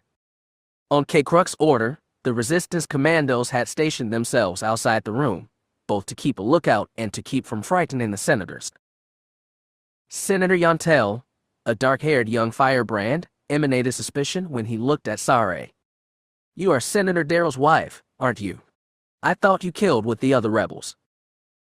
She didn't give in to her anger or rise to bait. Porat was killed during the massacre of Admiral Bay's fleet. I was lucky to survive. I'm very interested to hear a full account of that battle, said Senator Realia. The auburn-furred Bothan liked to play mediator in Alliance Imperial conflicts, and Sare could feel her eagerness to get involved here. Admiral Fennel might give one, if he can be compelled to, said Aslan. Well, right now he's busy fighting off attacks by your Admiral Stasi. Yentl glared at Monia. How long have you been planning this coup attempt, Senator? There's only been one coup, she said calmly. That was Chalk's. Yontel snorted derisively, but Sare knew he was using bluster to hide that he was intrigued. Eldon, the most senior Imperial senator, was being curiously quiet, and Sare sensed he was letting Yontel go on the attack for him. White-haired Speaker Brighton said, We've seen your evidence, Monia, and it was quite compelling. But it's not proof. Hollow recordings can always be faked, added Yontel. Yes. I was just about to say that, young man. Brighton gave the Imperial a grandfather's smile. But assuming it is true, what do you expect us to do? Respect the Emperor's final wishes, said Aslan. We have people at FMB headquarters now. They've secured the place without any problem and are standing by for a broadcast on behalf of the entire Senate, declaring Chalk a usurper and ordering the military to cease following his orders. The senators bled collective vertigo. Senator Cormesh, another leading moderate, said, That might not be legal. There's nothing in the Federation Constitution giving us the right to oust the regent. According to the Constitution, there shouldn't even be a regent, Monia pointed out. There should be a triumvirate. The fact remains, the executive and legislature are separate, said Realia. And the military answers wholly to the executive. We have no power over it. Chalk is a usurper. He betrayed his empress and tried to kill her. Aslan turned harsh looks at Yontel, Eldon, and the other Imperials. Right now there is no legitimate executive. That means all powers falls to you. Sare knew most of the beings in this room, and she knew they'd all sought power in one form or another, driven by that curious mix of vanity and idealism that lay at the heart of politics. But right now she felt them all hesitate, even Brighton. They were scared to challenge Chalk and, more, afraid to take bold action when they could not be sure of the consequences. She'd never seen those proud politicians so lost. Our people have also just secured the shield generator control for Galactic City, said Kyra. They will hold it up at all costs. Rest assured, you will be safe from reprisals. With all respect, Master Jedi, you're not in the position to say that. Realia shook her head. There are many in the military who will follow the Senate if they declare Chalk a criminal, said Monia. The fleet is full of good, honorable beings who never stand by a man who overthrew his empress. Frankly, I don't understand how anyone can stand with him now. Yontel opened his mouth for sharp rebuke, but Eldon interrupted him gently. The accusation against Chalk is serious, and I'm sad to say it would explain much. But right now, all you have is what appears to be a message from a dead woman. That's not good enough. What more proof would you need? Asked Sare. Eldon regarded her. Miss Darrell, do you have any more evidence that Marasiah Fel was not killed 3 years ago? Even another holo record could corroborate you? She sensed regret from Monia and Aslan, but found her thoughts were in accord with Kyra. She looked to the Whiffin Master and said, We can't share it with them, can't we? We can share it all. Kyra exhaled loudly. From Jedi to Jedi, it might be possible. But for these? It might still be possible, she insisted. We have to try. Sare bled sincerity in the Force. If they failed to convince the senators to stand together here, then everything they'd gone through to get here, everyone they'd lost, had been for nothing. And in that clarity of purpose, Sare found something to sustain her against her own dark. Senator Yontel looked between them, confused. What are you prattling about? Some mystic nonsense. If you think that will convince us. It will, said Sarai, and she entered his mind. She entered all their minds. Her insertion was strong and forceful, the way her father had taught her to manipulate the minds of vermin. And in that instant when she touched the 23 other souls in this room, she felt she could act in power over them, command them, break them. It was intoxicating and glorious, as the dark side always was. Cade brushed her mind, warning her against the desire to dominate. Easily, without his help, Sarai fell back from it. Instead, she let herself spread equally across all the other minds, mingling thought and sensation, sustained by the connection that had always linked them in the Force but could now be felt with clarity, like never before. Cade, ancient and powerful, took the lead, but instead of forcing his will on those other minds, he shared with them pieces of his own. There he was, standing on a landing pad with Marasiah and overlooking an immense forest. His sympathy for the woman's wounded soul spread across the meld, and they felt it as vividly as Cade had in that melancholy, long-off instant. Aslan presented her own thoughts next. There she was to help pull Marasiah out of the wreckage of the flagship Alliance after the massacre of Bay's fleet. She spoke with the Empress among the jungles of Yavin 4 and stood with her on Xana's wind-swept, frigid mountaintop. Through Aslan's memory, they all watched as Marasiah stepped into the pillar of light, surrendering her throne and herself. They knew it as a moment of liberation for them all. Sarai had nothing to add to the meld. Her experiences with Marasiah had been brief and passive. But for all her wounds, there had been an ultimate strength in her, first and final, bred into her by a family destined for rule. The weight of her suffering and sacrifice was smothering, and when the meld suddenly released, she found herself gasping for air. So were all the others. The senators looked around, confused and shocked, searching for sense in each other's eyes and finding nothing. One by one, they looked to Cade. Even the Imperials were begging the Jedi for explanation. What you have just seen is the truth, he said. Damned Jedi mind tricks, muttered Yontel. It was so vivid, whispered another Imperial. Realias sucked in breath. What was the point of that, Master Jedi? Was that your proof that Marasiah survived, and everything she said in that holo was true? It is true, Aslan said softly. Every word. The senators looked around, still struggling for response. Attention fell anew on Eldon and Brighton, the two senior leaders of their respective camps. The old men looked at each other, and Sarai felt a bond of understanding grow between them. It was a leftover of the tie that had just connected them, sustained by the lingering power of the Force. Together, in sync, both men accepted the new evidence as incontrovertible. You know that Chalk is a liar and a murderer, Sarai told them. He has no right to be regent. If you don't stand up to him now, you'll never stand up at all. Eldon sighed. Without timidity, he told her, there's no guarantee the military will listen to us if we make a broadcast. They certainly won't listen to you if you don't, Aslan said. Brighton smiled tiredly. A fine point, young lady. You said you have people at the F&B office right now. Yes, said Cade. Taking you there now is impossible, but I'm sure you can connect us directly to their transceiver. I believe we could patch in a call. Brighton looked at Eldon. It would be more effective coming from us both. The whole room seemed to hold breath, waiting for Eldon to respond, but Sarai's Force sense was keen, and she knew exactly what he'd say. It would be even better coming from all three of us, the Imperial said. Is that still possible? Aslan removed Marasiah's message disc from her belt and handed it to him with the tired, satisfied smile of a woman come to journey's end. The other side of the tunnel connecting the abandoned temple to the government palace was unguarded, as were the surrounding halls. The nearer Shadow got to his sister, the easier it was to locate her presence. She was aware he was near and actively reaching out to him now, and sometimes their connection was so vivid she could even give him instructions on what route to take through the palace's labyrinthine halls. All the while he, Kyra, Shadow, and Delia progressed quickly, using the Force to blur security cameras and avoid the rare guards patrolling the dark, near-empty building. Of course, it couldn't stay easy.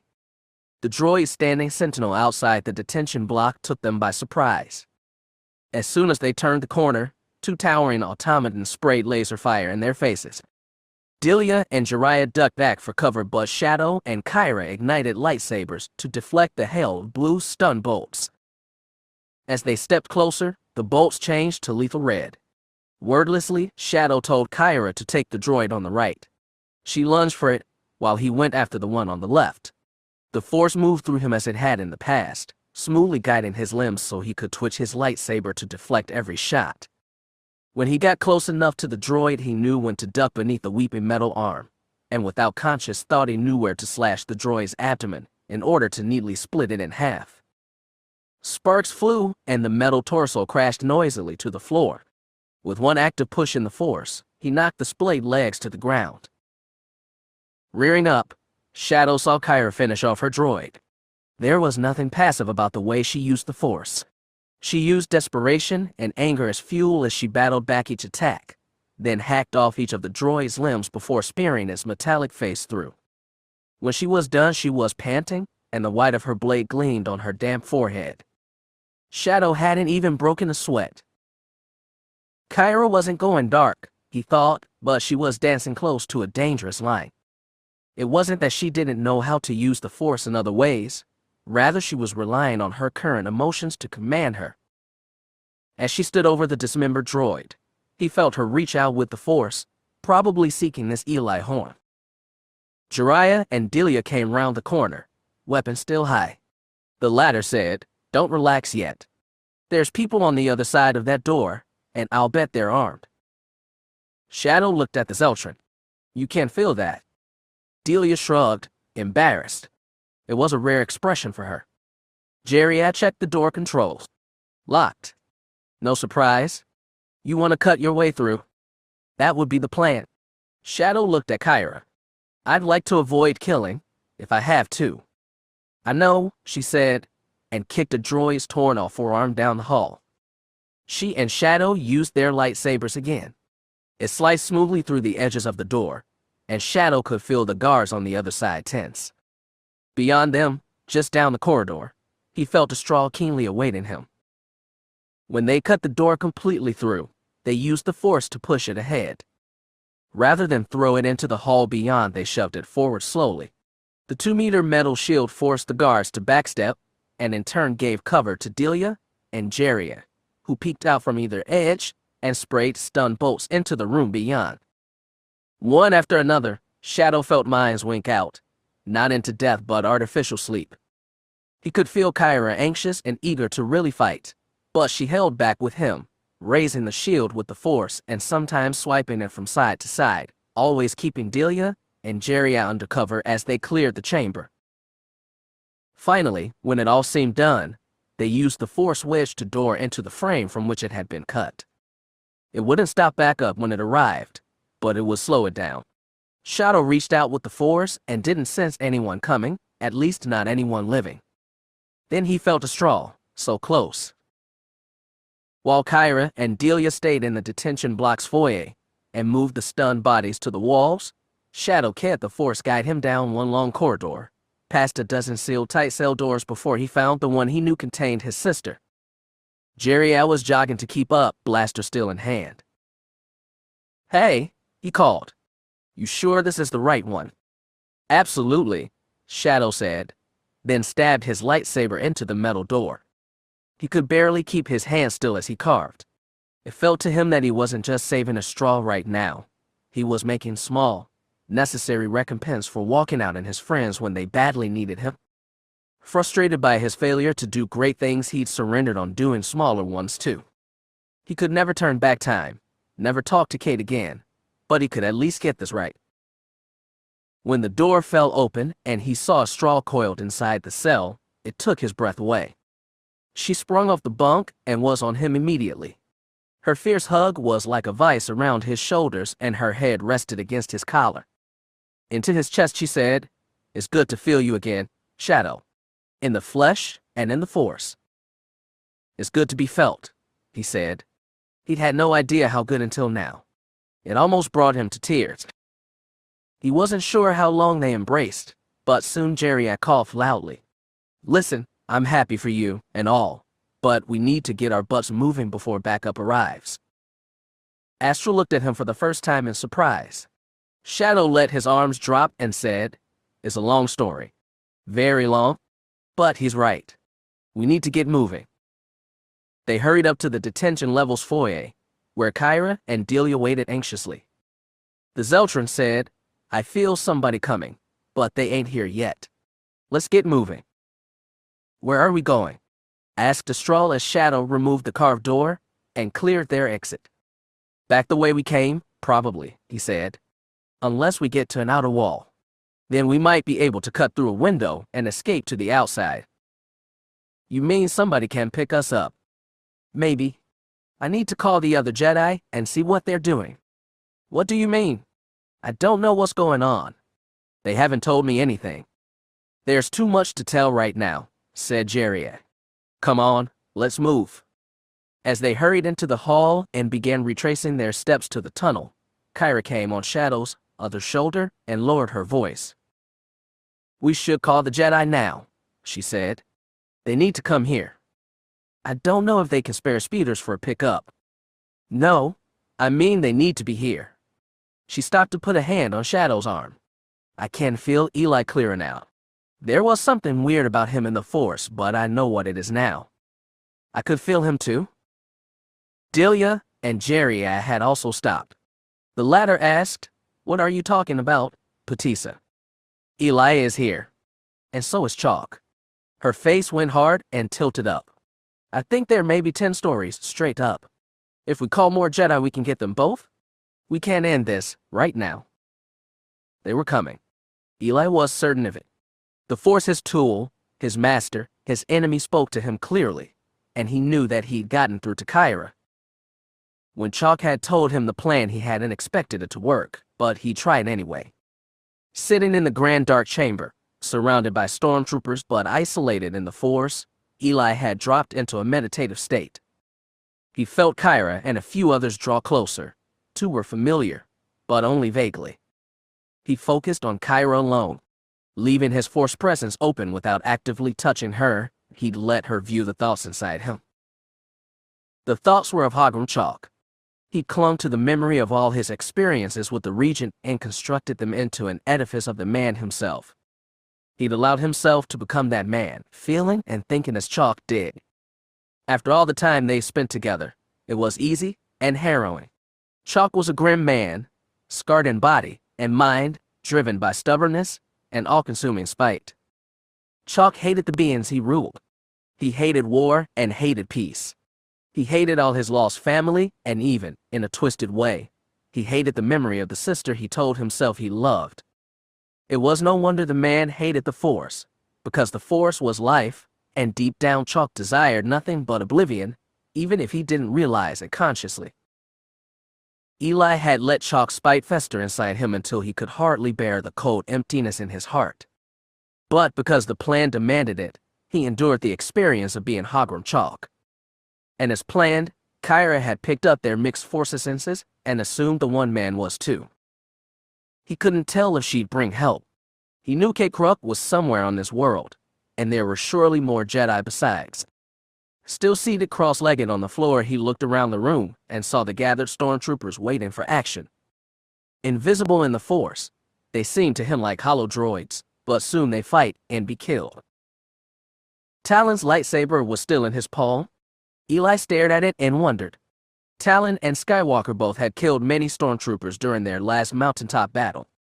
Yet for all the killing they'd done, he'd felt nothing dark in them. And when his blade had speared through Talon's gut, her face had relaxed into a stunning smile. In all the years he'd known her, he'd never seen her smile. This weapon was one of a woman transformed. He told himself that was all because of the good he'd done in freeing her from the Force. The killing he was about to do would help keep the galaxy free. He told himself again and again, but it was hard to believe it. As he sat there imagining himself to be Hogrum Chalk, Eli had felt himself touched by darkness. It was not the darkness of the Sith, who'd embraced passion and ambition, but rather a black pit that swallowed all light. That kind of darkness was Chalk's. It was the embodiment of the nihilism he worked upon the galaxy. That was what Eli was going to bring about. It made him want to shout, weep, and vomit all at once. He felt Kyra draw near, slowly. Maybe she'd bring help, maybe not. When she stepped close enough, he'd detonate explosives, dropping part of whatever corridor she was approaching from. He'd trap her and her Jedi allies here, strip them of the Force, and let the stormtroopers slaughter them. He'd turn beings of light to cold, dead flesh. Chalk's triumph would be the triumph of emptiness, an ultimate denial of life even the Sith would revolt from. Eli squeezed the lightsaber so hard his hands hurt. He wanted to scream so badly he bit his lip to keep silent. He stayed seated in his cold void and waited for them to come. Getting the Force back had a staggering impact on the other knights. Asajj seemed ready to burst with new confidence, and Aslan had found an inviolable inner strength. But unlike them, Ganner Creek still felt rattled to his core. He couldn't explain it. He prayed it would be different. During the long, awful years without the Force, he craved the serenity it had once brought him. After losing his best friend, his Empress, and his very purpose for living, the faint hope of getting the Force back had been the one thing to keep him going. He thought it would make him whole again. Yet it hadn't. He could feel his power inside him, but where once it had been peaceful it now felt volatile. He'd given in to some darker urges during the years of silence, and he was terrified they might manifest through the Force. More, he no longer had faith it would help him. Silence had taught him self-reliance and a distrust of promised salvation. Maybe the Force was offering that to him now, but if it was, he couldn't bring himself to accept. But the Force had been useful in some ways. Even before Saray had spoken up about the cables running down the interior of the lift tube, he'd felt something strange about them. When she spoke her thoughts, it had given him permission to act on his own desires. So, letting Saray and Aslan and Cade go about their mission, he dropped down into the shaft, riding it lower and lower to the levels of the tower's vertical city that probably hadn't been seen by living eyes since its construction. Or, he thought, since someone had laid this strange cable all the way to the base of the skyscraper. His bad feeling got worse. The air down here was getting hot and rank. Sweat dampened his forehead and itched in his beard. The burn of the fiber cord made his palms ache. Still, he kept going down, tracing the cable, until his glow lamp finally lit on something that made his heart stop. Every Imperial Knight received infantry training, and that included the basics of demolition duty. Ganner therefore knew the unassuming rectangular box affixed to the wall, as long as his calf, and wide as his hand, was a double-loaded Nurgan 14 charge. Clinging to the fiber cord, feet planted on the wall, he spun his light around and saw that the cables he'd been chased had split apart. Each smaller fiber connected to a box of Nurgan 14, and he marked 6 of them forming a perfectly placed ring along the edge of the shaft. There was still space beneath him. Ganner tilted his light downward, tracing wires running out of the Nurgan 14 charges and finding another row of 6 explosives placed in another ring, perhaps 7 meters below.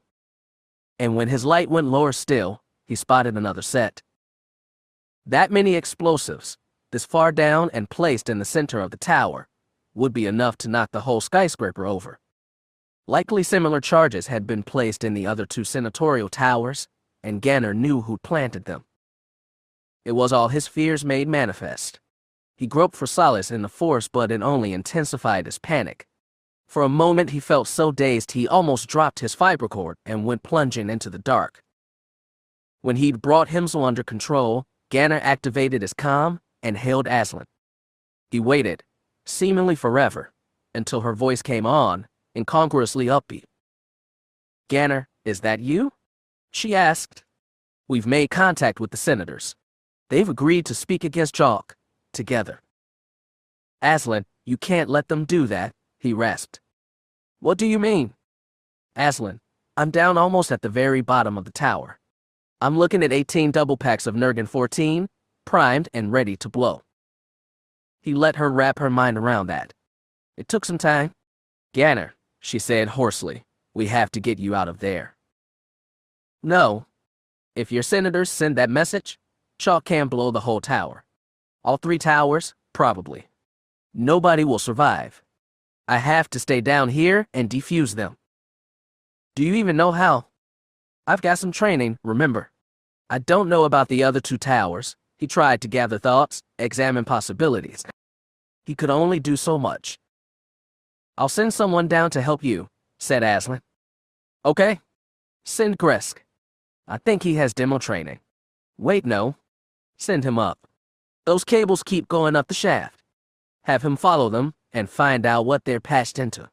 I'm guessing it's a receiver someplace high up in the building, where the signal's clear. I don't suppose you can just cut the wires, she said. I don't think so. And Aslan, you can't make your broadcast. The moment it goes out if it goes out. We all die. I get it. A faint, nervous hum buzzed on the comm. Tefilla Ganner asked, are you getting help? Yes. Yes, I'll get help. Just hang in there. Don't you do anything dangerous either. Understood. I'll wait here until you get a report from Gresk. Ganner out. He flipped off his comm, relieved for the silence. Talking with Aslan made him more anxious still. It reminded him what his life might, could, should have been. His life now was suspended by a literal thread. When Aslan had told him not to do anything dangerous, she'd apparently forgotten that he was suspended between rings of primed explosives. The thought made him laugh, bitter and wheezing. The sound echoed grotesquely up the shaft.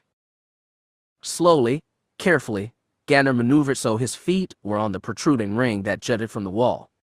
Then he pressed his back against hard metal, then lowered to a squat, and finally sat down.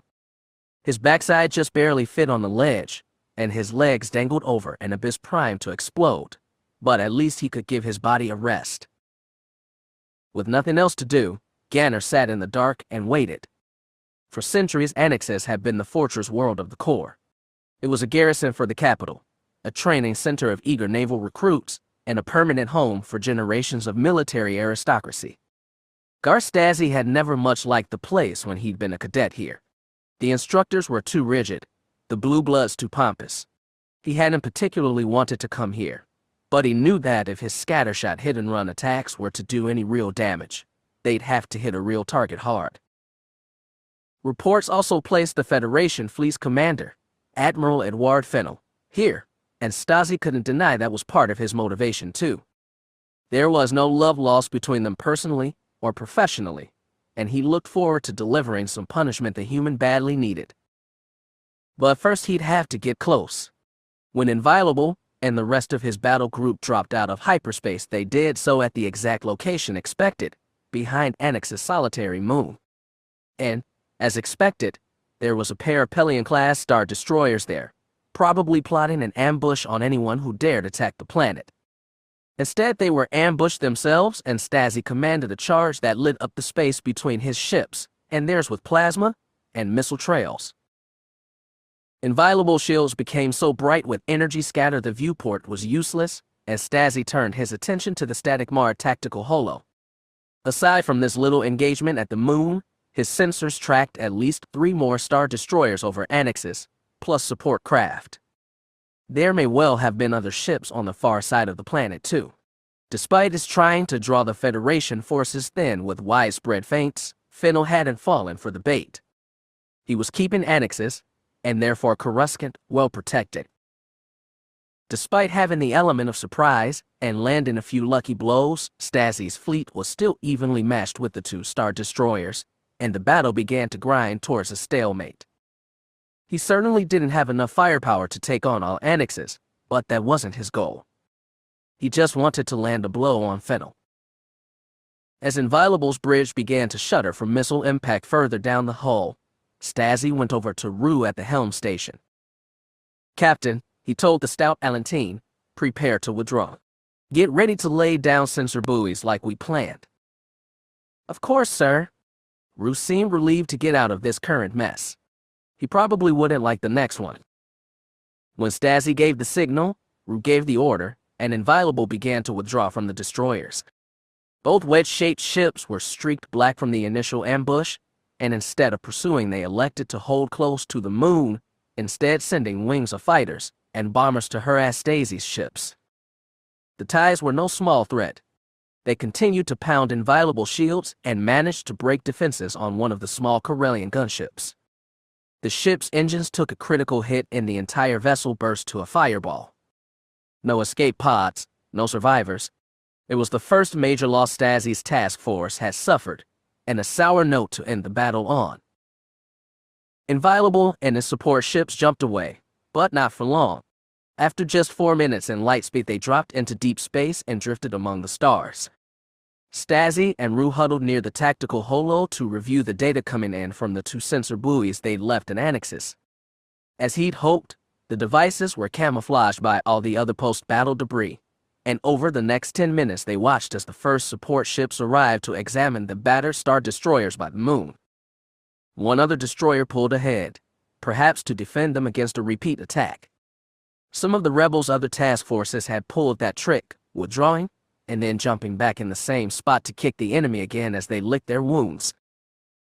Stasi knew the dangers of playing the same trick too many times, which was why he had a small twist planned for this engagement. The sensor buoys not only tracked ship movements, they also registered electronic interference denoting transmission bursts coming out of the star destroyers. One in particular was ablaze with activity, and it was holding far from the moon and the other destroyers. "That's Resolute," Stasi said huskily. "Fennel's ship." "It appears likely, sir," Rue said, "but it's fairly deep within Annex's natural gravity field. We won't be able to drop out of hyperspace right on top of it. He'll have time to prepare and defend." "I know. But if we strike fast and hard, we might be able to take him out before backup arrives. Captain, if we break Fennel, we can break this whole offensive." The Alantine looked reluctant, but he asked, "Where should we insert, sir?" Stasi tapped a spot on the holo. "Plot us a course. 2 or 3 micro jumps should let us fall in at exactly this angle. From here we can use the planet's natural gravity to maximize thruster speed and drop on Fennel from behind, where he's least protected." "I understand, sir. We should be ready to jump in 6 minutes." Rue scurried away. Stout, practical, and no gambler, her reminded Stasi a little of Jaius Yorub. Certainly he had more in common with the dour Celestin than big, bold Joram Bey. Despite his hesitation, he gave orders quickly, and the task force was ready for his micro jumps in a mere 4 minutes. Stasi had always been lucky with his captains. He hoped this one fared better than Jaius or Joram. 3 short flashes through hyperspace returned them to Annexes. The planet loomed much closer now as they fell toward it, and Fennel's star destroyer was an off-white arrowhead against the violet and blue-green landscape. "All ships, concentrate fire on Resolute," Stasi commanded. "Fighters, bombers, go ahead and soften them up. Forward guns, fire as soon as you're in range. We need to smash him while we can. Tactical, what's their response so far?" The officer at that station said, "Slow, sir. The 3 destroyers by the moon have barely budged. Another one's crossing over the planet's north pole, but is still 9 minutes away. A few frigates are trying to intercept us." "What about Resolute?" "Holding position over the planet, but is angling his port side to face us. Tell the fighters to keep going after his rear. We'll spread attacks wide and soften up his shields." Stasi felt the thrill of victory swell inside him. Maybe it was adrenaline, maybe it was the Force, but he was absolutely certain he could break Fennel here, and with him went Chalk's fleet. He stalked to the forward viewport so he could watch with his own eyes as the first explosions ripples across Resolute's shields. With every second the inferno grew brighter, but he didn't look away. And then 3 words tore his attention. "Incoming from hyperspace," cried the tactical officer. "Captain, Admiral, you need to see this." Stasi turned back to the tactical holo to see 4 star destroyers coming Annexes from beneath its south pole. With a flicker, one red marker corrected itself, not a star destroyer, but an interdictor. An inviolable was now well within Annex's natural gravity well. "That drag ship's warming up its generators now, sir," the lieutenant warned. "I'm not sure if we can punch out in time." "We'll have to try," Stasi snarled, cursing his own MP2 ouseness. "Helm, turn us around. Plot the best hyperspace route out of this system. Tell all other ships to jump away as soon as they can. Inviolable's crew hurried to comply. As they did so, a comm officer said, "Admiral, we're getting a call from the destroyer Kyra Fire. They're asking to speak to you personally." Bovark again. Stazzy didn't have time for this. "Ignore it," he snapped. "Helm, do we have a course?" "Course plotted, sir, but we're still minutes away from the jump point. Then shunt power from shields if you have to. Just get us there." The viewport showed only stars now. The Resolute was nipping at their aft. No one was in position to intercept them, and Stazzy's anger gave way to relief. At least they'd get out of this and stage another attack. He watched as two quick corvettes shot past Inviolable, dwindled to pinpoints against the stars, then flared to lightspeed and safety. And then, just as hope peaked, the deck trembled lightly. The tactical officer, voice suddenly dead, declared, "That interdiction field is up. We're not going anywhere." Stazzy recalled once boasting that he'd walked into dozens of Imperial traps in his career. He'd subsequently been warned that one day, he might not walk out of one. "Just like old times," he muttered, then raised his voice. Despite it all, to his own shock, he found he wasn't afraid. "Captain, turn us around to face Resolute. If you can, take position so Fennel is between us and the new destroyers. If we go down, I swear to every god I will take him with us." Chapter 48. The sky over Galactic City was still full black. City light bleached out the stars, but the sky lanes were empty, and the scene felt eerily frozen, like they were trapped in a night without end. Cool wind blew across the landing pad, brushing hair into Kyra's face. She felt a few strands tickle the sensitive skin of her left cheek scar, and turned her head. Shadow had led them to this place. The blunt protrusion jutted out from the slope of the palace complex's southwest side, and had only enough room for a small land speeder, but a dozen speeder bikes had swooped down in fast succession, dropping off a mix of Jedi and Rebel commandos all come here, the singular goal of taking Hogrum chalk. Cade and Kyra stood tall among the crowd. The Whiffet had hurried here from the senatorial towers, the Wookiee from the shield generator control station, which Master Rassi Tuum now held in firm control. Asak Dan had arrived, as well as several commandos who'd been with Kyra during the Selverus operation. One soldier she didn't know hoisted a straw veil onto his speeder bike and flew her to safety while her brother watched from the landing pad's edge, satisfied with that he'd done and ready to accomplish more. The sight of everyone eager to take the fight to chalk should have been encouraging, especially since Kyra had been the one to call for help. Despite that, she was deeply unsettled. Eli was still there, hovering at the corner of her mind. Sometimes she felt chalk with him, sometimes not. She never got the sense Eli was trying to contact her directly, but he had to have felt her by now. Despite that, the journey from the detention block to this landing pad had been without problem. Only a few security patrols had tried to stop them, and no airspeeders tried to swoop down on them now while they were exposed. When she went up to Cade, she said, "This is too easy." Jerry, who'd been standing arms crossed beside the door to the palace, said, "You think? This has got to be a trap." Cade took a deep breath and reached out with the force.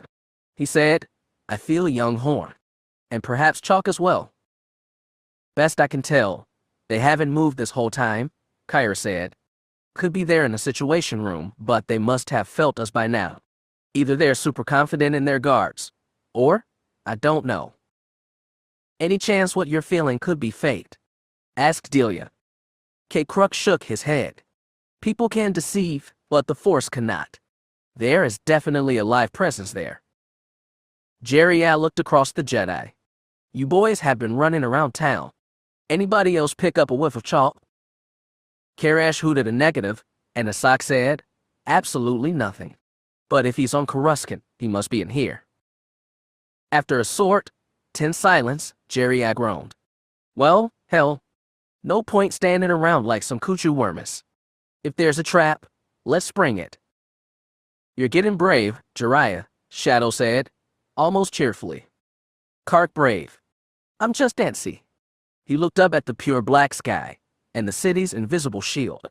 Let's get under cover before somebody drops a missile on us. On a signal from Cade, they filed back into the palace. Kyra quickly moved to the head of the line. If she'd called them into a trap, she'd be the first to walk into it. Without her wishing it, she'd become responsible for everything again. Hogrum Chalk watched things unfold in seclusion. His chamber was dark except for the glow of the holos by which he monitored the rebels' scattered raids, the siege at Sluice Van, and the entrapment at Annexes. Fennel had acted on his own initiative to summon Captain Bovark and the interdictor which now pinned Gar Stasi near the garrison planet. Maybe that had been good luck, maybe the force was starting to move through Fennel now. Either way, Hogrum was grateful. On the holo, he watched the two admiral ships exchange furious barrages while four more Federation destroyers drew close on all sides, ready to squeeze Stasi until he popped. Killing Stasi would solve one of Hogrum's two big problems. He hoped the next one would resolve soon too. Just as he thought to make the call, Eli initiated it himself. Hogrum held his buzzing comlink in hand and flipped it on. "Report," he said simply. "They're coming now," Eli said. "I can feel Cade and perhaps a dozen other Jedi." Hogrum had been hoping for more, but a dozen Jedi, including their Grandmaster, was still a good prize. He wondered what others might be loose in the capital. "Can you sense where they're coming from?" "I do. They might try to split up when they get close. Every corridor leading into your hall is mine. Explode the charges and trap them inside with the isolamary. Then you can slaughter them." "I know the plan." Eli's voice rankled. "Then you should be able to carry it out." "I feel hesitation from them. They may suspect it's a trap. They'd be fools not to. Send a few sorties of stormtroopers after them. Keep them on their toes. You might even pick off one or two before they reach the killing zone." "I understand." "Good. Then do what you have to." Hogrum thumbed the comm and pocketed it. Eli was a far less reliable tool than Fennel, but he couldn't afford to turn away the young man's help. Against Force users, the only weapon that really worked was other Force users. Even the isolamary were accessories in comparison. He cleared his thoughts. Even if Eli failed, he'd prepared contingencies. He turned his attention to the holo from Annexes and savored the sight of Stasi's impending doom. Of that victory he felt assured. The rest could follow from there. When the call came, Ganner had surrendered himself fully to darkness, having shut off his glow lamp and let the pitch black of the lift shaft's bottom envelope him.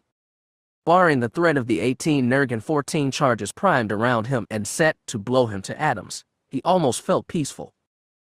The buzz of his comlink surprised him, and he nearly fell off the ledge on which he sat, but he was able to steady himself and activate the comm. "This is Ganner," he whispered, voice resonant in the dark. "Tell me you have good news." "That depends on your definition of good," said a rasping voice, not Aslan's like he'd been expecting. It sounded like Gresk, the Bothan scout he'd sent to trace the bomb's activation cables. "Give me the news and I'll let you know," Ganner said.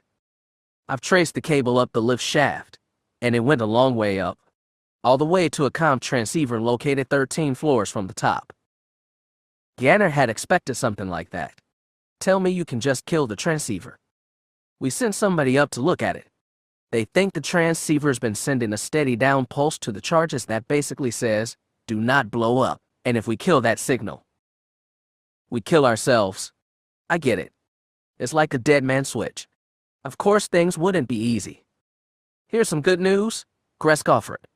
"We've been in contact with the other towers. They've checked and found no charges and no transceiver on either of them." "Are you sure?" "They might be in different places. The fundamental layout of all three towers is identical. They found nothing. Maybe they missed something, or maybe this tower is rigged to blow in a way that will take the other two down." The thought had already occurred to Ganner. A basic part of laying demolitions was prepping your charges to control the direction of the blast. With the towers located as close as they were, it would be very easy to tip this tower into the nearest one, and that one into its neighbor, creating a domino of destruction that would wipe out the entire Federation Senate. After a moment in the dark, Ganner asked, "Is that the good news?" "Maybe," the Bothan offered. Except it means you have to disable the bombs from there. Can you do that? I can do that. The comm buzzed silence. Gresk asked, are you sure? It's the top cable coming into the right side. But if they're all linked up in a chain, which they are, I'll have to start from the bottom and work my way up. I'll come down to help, Gresk offered. I can get it. Is Aslan in the comm center? Still is, yes. Then have her stand by. I'll be done in a minute. Ganner cut off the comm and flicked on his glow lamp. A white pool shone on the curved side of the shaft. He moved it to find one charge of Nergan-14, then another and another. As Gresk had said, they were all tied up in a continuous spiral, which meant if he disarmed any bomb except the one at the bottom of the chain, it would set off that damn dead man switch. Chalk's people had been good rigging this whole thing. He hoped it was haste that had prevented them from setting the other two towers to blow, and not some other reason. Either way, he knew what he had to do and got to work. Taking his fiber cord in both hands, Ganner lowered himself to the third ring of Nergan-14 charges and swung the light of his glow lamp around until he found the one with only a single set of wires running into it. He traced the chain through the next 5 charges to be sure, then swung himself to the wall next to the very bottom charge. He felt almost calm waiting in the dark, but now his nerves were getting to him again. He remembered his demolitions training from his early days of knighthood. It chimed with Gresk's advice: cut the top cable entering the right side of the charge box. He wouldn't use his lightsaber for something so precise. All he'd need was a tiny touch of the Force to pinch the little wire and snap it. But before he broke the first wire, he hesitated. The enormity of the task on his shoulders, one he'd insisted on taking, every step of the way threatened to pull him to the bottom of the shaft. It wasn't just his own life he was playing with.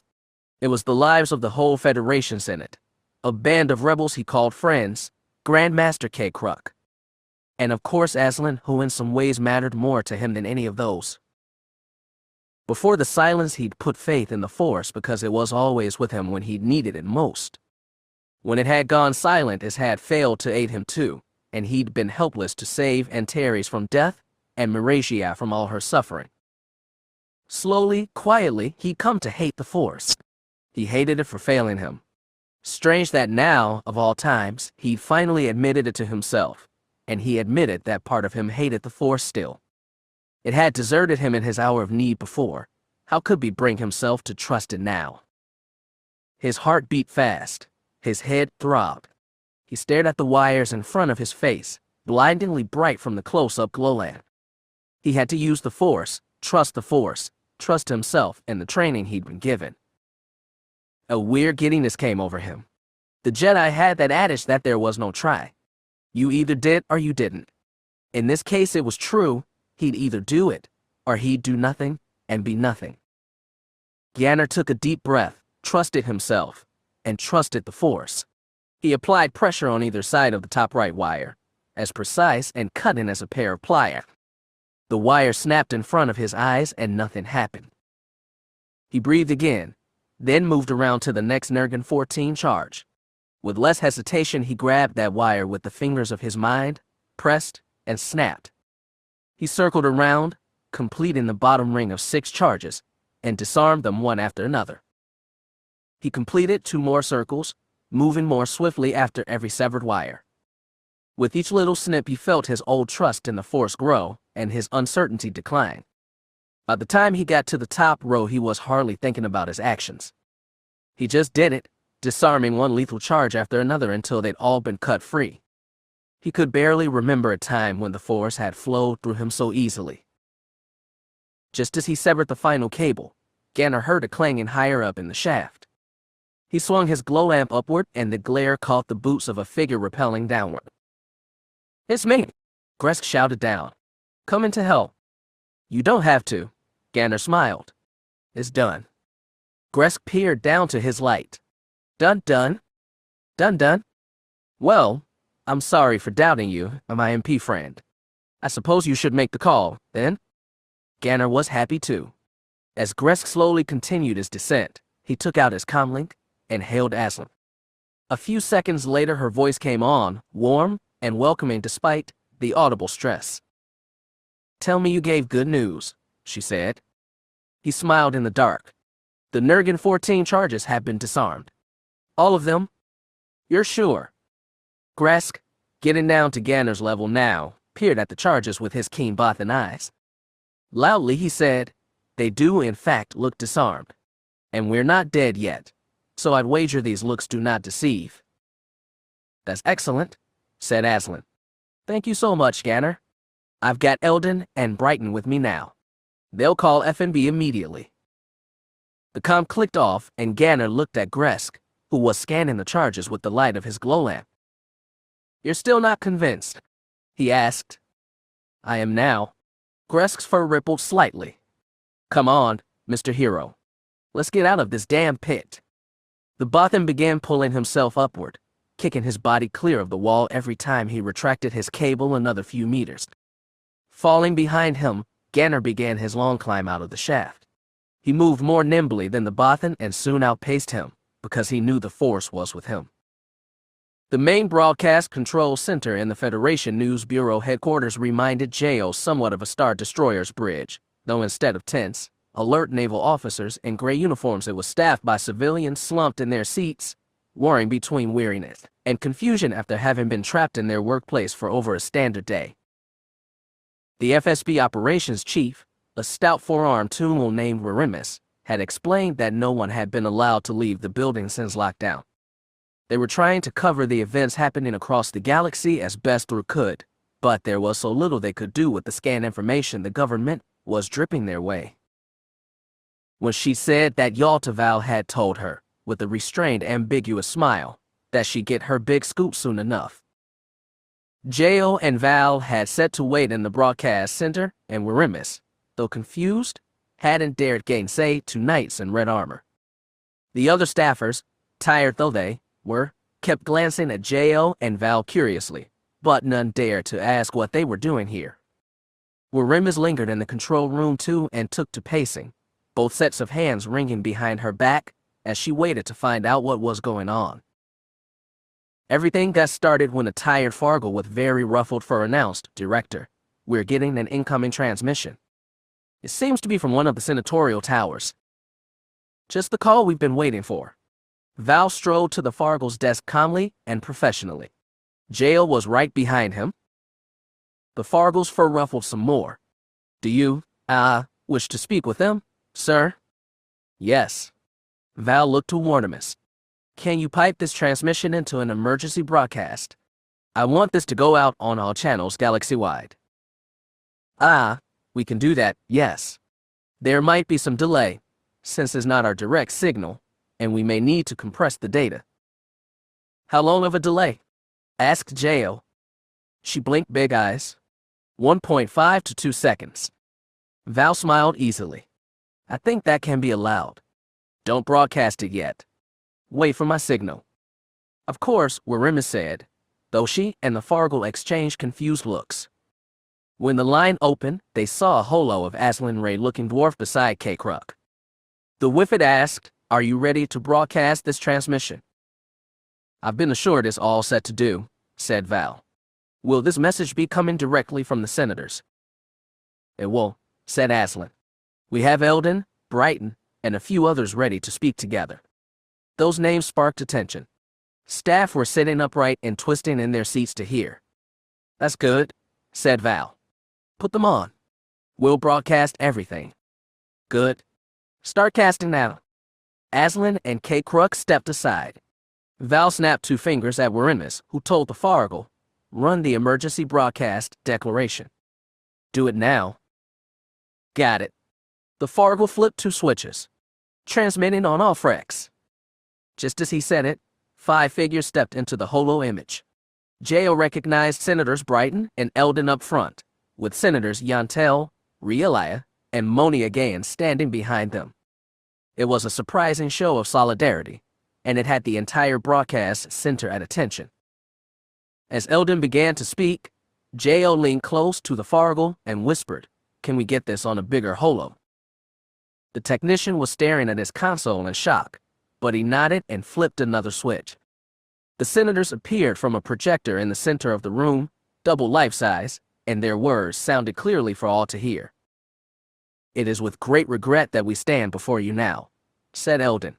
"We, the Senate of the Galactic Federation, have been presented with interconvertible evidence that Regent Hogrum came to power by a string of criminal acts, including a coup against his niece Marasiah Fel."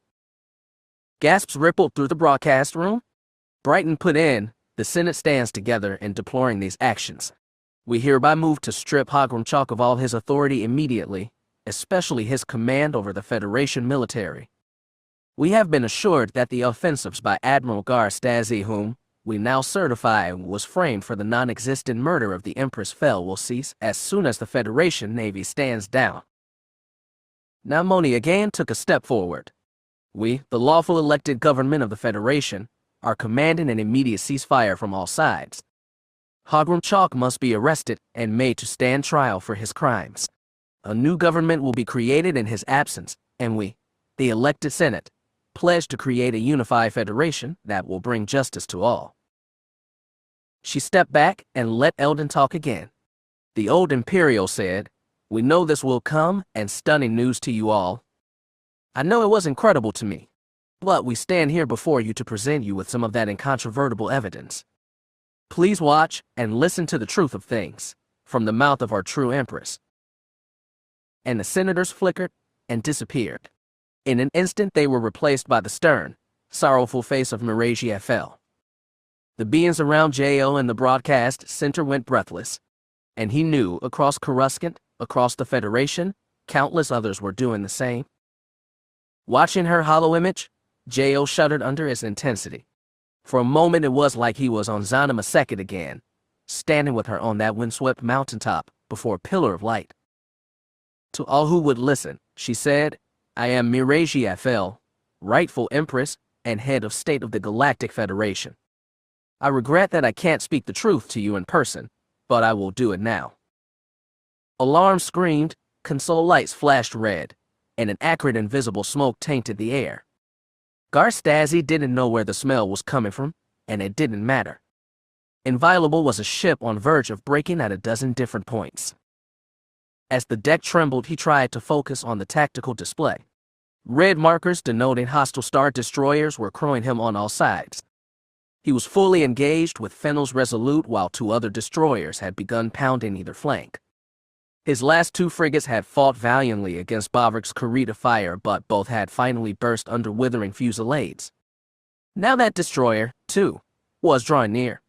All the while the interdictor cruiser that held him over Annexus sat at the garrison world's south pole, well clear of the battle itself. No one was calling to ask for surrender. Stazzy would never beg, and he doubted Fennel would oblige if he did. He racked his brain for something to say to Captain Rue and Inviolable's crew, but nothing came to him. He was good at inspirational speeches, not apologies, and it was the latter he owed now. In his eagerness to strike Fennel, he'd allowed himself to be drawn into this trap. In his arrogance, he'd assumed he could fight his way out of one. But now, finally, the day seemed to have come when he'd walked into his last battle. The only thing he could think to do was command engines to full and ram Resolute. He would take Fennel with him, but right now that felt like a petty act of vengeance. He should have accomplished more here. But because it was the only option left, Stazzy opened his mouth to call Captain Rue. Before he got a sound out, he marked 3 new lights on the tactical holo, bright yellow arrowheads. His heart fell deeper as he waited for the ship's computer to identify them as hostiles and turn them red, but the original color stayed. When he got to the tactical station, Stazzy asked the lieutenant, "What are those ships? Can we get an identification?" "It just came through, sir. That lead ship is the Warhammer." Stazzy dared hope. As he hurried to the comm station, he called, "Get Admiral Yage on the line. Now." "We've just got something from him, sir," the officer reported. "It's a broadcast, sir, going out on all frequencies." "Put it on." The deck kept shaking and alarms kept wailing as Stazzy leaned over the console to see the flickering hollow image of rough Yage. The man stood straight with hands clasped at his back, looking the perfect Imperial as he said, "This is Admiral Yage of the Warhammer, acting in accordance with the stated intention of the Galactic Federation's proper leadership. the elected Senate and the late Empress, Fel. I am commanding an immediate ceasefire between all parties. Those Jedi on Coruscant must have succeeded in their mission. Stasi felt faint with relief, but he knew the battle wasn't over until the guns stopped firing. Right now, Inviolable was still trembling from attacks on all sides, and his remaining shields barely held. Try hailing Resolute, he told the comm officer. Get me Fennel. I'll try, sir. With shaking, nervous hands, the officer punched in a line to the ship dead ahead of them. Resolute had taken a lot of damage itself, and Stasi prayed the other admiral would want to save his own hide if nothing else. Yet when Fennel's image appeared, the man's expression was haughty and imperious, just like always. Count yourself lucky, Stasi, he sneered. Yage's arrival has made me generous. I'll stop firing if you agree to unconditional surrender. If I surrender to anyone, it will be Yage. He's the one acting on behalf of the real government, not a usurper. Rebel lies? Yage has disgraced his uniform by falling for them? He's bringing 3 destroyers to this fight. That makes it a lot closer to even. By the time his ships get here, yours will already be destroyed, Fennel grinned. So again, I'll let you surrender. If you don't, you'll die. Stasi wanted to shout defiance and close the signal, but he held back. His brashness had gotten Inviolable into this mess. A little more would kill everyone aboard. He had no idea if Fennel's offer was good. Quite likely it wasn't, but to flat out reject it would be to condemn his crew to pointless death. And if Yage was right, and the Senate really had wrested control from Chalk, surrender might be just a short setback before he was returned to his rightful place as leader of the Federation. Stasi took a deep breath and said, "All right, I surrender." "Say it louder," Fennel smiled. "I surrender." Stasi snapped. "All guns, cease firing." Cease firing. The crew hesitated, then complied. Within 30 seconds, all of Inviolable's guns had stopped. The surrounding 3-star destroyers stopped their assault as well, and soon an unbelievable calm had settled over the battle zone. Alarms still sounded in corners of the bridge, warning of damage already taken, but at least the ship was intact, the crew alive. Stasi exhaled and said, "Thank you, Admiral, for showing your honor." A rebel terrorist talks of honor. Fennel shook his head. "This is indeed a strange time." "Say it again, Admiral, so I know you're sincere." Stasi couldn't keep the icy hate from his voice. "Thank you, Admiral Fennel." "Excellent. I guess you have learned some manners." The human cut a short gesture, hand over shoulder, and suddenly the attacks resumed. Laser fire filled the space over annexes once more, and emerald death poured into Inviolable's battered shields. As the bridge rocked, Stasi grabbed the comm console hard and shouted, "What are you doing?" "We had a deal." "Let it never be claimed I negotiated with terrorists," Fennel said. "Goodbye, Stasi. For what it's worth, you've been a..." Fennel's head snapped suddenly sideways as he listened to something from his crew. Then fresh static interrupted the transmission. Stasi spun on the tactical station and shouted, "Report. What's happening?" Captain Rue was already there. "It's Bavarick's ships, sir. They're opening fire on Fennel." This battle was taking so many turns they'd left Stasi dizzy. He twisted away from the comm station to look through the viewport. With naked eyes he could see Bavarick's Kyra fire settled in behind Fennel's flagship, raking Resolute's damaged port flank with his forward guns. At the same time, the other 2 destroyers that had caught Inviolable in a pincer were pulled back and angling to join the attack on Resolute. Inviolable's connection with Resolute had never been cut off, and when Stasi turned back to the holo, he saw a second image had appeared next to Fennel's. "Looks like Kyra fire just turned this into a 3-way transmission, sir," the comm officer supplied. Stasi had already gathered that. The images of Bavarick and Fennel were both blurred by static, but it was clear the Admiral had turned full verbal fury on the captain. "This is outrageous," Fennel shouted. "Cease fire. Cease fire immediately."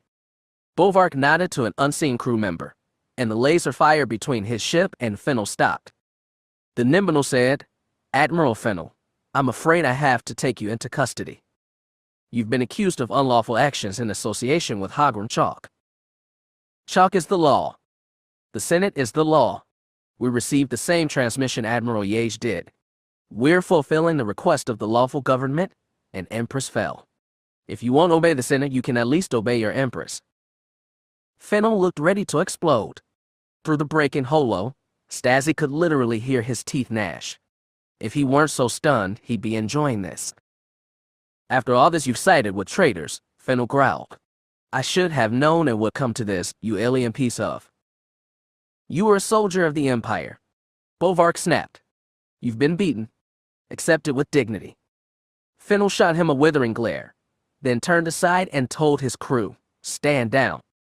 All weapons, all shields, power everything down. Give the surrender order to all your ships, Bovark insisted, and lower the interdiction field. After another murderous look, Fennel gave that order as well. When Stasi saw the artificial gravity well had been dropped, his body finally went weak with relief. Bovark said, hold position here, Admiral Fennel. I'll consult with Admiral Yage to see how to proceed. Fennel didn't argue further. His holo simply winked off, leaving Bovark to face Stasi directly. Well, the Duro said, I believe this makes up for the time you shot me. That was making up for the time you stabbed me. Bovark's jowls twitched in a smirk. This was simply doing my duty. Then it's true. You got word from the Senate. Everyone got word from the Senate. It was sent out on a FNB broadcast. The signal's been cut, naturally. So Chalk is still at Coruscant. I believe so. Don't be hasty, Admiral. Your ship is in poor shape. I'm aware. Alarms were still sounding and smoke lingered in the air. Regardless of who owed whom, thank you, Captain. Thank me for nothing. This isn't over yet. Stasi nodded. As long as Chalk is free, he's still a danger. I know. But don't go rushing off, Admiral. Bovark's jowls moved again, smiling. For once, let someone else save the galaxy. With a flick of the arm, the Wookiees sent the closest two stormtroopers flying into the air. Their armor cracked hard against the corridor's metal wall before they dropped like dolls. Two more troopers came from the other side, but a flash of gold lightsabers sheared off the barrels of their weapons. Two great hands grabbed the closest trooper by the arms, picked him off his feet, and smashed him into his partner. Both soldiers spilled across the floor and went still. Karashakuk made it look effortless. For Kyra it was harder. She was focused on defending, and she had to keep careful stock of Jerriah and Delia behind her as she spun her lightsaber to catch and deflect incoming laser fire. Yet the force flowed through them all, and two behind her pumped shot after shot around her blazing white fan, taking down stormtroopers until the corridor was still and littered with white. From further down the hall, Kyra called, report. We've got 3 down, said Nero. The Skrilling commando stood up from the body of a soldier Kyra didn't recognize. They're not messing around anymore. Only using kill shots. All the more reason to get it moving, said Jerriah. We're close, aren't we? It feels close.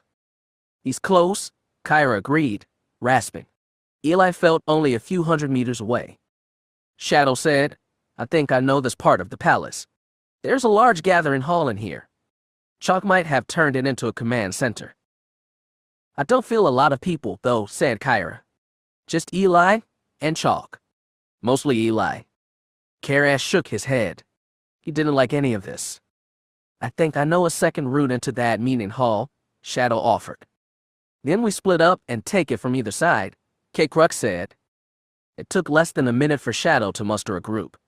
Karash went with him, as did Asak and several commandos. As they backtracked to their different route, Kyra felt her discomfort grow. Her company felt smaller now, more vulnerable. That had been their third skirmish since meeting the other Jedi on the landing zone, and every time the Force had warned them and helped them dispose of their attackers. Despite that, they were still taking losses, and she was sure that whatever forces Eli and Chalk had guarding them would wear them down further. As they started forward again, Jerriah grunted, You know what I wish? Kyra realized that was directed toward her. What? I wish we had Ania's droid buddy with us. He'd be a huge help. I'd bet anything Chalk's got a grandeur load of droids in that hall. That had occurred to her too. It would explain the lack of Force signatures around him. Well, AG's still in pieces. It's just us now. We should have gone off with the straw, Delia whispered. They had speeder bikes just waiting for us to ride clear on. But no, we had to act like stupid heroes. Yeah, well, blame Cade, said Jerry. You know this is all his fault. Kyra smiled, just a little. Despite their complaints, they were here, and action said more than words. There was greater action up ahead. After burning through a door, they started down a new corridor. This one was empty, and at the end they turned a corner into a long straight hall. She felt they were very near now. They held position and waited for several long, silent minutes until Shadow touched them in the Force, telling them he was in position as well.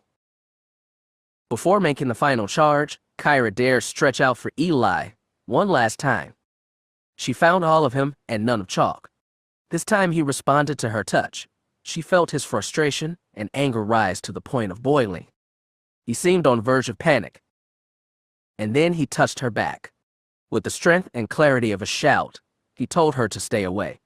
His warning was loud and desperate and seemed honest. She had no idea what to make of it. Behind her, Jerry grunted. Well, we gonna do this thing or not? Hold up, she whispered and raised one hand. Her eyes were locked on that door on the far end.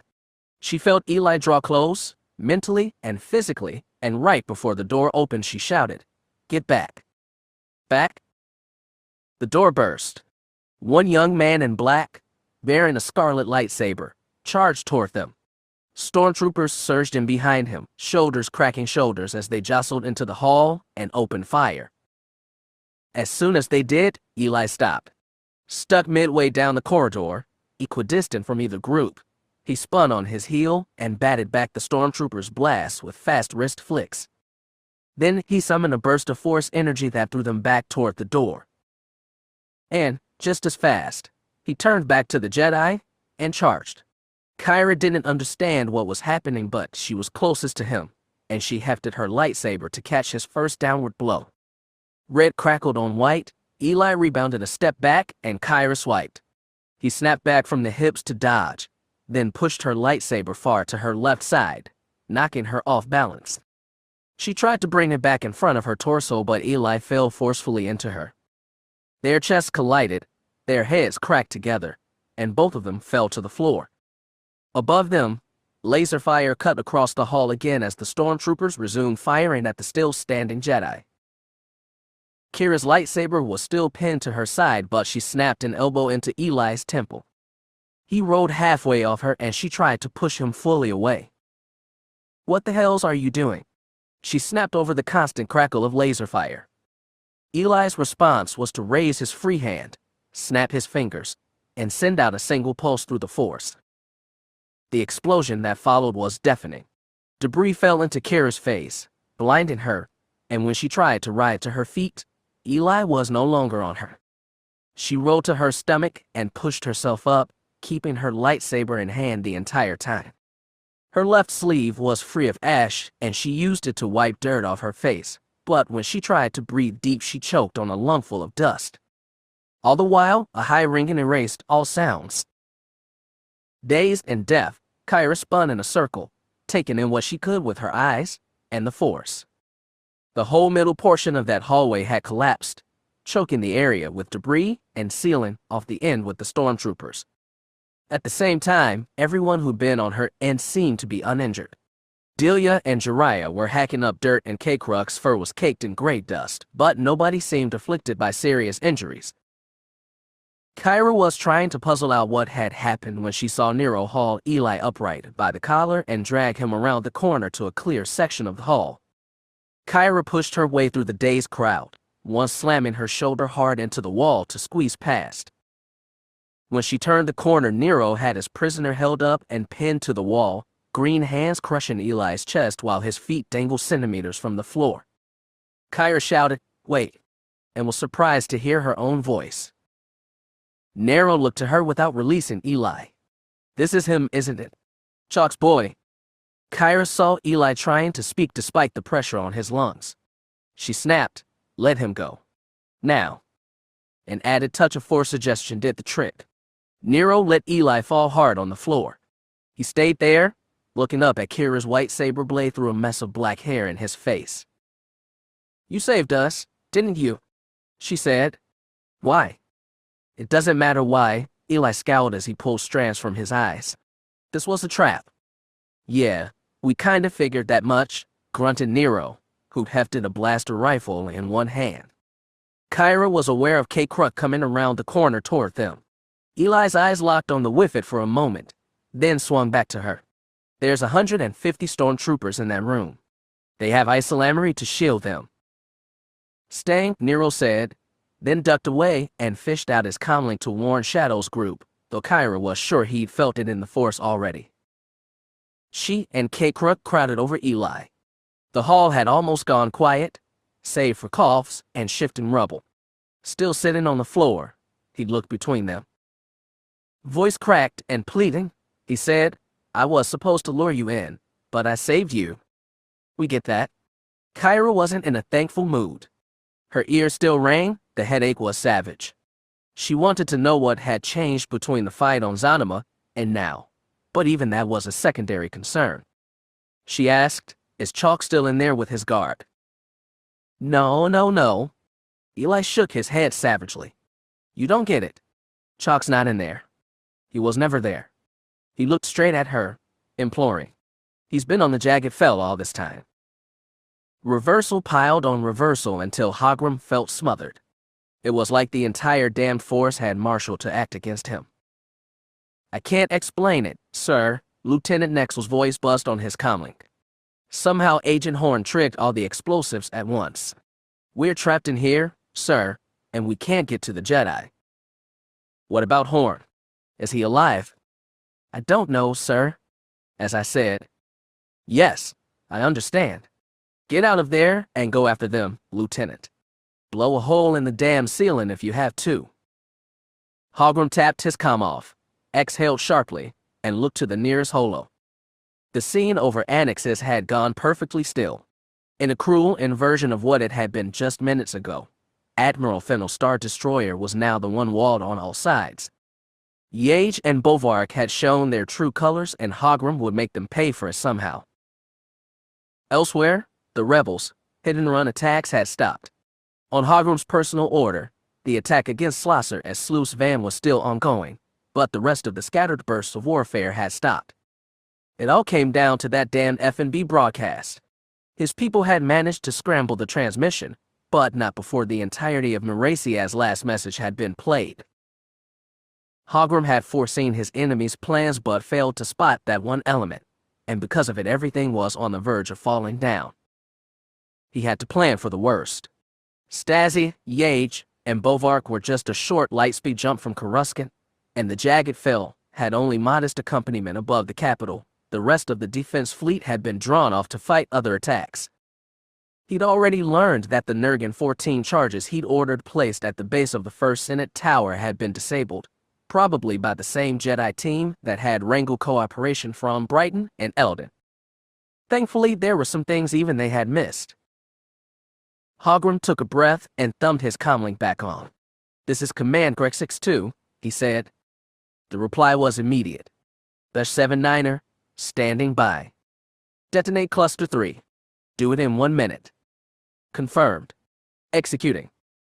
Hogrum pocketed the comlink, breathed again, and stepped for the door. He emerged from the dark of Captain Wergen's quarters and went straight to the bright bridge. As soon as he stepped on the command deck, every eye turned to him. He'd braced himself for accusation or shock, even hatred, but their eyes were simply expectant. He found Wergen standing the communication station and gave the man a tiny nod. Wergen nodded back. As ordered, he kept the Jagged Fel on a communications blackout which had prevented the Senator's broadcast from reaching the ears of his crew. In their eyes, he was still their rightful ruler who'd taken power after the tragic murder of his niece.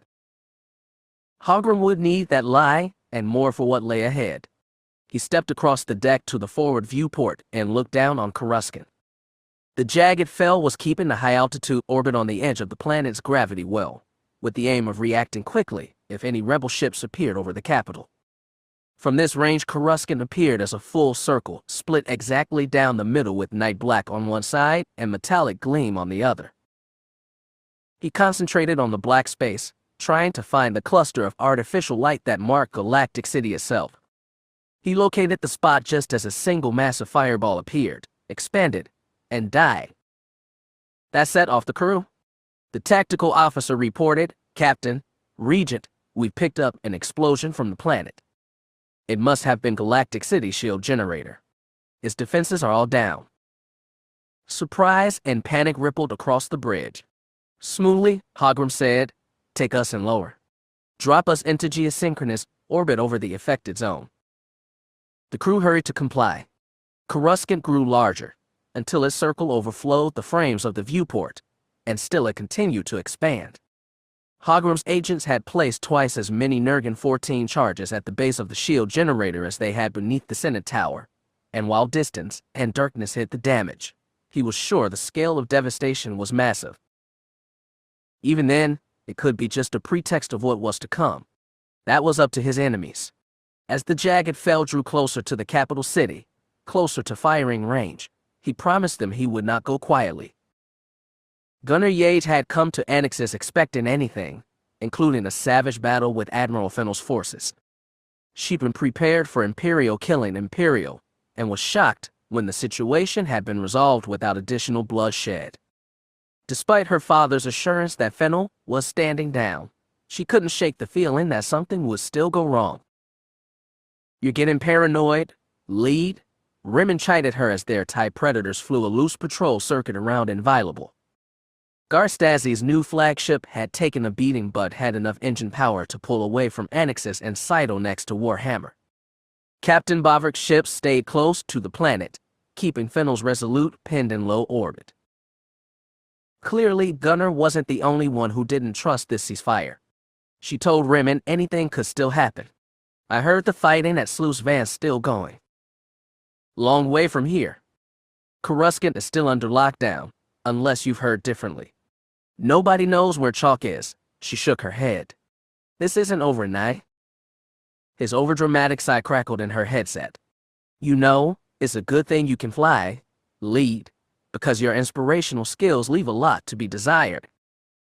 If you've got a problem, take it up the chain of command." "Oh, that'll work. You know, boss, I think." He was interrupted by a high-priority hail from Warhammer. Gunner cut off Rimmon and opened the channel, expecting the familiar cool voice of the flight control. Instead, it was her father in her ear. "Skull Lead, bring your squadron back to Warhammer immediately," Ruff said. She nudged her TIE into a sharper turn and saw her father's Star Destroyer lighting its engines bright. "Understood. Admiral, what's going?" "We need to get to Coruscant right away. Get aboard now or we'll have to leave you behind." "What, Fennel?" "Bavarick will handle him." "Hurry, Gunner." The line shut off. Only when she was stuck in silence did she realize that her father had called her by her first name over an official channel. That drove home urgency as much as anything. As she piloted a straight line toward Warhammer, she called Rimmon again and said, "Come on, back to base. We're going to Coruscant." "Ah, staying?" he groaned. "You were right?" "Yes, I hate it too. And don't ask me what's gone wrong, I don't know." "Fair enough," he said, and his TIE leaped after hers. As they dipped low to access Warhammer's ventral hangar, Gunner saw more bright engine flares from the Mon Cal ship beyond. Despite all the damage his ship had taken, Stasi was ready to plunge into another fight. "Crazy bastard," she muttered, knowing she was the same kind of mad. In less than 60 seconds, she and Rimmon joined the other TIEs in their racks aboard Warhammer. 3 minutes after that, her father's destroyer pivoted and jumped into hyperspace, following the path Inviolable had blazed. Chapter 49. The hangar that bored 30 meters deep into the side of the palace's executive wing provided a shield against the harshest wind, but not the smell of smoke and burning that drifted on the air. Through his portal, Eli could see a red glow on the horizon, not the presage of dawn but embers of the fire that had consumed the shield generator complex. He stood still and looked at the cityscape, but all around him people were moving. The landing ramp to the 3-wing Sigma-class shuttle in the middle of the landing deck was open, and the last rebel soldiers and Jedi were piling aboard. The hangars of the craft, a compact RC-2 scout ship, sat neglected on the far corner. It wouldn't be helpful for what they had planned. More accurately, for what he had planned. The hangar was located in a section of the palace only Chalk's most trusted agents had access to, and the shuttle was one of the few with automatic landing clearance for the Jagged Fel. That in no way guaranteed that the team of Jedi and commandos would be able to board the Regent's ship and capture Chalk, but it was the best hope they had. When Eli had hastily explained the idea, he'd felt skepticism from the others and knew he'd earned it. But because it was their best hope, they'd agreed to his plan anyway. Now that most of them were in the shuttle, he couldn't feel them at all, which meant he sensed Kyra all the clearer as she came up behind him. He turned from the hangar mouth to face her. "Are they ready to go?" he asked. "They're ready." Kyra stood with one hand near the lightsaber on her belt. Eli had surrendered his own when he surrendered himself. "I'm coming with you," he said. When she didn't agree, he snapped. "This was my idea. My plan. I'm not trying to lead you into a trap. I already dragged you out of one. You can sense my honesty, can't you? You can feel it." He opened himself in the Force and poured his emotions to her. In turn, he felt some of Kyra's. She was tired, physically and emotionally, but she was ready to go up in that shuttle for a possible suicide mission. Before, when they'd emerged from Rahikala's hypergate, she'd been resolved to use her new Force powers to right the galaxy's wrongs. He sensed her motivations were humbler this time. She wanted to keep Eli from doing any more damage. That was fine. He could use someone like that. She probed him with the Force, skeptical but hoping. There was a call from the landing ramp. The pink Togruta Jedi waved them to join. Looking straight at Eli, Kyra asked, "Why?" "Just say it in words." Sometimes they told truths even the Force couldn't. If I'd have gone through with it and done what Chalk wanted me to do, it would have been falling back to the dark, an even worse one than what I left behind. I never wanted that. I just wanted the Force to be gone. It's back again, and more powerful than ever. You can feel that, can't you? He nodded gravely. Because of Skywalker. And Talon. Because of a lot of people. Her voice ached. I get why you threw us out of that trap, but why help us now? If you want the Force gone, why side with us over Chalk? He looked at the shuttle and saw the Togruta hanging impatiently off a landing strut. Near the door were the handful who'd elected not to come for this mission. K-Kruk was too valuable to risk, Jerry Asin and Delia Blue were too sane to join. He felt their judgment on him too. Why? Kyra repeated. She wasn't letting him go without an answer. Because the Force is back, and if anyone is going to determine how it's used, I'd rather it be the Jedi than Chalk. That man is black at the core. She tilted her head. You could have decided that before we fought on Zanima. I wasn't thinking clearly, he muttered. You've never thought clearly. Her smile was sharp, twisted. But what the hell? Maybe you're starting to. He hoped so but didn't say it. Kyra turned and jogged toward the shuttle. Eli watched her for 1 second, then followed. The Togruta stared at him as he came up the ramp but didn't block his passage. As soon as Eli stepped inside, the Force winked to nothing. They'd recovered one live Isalamir to take with them. Right now the yellow, furry creature snaked around the shoulders of a big skrilling commando who looked very uncomfortable. The creature's force-repelling bubble made certain Chalk wouldn't sense their presence as they approached the Jagged Fel. It was better to be safe than sorry. A Sigma-class shuttle was a simple ship, with a boxy main hold and short umbilical hallway connecting to the cockpit. One of the rebel commandos was about to slip into the chair, but Eli insisted, I will do it. He got glares as he sat down but ignored them as he began pre-flight checks. Hovering over his shoulder, Kyra asked, do you know approach and landing procedures for Jagged Fel? I do. That's why you should let me handle it. I'll drop us in the secondary hangar. From there I'll direct you to the bridge. It's a long way to go with just a dozen fighters, said the commando he displaced. Well, he muttered, it's a good thing we have Jedi with us. To his mild surprise, Eli meant it. A minute later, the shuttle pushed up on its repulsors, then fired engines and soared out of the hangar. As they climbed skyward, the wash of destruction left by the shield generators' destruction smoldered behind them, a bright scar on a dark cityscape. Above them, the sky was starless, and beyond the sky was Chalk's flagship, waiting. As if in protest of the wrenching maneuvers it had been forced to take, Inviolable shuddered when exiting hyperspace over Coruscant. The scent of smoke still clung to the air, but the alarms on the bridge had been stopped, their problems addressed. The silence allowed Stasi and his crew to face what lay ahead with scraps of confidence. The situation was clear as soon as they left hyperspace, but Stasi still waited by the tactical station for the full sensor reading to come in. The jagged Fel had dropped into low orbit over Galactic City, which now lay unprotected after the destruction of its shield generators. There was no telling how much damage had already been done by the explosive detonation.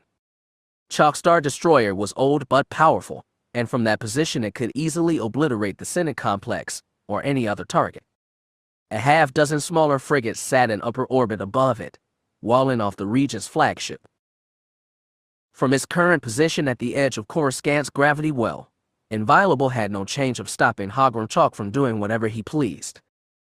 When they made their hurried jump from Annexus, Stasi had known they'd never get here in time, but he'd given the order anyway.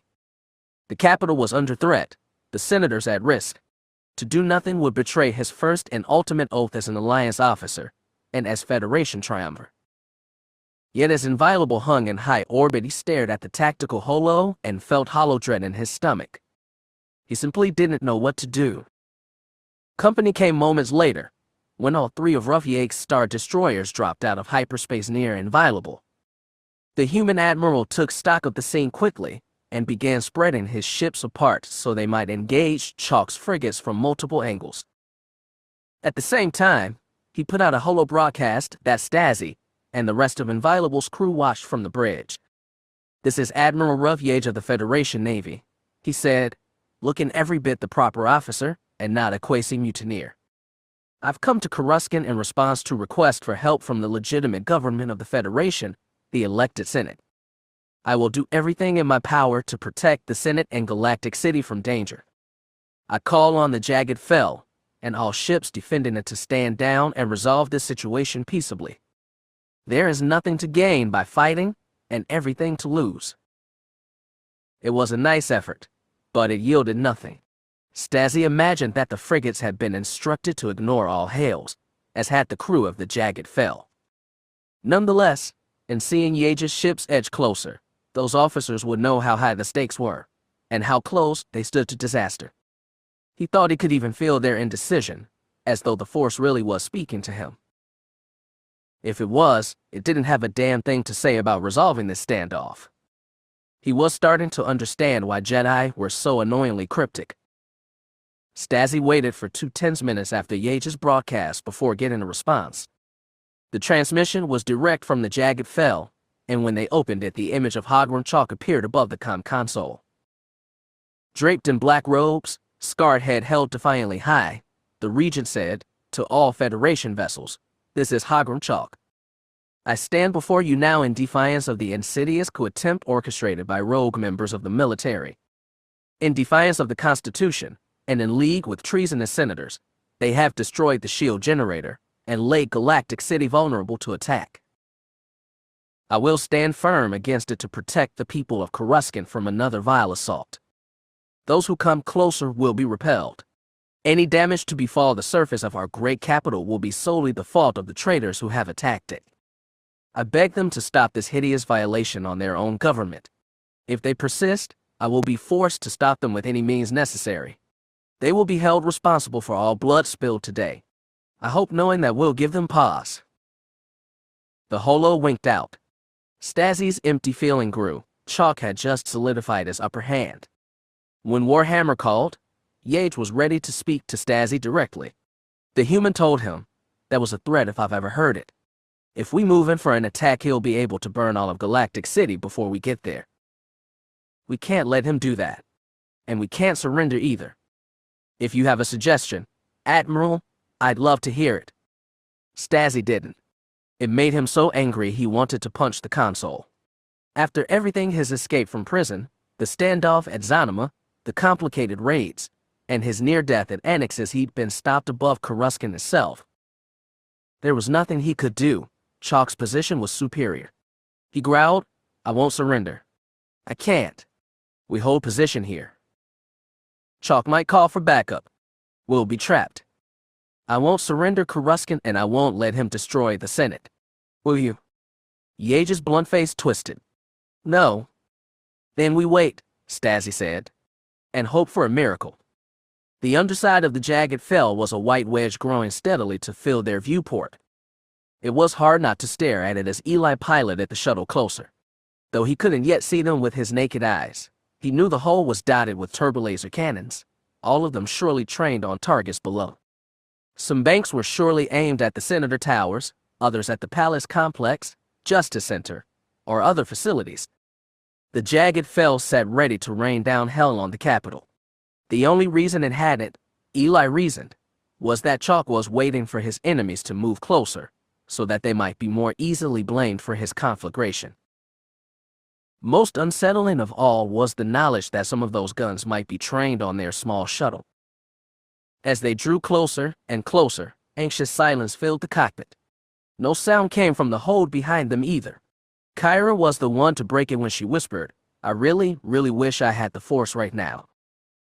Eli understood. It might give them some hint of what lay ahead, but to touch it would risk alerting Chalk to their approach. So they sailed onward, blocked from that vital power by the Isalamir in the hold. Despite spending the past 3 years desperately trying to keep the Force silent, Eli discovered that right now he'd give anything to hear it. A light on the shuttle's comm board came on. The Togruta Jedi, Asak Dan, said, is flight control. They're asking if we plan to land. Send the clearance code I gave you, Eli said. Tell them we're bringing supplies and personnel up from the palace. You got it, Asak muttered and typed a response into the keypad. He didn't need the Force to convey his skepticism of the whole enterprise. As the jagged Fel filled the whole viewport, Eli began to count the turbolaser batteries dotting the smooth white hull. None of them seemed to be trained on the shuttle, but he couldn't be sure. He heard a sharp inhalation behind him and looked over his shoulder. Kyra stood behind his chair, clasping the back hard, holding her breath as they waited for a reply. Heartbeats were long and heavy. After uncounted, excruciating seconds, the comm board lit up and Asak leaned in to read. Message received, he sighed. We've got clearance to land. They weren't coming at him, but they weren't pulling back and wouldn't surrender. It was the standoff Hogrum had expected, and he only hoped it would last. There was no guarantee of that. Stasi was infamously unpredictable, and rough Yage, beneath his stalwart imperial facade, had repeatedly shown himself capable of surprises. Standing near the tactical station, watching the 4 hostile warships hovering outside of firing range, he asked, what's the time of arrival for the Frezia task force? An ensign checked his board. 34 minutes, sir. That was a long time to wait. Once the backup force arrived, it would surround Stasi and Yage and force them to surrender or die. After that, Hogrum could begin deploying more troops across the capital. The senators would have to be kept in lockdown, the emergency orders extended indefinitely. Eli Horn and the Jedi would be hunted and killed. The populace would be roused and confused, but he'd find a way to make them pliant, as he'd done before. It was still possible to win this. Hogrum reached out with the Force, that hated but useful tool, and tried to get a sense from the ships beyond. He picked up faint uneasiness from Stasi's and Yage's ships. They knew he had the upper hand, and were afraid to act. The crew in his protecting frigates were nervous but remained in place. They truly believed they were holding back a rebellious assault on the capital. For the jagged Fel's crew, the situation was more complicated. Captain Wergen was keeping the Communicadians blackout alive, and he'd quietly relayed orders to the weapons crew to take manual command of the ventral turbolasers and select targets on the surface. Most of them had balked at shooting on Galactic City, and Wergen had explained that those locations, the Senate Towers, the Palace Complex, the administrative buildings, the Justice Center, were suspected hiding places for the enemy.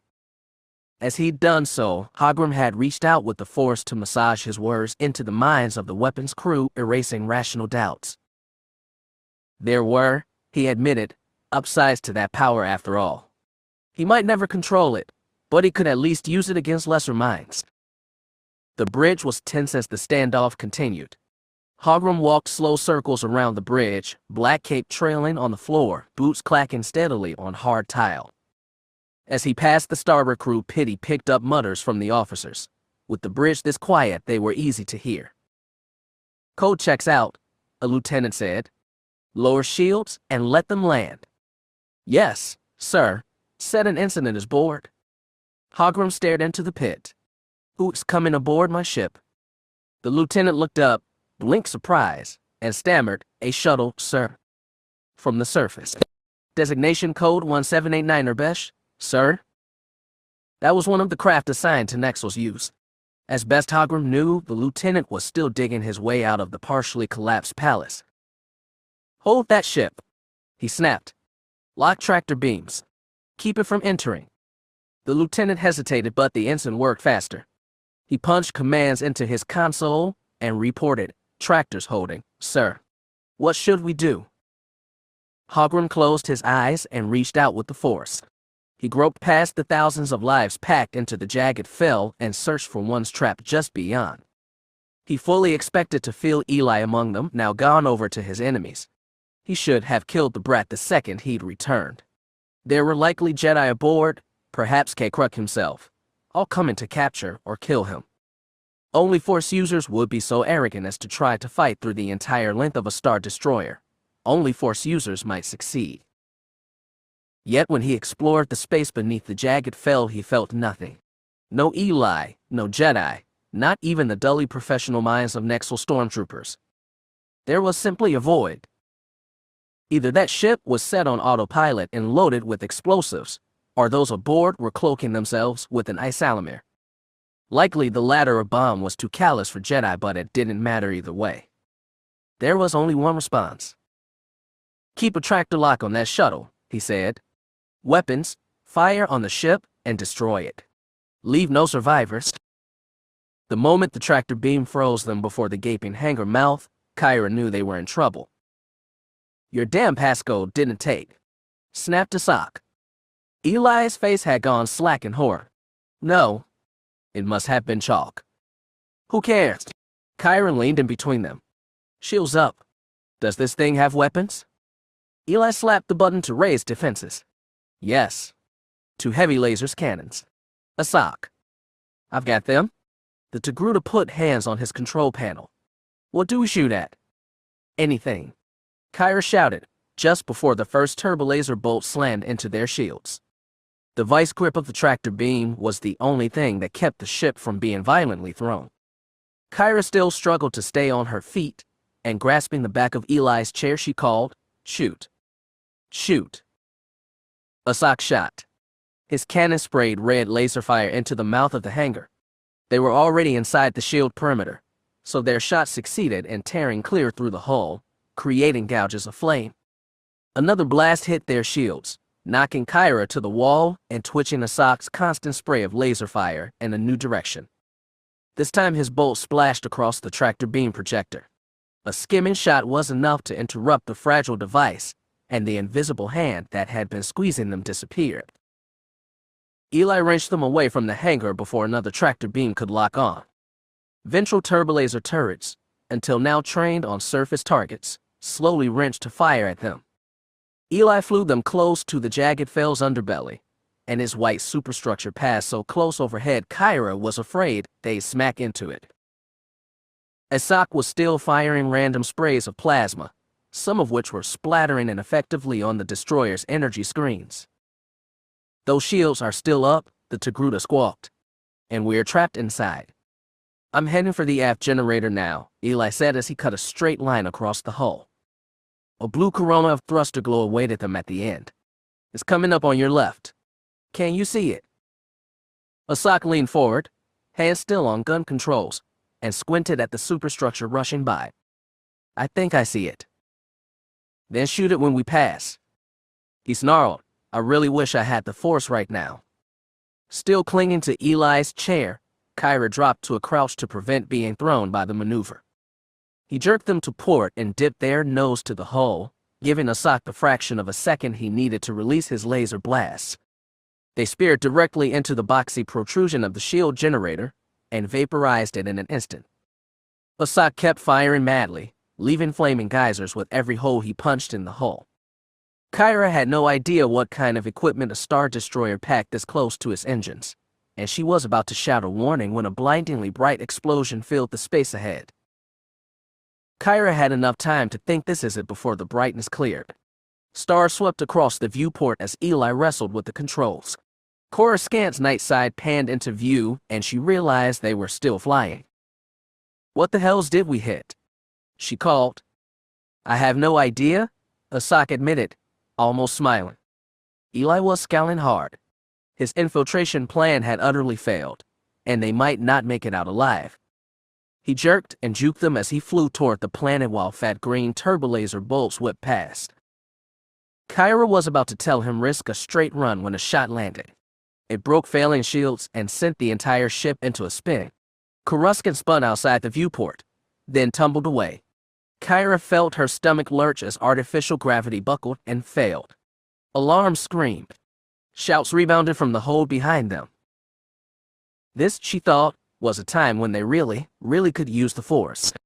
As Coruscant kept slipping, getting further away, she asked, "Can you get us under control?"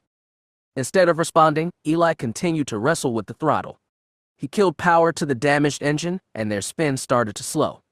Kyra began to feel relief when Asok announced, "Sensors are back. We have ties incoming." "Tell me we can fight them," Kyra pleased. "No," Eli moaned.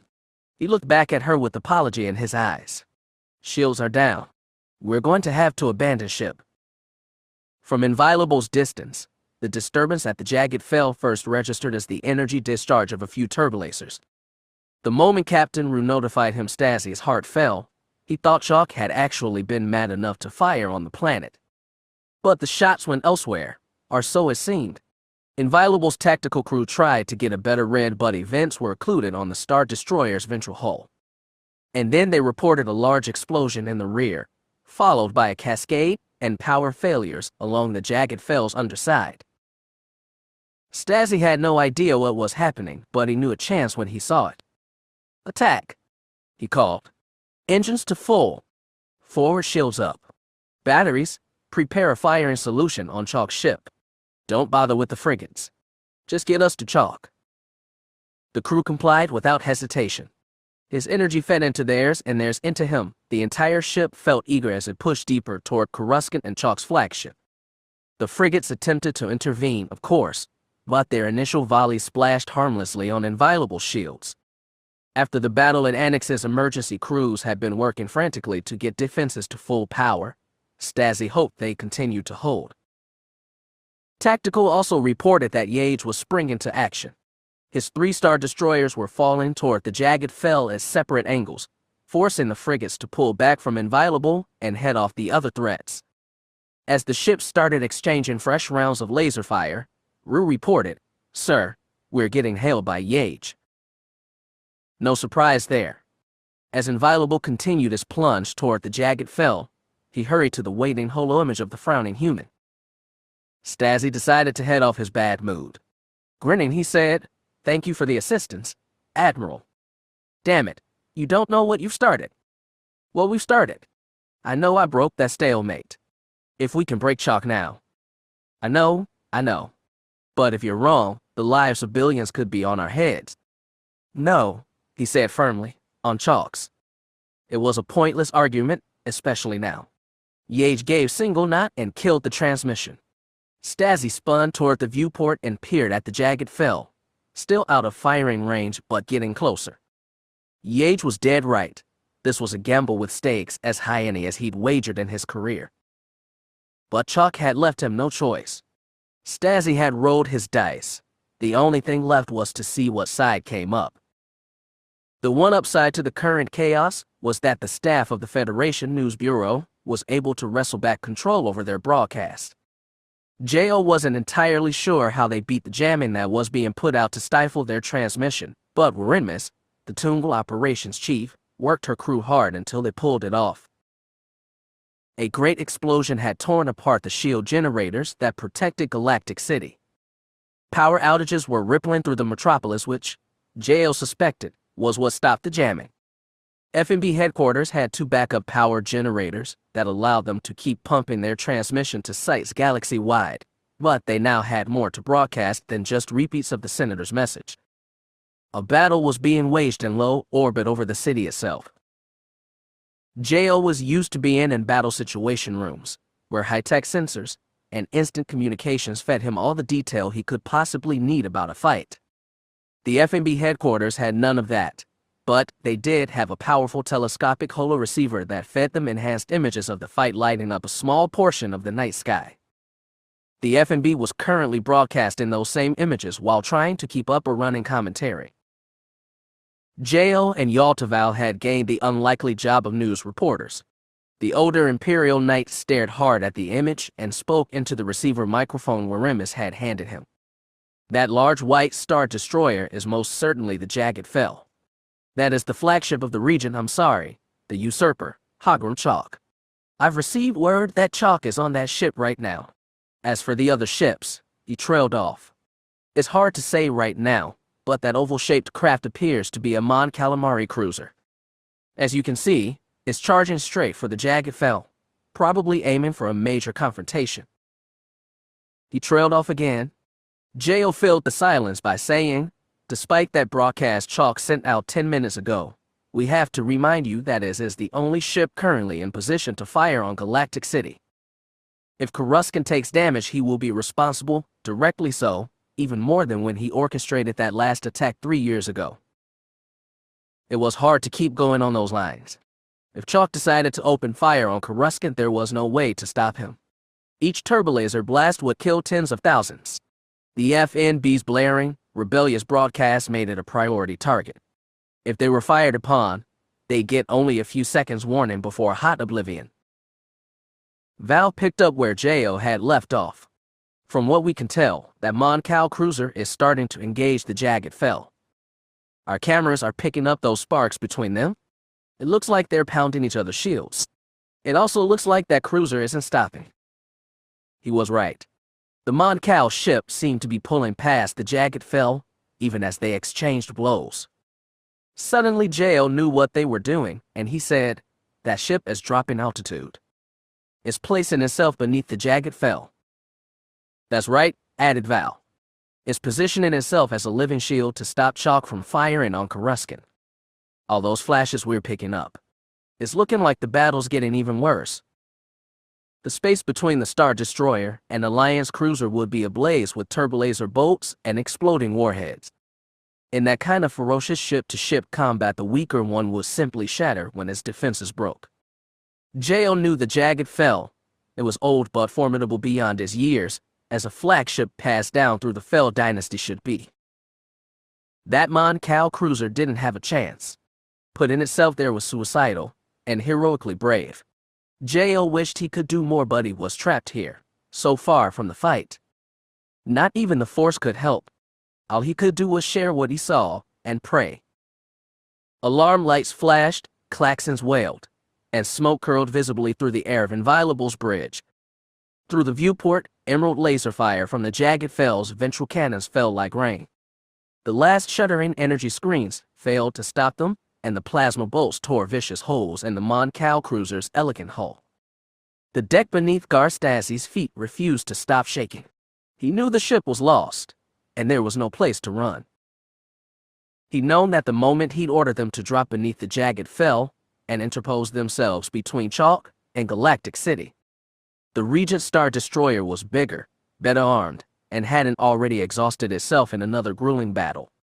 Yet Stasi had given the order anyway. Even if they couldn't break Chalk alone, they could forestall his attack. They could protect the senators and citizens down below, if only for a little while. Stasi had hoped for longer. The deck surged beneath him, throwing him into the tactical console. He grabbed the edges to keep from falling and looked at the static blurred holo. As he'd expected and feared, Inviolable's engines were starting to go. Yage's 3 Star Destroyers were delivering damage to the frigates but were still held up, unable to give Inviolable any aid. It couldn't last much longer. Stasi hurried over to helm control and grabbed the lieutenant. How long until we lose all engines? The young Pantoran shook his head. I don't know, sir. We've already lost thrusters 2 and 5. The ship, she just can't take it. He was on verge of total panic. Stasi squeezed his shoulder hard. What happens when power fails? Can you plot a trajectory? I didn't put us here just to fall out of orbit and crash into the city we're trying to save. The lieutenant's eyes got wide. He hadn't even thought of that. He typed calculations into his console, and his expression fell. Sir, if we lose thrusters here, there's no way we'll maintain steady orbit over the planet. I understand. Thank you. He gave that shoulder another squeeze, then turned to find Captain Rue. The stout Alantine was near the weapon station, trying to coax a little more return fire, even though their dorsal guns were mostly melted to slag along with the upper half of their hull. Captain, Stasi snapped. If we don't pull up now, we're going to fall into the planet. We can't let that happen. Rue gagged at him, then snapped, there's only one way to go. Chalk will try and block us. I know, but it's the only thing we can do. Moving closer to the jagged Fel meant they'd be torn up all the harder. But if they got inviolable safety far from the planet, their faster end would be worth it. Rue asked, should we attempt a ram? Sir, we don't have enough engine power for that. Just get us higher.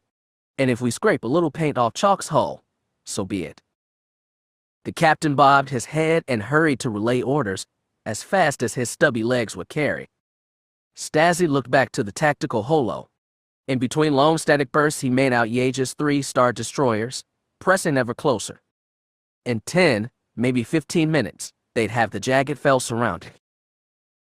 That was 10 minutes too many. He only hoped Inviolable's broken, chewed-up hull could continue to shield Galactic City for that long. The ship surged away from the planet as quickly as it could, propelled by dying engines. Looking up through the domed viewport, Stasi could see the white underside of the jagged Fel get closer and closer. Laser blasts continued to rain down, savage and unshielded hull, spilling streams of debris and curtains of flame into space. Weightless wreckage swirled like hail, and he saw the first white cracks in the viewport. There seemed little left to do, but the crew kept working frantically to make their last minutes count. Stasi found himself standing beside Captain Rue. He thought of Joram Bey and Jais Yorub, Porat Daryl, and all the countless soldiers who died fighting under his standard. Even when he'd been locked in prison, totally unaware, they fought for him. Fought and died. He didn't regret this stand, or any of the ones he'd made. Not if it saved Galactic City. He only regretted all the dead soldiers. Straining his voice over the klaxons, Stasi said, Captain, I'm sorry. Rue looked up at him, blinking big eyes. No, sir. It's been an honor. His little mouth crooked a smile. The highlight of my career.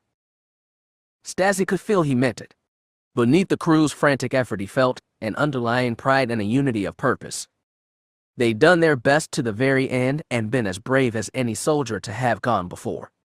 It was something they could take with them into whatever lay ahead. Stasi could take it too. He looked upward. Emerald rain fell one last time and washed it all away. From the safe distance afforded by her TIE Predator, Gunner Yage was able to watch both ships as the jagged Fel delivered the final, fatal blows to Inviolable. The entire top half of the Mon Cal cruiser had been ripped to black shreds even before it fired its remaining engines and tried to push toward its killer. Gunner understood the intention. Inviolable wanted to increase altitude to prevent, or at least delay, falling into the planet. The jagged Fel did everything to stop it, even twisting 90 degrees to swing its topside starboard batteries toward Inviolable. Against such a massive of missile and turbolaser fire, there was simply nothing Inviolable could do. Its engines shuddered and died. Massive explosions tore huge gouges in its hull, and escape pods began to shoot out of its intact lower sections. Nothing could save most of the crew. Gunner's keen eyes marked the moment when its entire bridge section disappeared beneath a turbolaser barge, leaving only a black scar behind. The sight made her angry. Garstazzi and Inviolable's crew had made a mad, desperate, suicidal attempt to save Galactic City. Her father's ships had rushed to help, but they'd simply been too late. Even now, as Inviolable smoldered, the Jagged Fel pulled ahead of his wreckage to bring Coruscant's surface inside of its cannons yet again. "All skulls, on me," she called. "We've got payback to deliver." She felt her pilot's assent without having to hear it. She shot a straight line toward the Jagged Fel without even asking permission from Warhammer. All her pilots fell in behind her. There were more friendly ties out here and some straggling snub fighters from Inviolable, but they wouldn't be enough to take down the Jagged Fel by themselves. Her father's Star Destroyers would be able to do that. Gunner just wanted to get a few shots in. For the sake of Stasi and Inviolable's crew. For the Empress. And in a weird, irrational way, for her brother.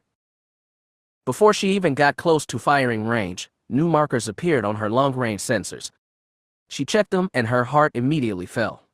4 new Star Destroyers had joined the fight over Coruscant. The lights on her board were stubbornly red, which meant they hadn't come to help.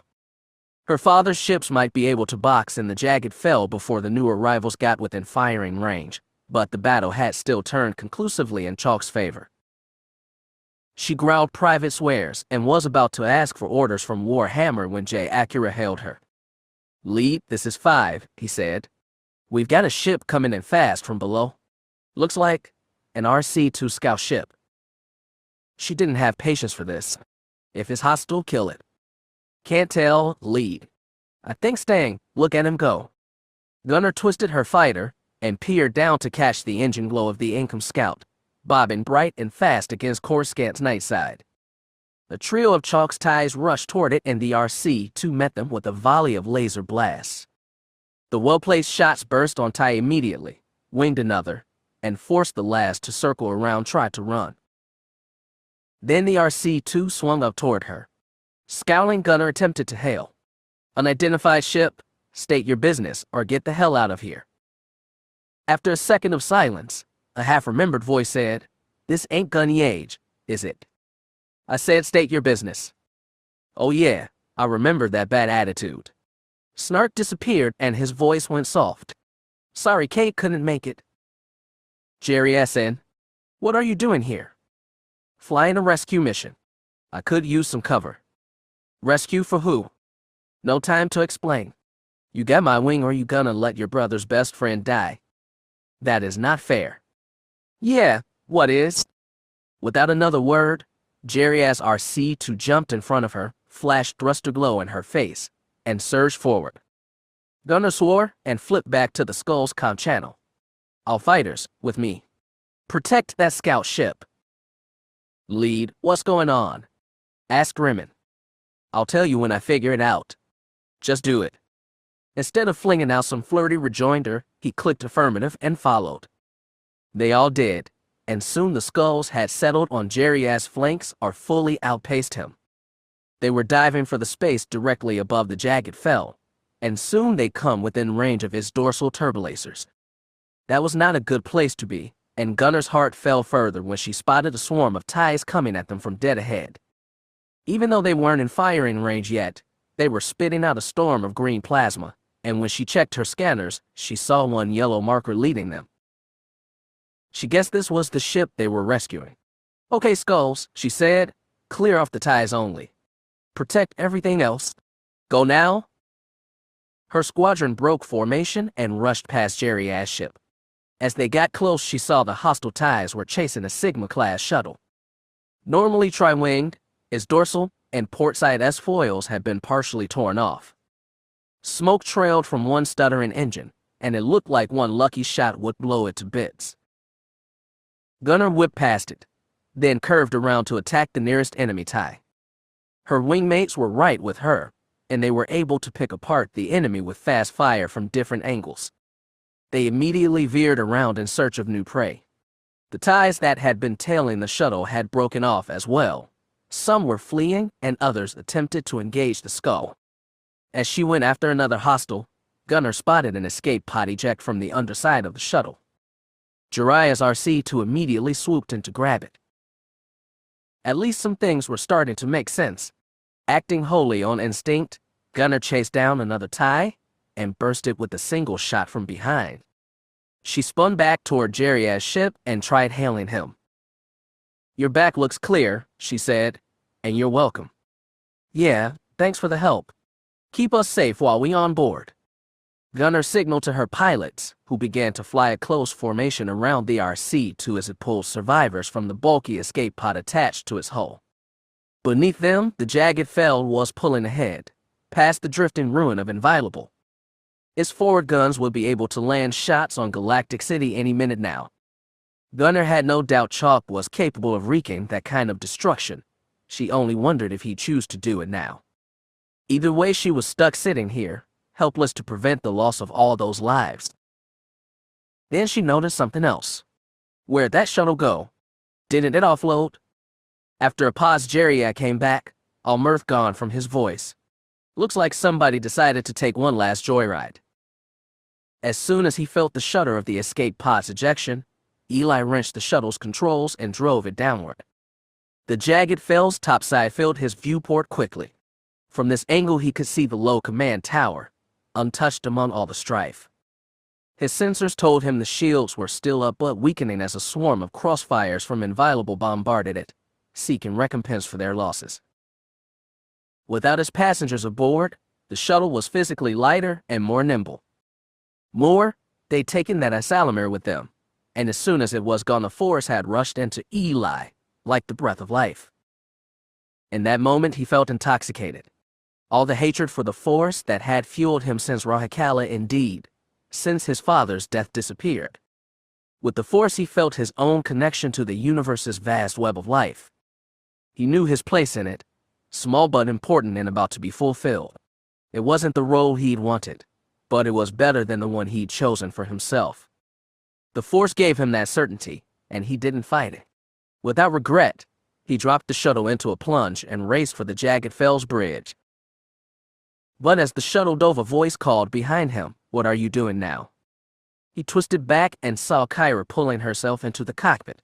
Ruining his plans, even now? He shouted, "Why are you here? You should have gone." "Not enough room in the escape pod." "You could have." "You idiot," she snapped. "You want to sacrifice yourself, right? You think that's all you've been doing for 3 years is give yourself up. Well, kirk that. It's what I did for 3 years, and it wasn't worth it either." He couldn't believe they were having this conversation as they surged toward the Jagged Fel. If it weren't for her blazing presence in the Force, he wouldn't believe she was here at all.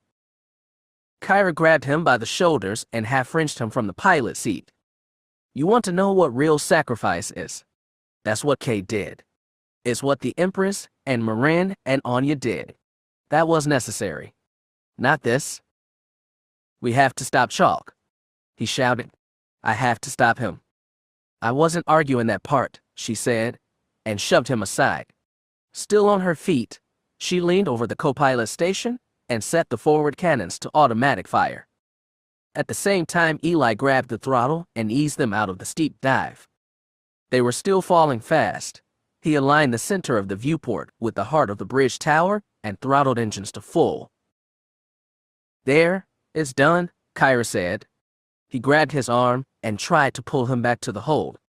Still grabbing to the pilot's chair with one hand, he protested. Why are you doing this?" Her expression softened, and for a tiny moment he felt her in the Force, understood her as clearly as he had beyond Rakahala's gate. He understood the toll of the past 3 years, and all she'd given up because she thought it was her destiny. And he knew all the things she'd never get back. She told him, "At this point, I settle for saving anybody, even you." Then she pulled. He let himself be dragged to the hold, where the docking airlock sat nestled in the starboard bulkhead. Eli reached out with the Force and felt the lives inside the Jagged Fel surging so close. For a tiny moment, he thought he found Chalk among them, a black hole of despairing hate. Kyra slammed the airlock controls. The seal broke, air rushed loudly into the void. "Kyra, wait," he screamed. "I don't have a suit." "Me neither," she told him. The door opened wide and they fell into Vacuum's embrace. The jagged Fel was moving ahead, its bow peeking past the ruins of Garstasi's flagship to look down on Galactic City, bright but nervous in its waning night. Above them, the reinforcements from Frezia battled Yaja's ships fiercely. The Admiral wasn't surrendering and he wasn't backing down. It was amazing how some people showed their true colors. Hogrum Chalk was about to show his. He knew that and didn't care. The blackness in his heart consumed him. As the jagged Fel pulled clear, he walked over to the weapons pit, ready to command the gunners to open fire on Galactic City. If they resisted, he'd gather the force and compel their obedience. His first target, most definitely, would be the senatorial towers. What his planted explosives had failed to do, his turbolasers would. He looked forward to seeing Yaja's reaction when his so-called legitimate government vanished in a mile-high fireball. Before he could give the order, Chalk stopped mid-stride. A mind brushed his, familiar but totally unexpected. He felt it for only a second before it disappeared, short enough to make him wonder if he'd imagined it entirely. Then Wergen cried, "Intensify forward firepower.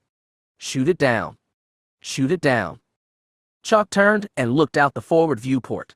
A single red Sigma-class shuttle, wings burned off and trailing ribbons of flame, fell from above. Its forward cannon spat constant laser fire. He saw the bolts scatter across the bridge's shields and felt a wash of contempt for Eli Horn. The young man charged foolishly ahead, determined to die as pointlessly as he'd lived. And then, a half second before the shuttle hit shields, its lasers tore through the energy screen. They landed beneath the command deck, throwing sparks in front of the viewport and shirked the deck. The shuttle dove through the bright curtain, a great silhouette that filled the viewport, and burst through. Hogrum Chalk stayed frozen at the center of the bridge. He didn't feel the force of impact, the wash of flame, or the bite of cool vacuum. He didn't feel Eli either, not on that suicidal ship. Understanding flashed just before mind, body, and reluctantly luminous core winked out forever. They said a human body could last 15 seconds in the vacuum of space. They said it wasn't the cold that got you but the oxygen. Something about way, air would burst your lungs from the inside. Kyra couldn't remember all of it. She wished she had. As she tumbled out of the shuttle's airlock, she breathed out hard.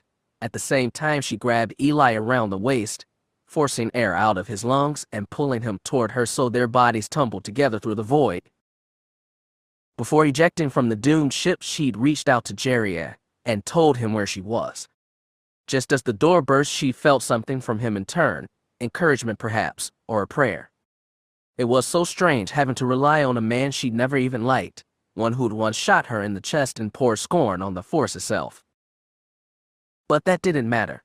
The Force was with them both, binding them together. In that unlikely symbiosis, their minds and fates joined, and Kyra put her life in his hands. As she and Eli fell together through the void, she knew him clearly in the Force too, and he knew her. Emotions passed between them until she could no longer tell which was whose. They could have come from either one of them. Layered regrets, absolute weariness, all that the Force could sustain them even now. Kyra didn't know how long this lasted, or if she was already dead. She didn't want to die, but if she could still exist in the Force, that would mean something, even if she was no longer wholly herself. Small consolations, the best she'd ever had. "That's not for you," a gentle voice whispered in her mind. "Not release into the Force, and not oblivion. You've got a lot of living left to do." Kyra heard the bittersweet ache in that voice. More, she knew the feelings attached to it that poured in through the Force. "Ania," she thought. "Are you real? There's no easy answer to that. But are you in me, or in the Force? Who says it has to be one or the other?" Kyra didn't care if this was imagined, or if she was already dead. She pleaded, "I'm so sorry I wasn't there for you. I should have at least been able to say goodbye, but I wasn't, because I thought there was so much else I had to do." There was so much else. Don't be ashamed of what you did and don't regret it, especially not for my sake. I don't want you to live the rest of your life like that. But is this life? A new voice, just as recognizable, said, I sure as hell's hope so. We're doing our best to keep you alive, you realize that. Cade, she marveled, and felt Eli marvel too. Can you really save us? He spoke in her thoughts, just as clearly as those who've gone beyond. It ain't easy, said Cade. We can't do everything, but we're doing what we can. Eli was near to bursting with regret. I thought I was doing what was best for the galaxy. I thought it needed to be freed. You were wrong, Kay said, but with sympathy. I thought it was for the best. Look at Talon. Looks what she became when she lost the Force. She was something better than she'd ever been as a Sith. Yeah, but it wasn't 'cause she lost the Force, Kay corrected. Talon died the way she did because she was striving toward it, not falling away. Bitter realization. Rueful shame, but also gratitude to have it clear at last. The emotions were Eli's and they were Kyra's. It was impossible to tell where one began and the other ended as they fell through timeless void. Don't feel so bad, Ania told them. This Force thing is a fountain of surprises. All those emotions started to dwindle. The void closed around them on all sides, darkness and cold deeper than anything in the Force. Together Eli and Kyra asked, Are we really alive? They waited for an answer, but Cade and Ania were silent. With silence came dread. Without the Force as protection, it seemed like the void had already claimed them. But then, the herald of life. Sharp pain shot up Kyra's face, or maybe Eli's. Maybe both. Eyes fluttered open, painful again. Figures were bent over them, too blurry to see. Overhead lights, so bright. Kyra, she was sure she was herself now, physically separate from Eli but so close to him in the Force, made out Delia Blue's colorful body bend over hers and attach an oxygen mask to her face. Pure air raked her lungs. That hurt too, and she cried joyfully for the pain. Kyra was too weak to roll her head, but she felt Eli beside her, breathing new air, rejoicing at the pain of living. We did what we could, Ania told her. And Kay said, the rest is over to you. Kyra and Eli didn't understand what they'd meant. Lying on the deck of the rescue ship, they groped for answers, but their brief eternity was over. Ania and Kay were gone. Still linked, their minds reached out. The web of the Force that connected all the souls packed onto the shuttle spread further. They felt the TIE fighter pilots flying tight escort and other ships jumping frantically around. They felt the mass of life aboard the Jagged Fel as it hurtled toward its doom. Horror took them both as the meaning of Kay's final words became clear. With its command tower destroyed, the Jagged Fel had lost control over its failing engines. Drawn in by Coruscant's gravity, its nose had been tugged into the drifting wreckage of Inviolable. The two massive warships grinded together, one already dead and the other fast dying. Fires burst and died as their metal hulls scraped and tore. Oxygen ignited, burning trapped crew alive. And the worst horror was yet to come. As wrapped together as Kyra and Eli had been, the Jagged Fel and Inviolable began to tumble toward Coruscant. The nearer they got, the harder gravity pulled, and the massive warships started to drop toward the unprotected, unshielded cityscape below. Some of their 1,000,000 tons of metal would disintegrate in the atmosphere, but they were so massive nothing would stop them entirely except for collision with the ground. The potential damage was too horrible to calculate. Miles and miles of Galactic City could be vaporized on impact, killing billions, with billions more to die from the succeeding groundquakes wrought by two crashing warships. Admiral Yage's destroyers, as well as the ones they'd been battling, all surged forward to help, but the Jagged Fel and Inviolable were already too far ahead and falling too fast. There was no way to arrest them with tractor beams and no stopping the catastrophe to follow. That knowledge was horrible enough, but in the Force, Kyra and Eli felt the collective terror of 1,000,000,000,000 souls. On Coruscant and across the galaxy, citizens watched helplessly as the Federation News Bureau headquarters transmitted the final shots its cameras would ever take. Two great fireballs tearing through the atmosphere on their way to catastrophic landfall. Yet with that horrified urge to live, Kyra found up something else. There was a power in those collected minds, one she'd never felt before, though it reminded her of the whispered strength she'd heard on Zanima II. It even just a little, reminded her of that locked-away world where dreams had turned real. "The rest is over to you," Cade had said. In their foolishness, Kyra and Eli had thought he'd referred to them personally. But Cade was with the Force now, and the Force was bigger than that. The Force was everything, and it was awakened as never before. And so, without even realizing what they were doing, the trillion minds of Coruscant joined as one. The desire was simple, shared by every Jedi and Senator, every soldier, every shopkeeper and banker, bartender and technician and bottom feeder, every parent and every child.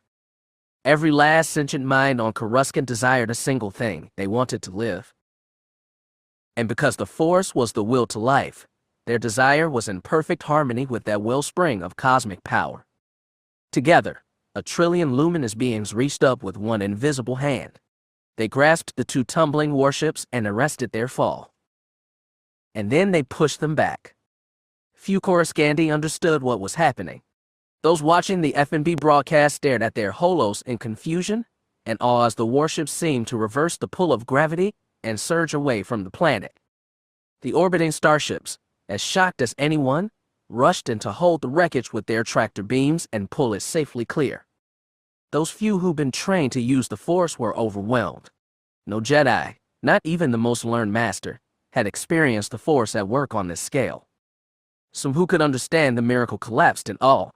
Others wept or embraced. Kyra and Eli, lying on the deck of their shuttle high above, understood better than anyone else. They were too weak to turn their heads, but they were one with each other and one with the Force, and all it offered: timeless wonder, strength incalculable, glory beyond knowing. Chapter 50. Rain on Coruscant. The capital's weather control satellites had conjured a drift of heavy clouds that grayed the sky over Galactic City and dropped thin, steady curtains of water down the sides of its skyscrapers and into its bottomless canyons. Seen from a window of the palace complex's medical wing, the cityscape had taken on a silver sheen, with the furthest skyscrapers dissolved into gray-white. When he'd been a denizen of Coruscant, J.O. had never much enjoyed what the locals called cleaning days. Yet when he looked on this mild deluge, summoned to cleanse the atmosphere of smoke and ash left by the shield generator's explosion 2 days ago, he felt satisfied. The cool, colorless scene put him at peace, so, too, did the Force. It felt different now. Every Jedi he talked to had a different way of describing the change. For J.O., it seemed as though the trillion collected minds of Coruscant, which had formerly amounted to a bland white noise, now joined a common rhythm in the Force. Maybe it was nothing more than a shared mood, quite understandable after what the capital had been through over the past few days, but in the Force it still carried the unmistakable whisper of that moment where, without consciously willing it, Coruscant's trillion had unified to repel their own destruction. He didn't and couldn't know what was to come of it. Sometimes this new Force scared him, but looking out on the rain-blurred city, he felt all right. His comlink buzzed lightly in his pocket. J.O. took it out, checked it, then stepped away from the window and went deeper inside the medical center's recovery wing. An attendant took him to a private chamber where a back-to-tank, now emptied, sat in one corner. In the other was a bed on which Kyra now sat, hair still wet and plastered to her face, a loose white shift around her body. Her smile was weary, but J.O. could feel his honesty. "How are you feeling?" he asked. "I'm okay." She brushed hair off her left cheek. The years-old scar remained, but to J.O. it looked fainter. "Well, for somebody who spent 40 seconds in hard vacuum, you look amazing." "Thanks. But was it really that long?" The med droid said 38, if you want to be technical. They couldn't figure out how you're alive at all. "I had help, I think." She looked down at hands folded in her lap. "I'm pretty sure it came from Ania. K2.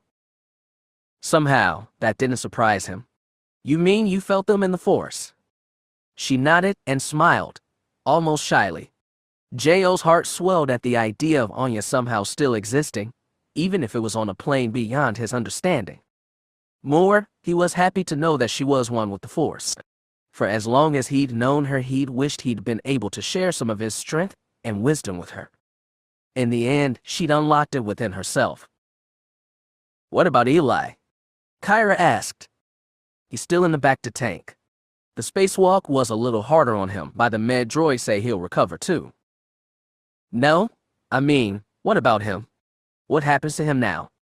I don't know. He knew everything that Chalk did and was his partner for years. Eli killed Chalk too. He saved a lot of people. I know. I don't have an answer. I'm sorry.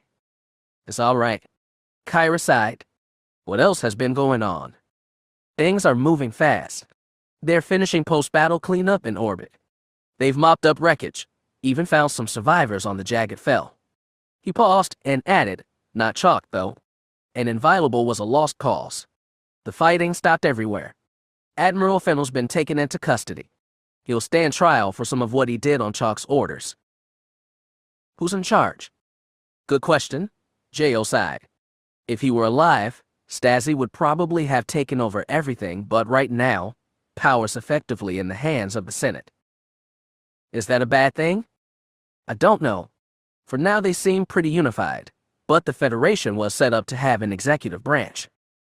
Somebody's going to have to be in charge, somehow. He shook his head. But that's beyond me. I was never about politics. Except when you and Anya blundered into them. Kyra smiled faintly, but it wilted. Thought of the woman they'd lost would always be bittersweet. What about the Imperial Knights? Were there any survivors? Only a few, he said sadly.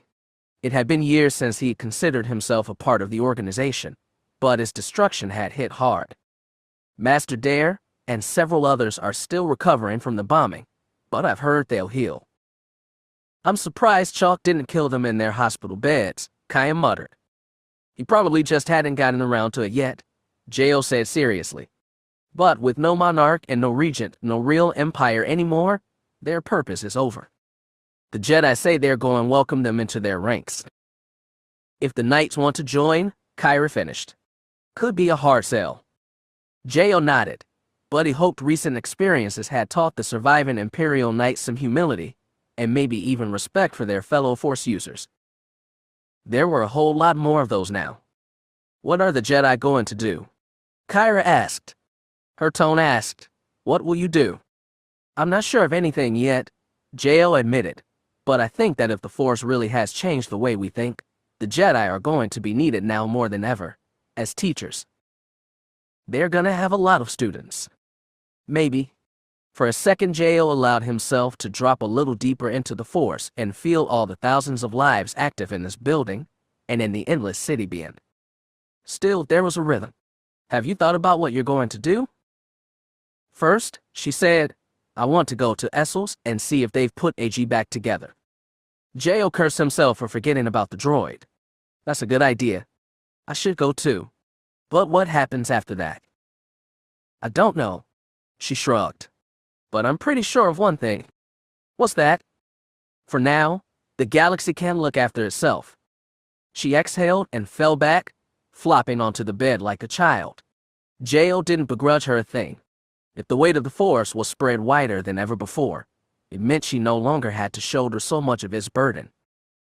And neither did he. Sare was amazed at how easily she was pulled back into the machinery of politics. She mostly had Monia to thank for that. Being declared pariah by Hogrum Chalk meant the Mon Cal senator was in demand now as the legislature scrambled to put together a new constitution. It was generally agreed that some executive power had to be restored, though with no clear line of succession the Senate was in danger of falling back into the partisan squabbles that Chalk had so easily manipulated. She saw a way to prevent that, though she hesitated to use it. When she forcefully bridged the senators' minds during the standoff 2 days ago, Sare had felt a thrill at the power she'd exerted. It had carried with it all the temptation of the Sith, and she felt that if she just pressed a little more she could dominate them the way her father had shown her. The temptation was still strong. Without it, she feared the senators might splinter off again. The military seemed cohesive right now, but if that broke apart they might be heading for yet another civil war. During the most frustrated moments at these meetings, Sare understood her father and Crate terribly well. She knew why they tried to impose their will on the galaxy with brute force. and why they thought the only way to bring order to chaos was to stamp every last vermin underfoot. But there were no more vermin, not in the way the one Sith had meant. The Force was alive like it had never been, and that offered hope and danger in equal measure. Because she needed some kind of stability, Saray sought it in the only place she'd gotten it before. During a break between meetings, she went to the Jedi Temple to seek out Cade. Chalk had kept the great structure hollow for the past 3 years. The Jedi were still cleaning the place and investigating it for any unwelcome traps the late regent may have felt behind. After so many purges and scatterings, their order had been reduced, and even with the few surviving Imperial Knights joining in the reconstruction, the temple felt hollow. Every step she took seemed to echo through the oversized corridors, and even in the Force those nights at work felt small.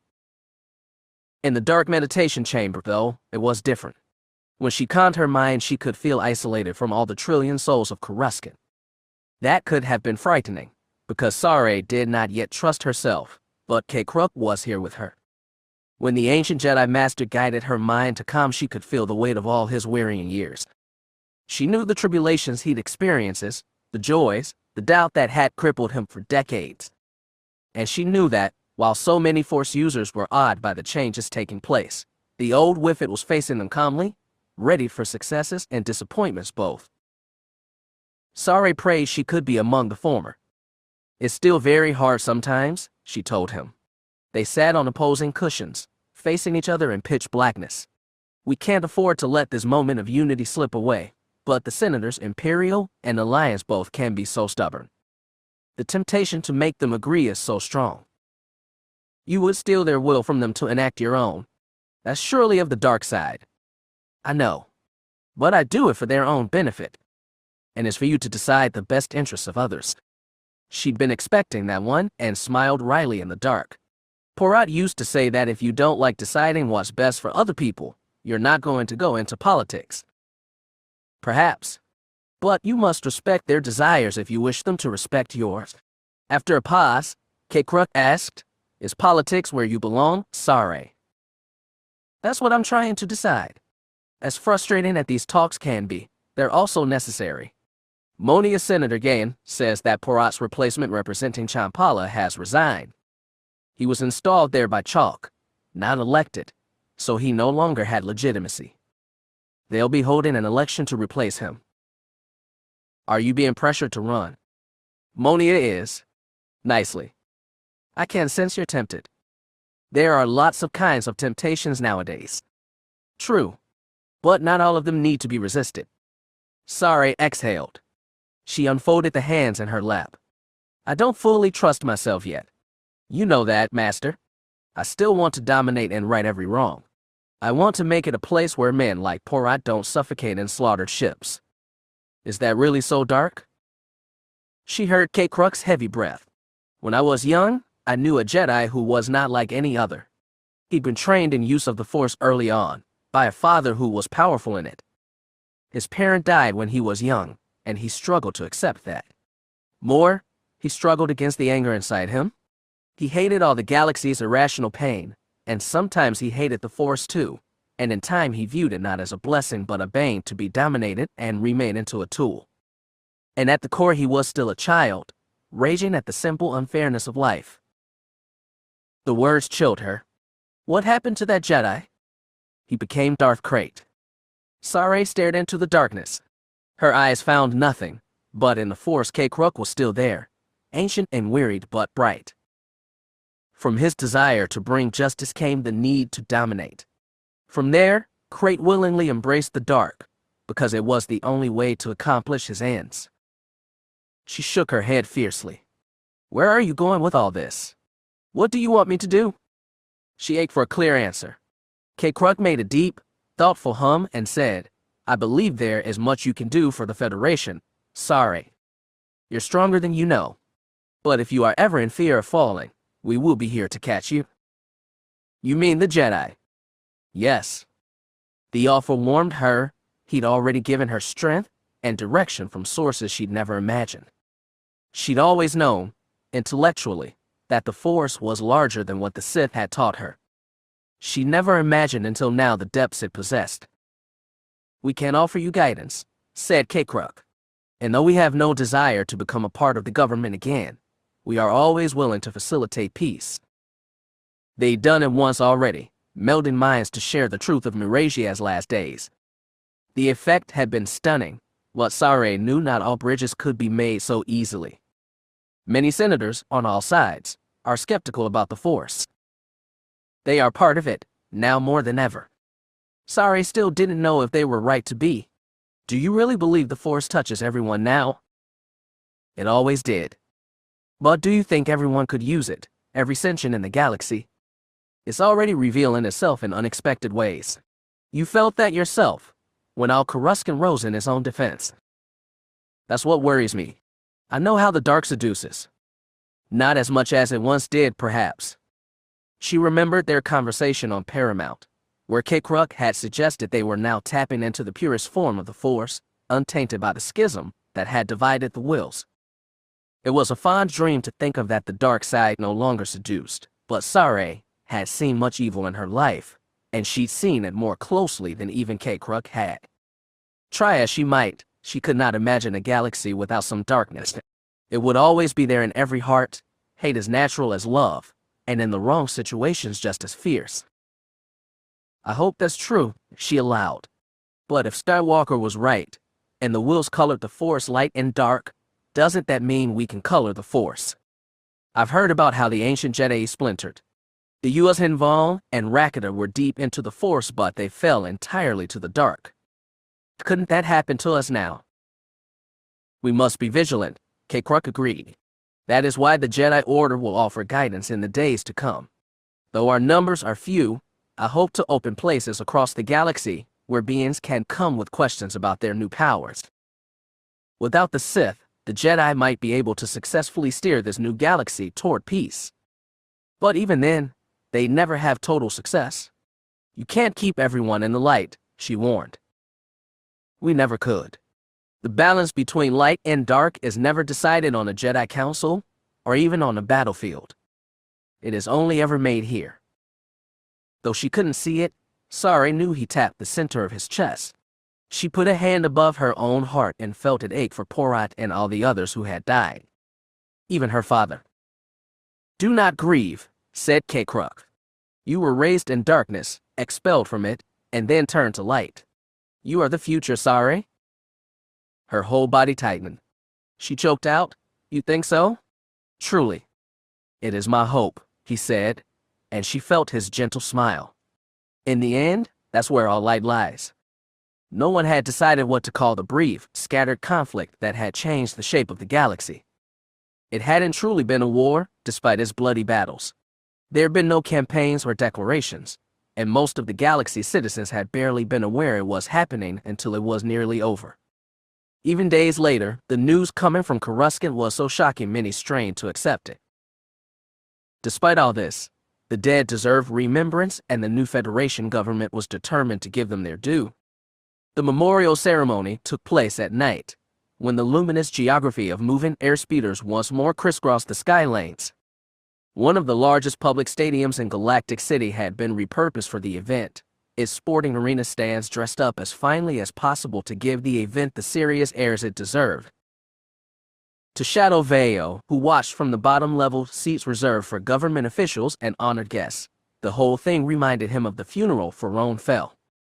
That had been just as formal but a smaller affair, thrown together by the Jedi and Imperial Knights in the immediate aftermath of Darth Krayt's defeat.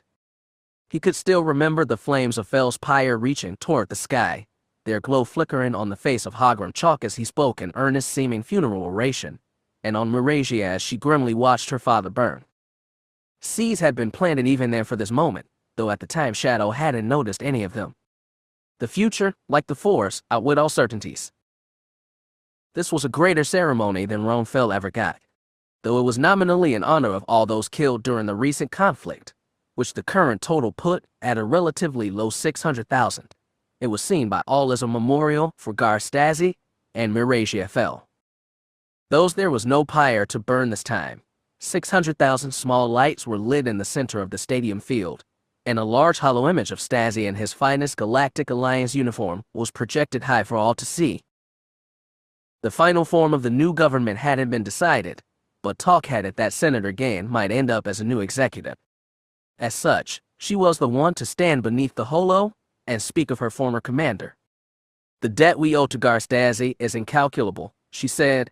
"Unlike the Admiral, I don't dare to do the impossible, so I won't try to summarize it in words. However, I will speak from the heart about what he meant to me. During the darkest hours of the war against Cade, the Admiral was a symbol for we Alliance soldiers to rally around. His daring inspired us all to keep fighting, even when we felt bowed and oppressed by the totality of Sith domination. But it is, I think, to the Admiral's ultimate credit that he was more than just that.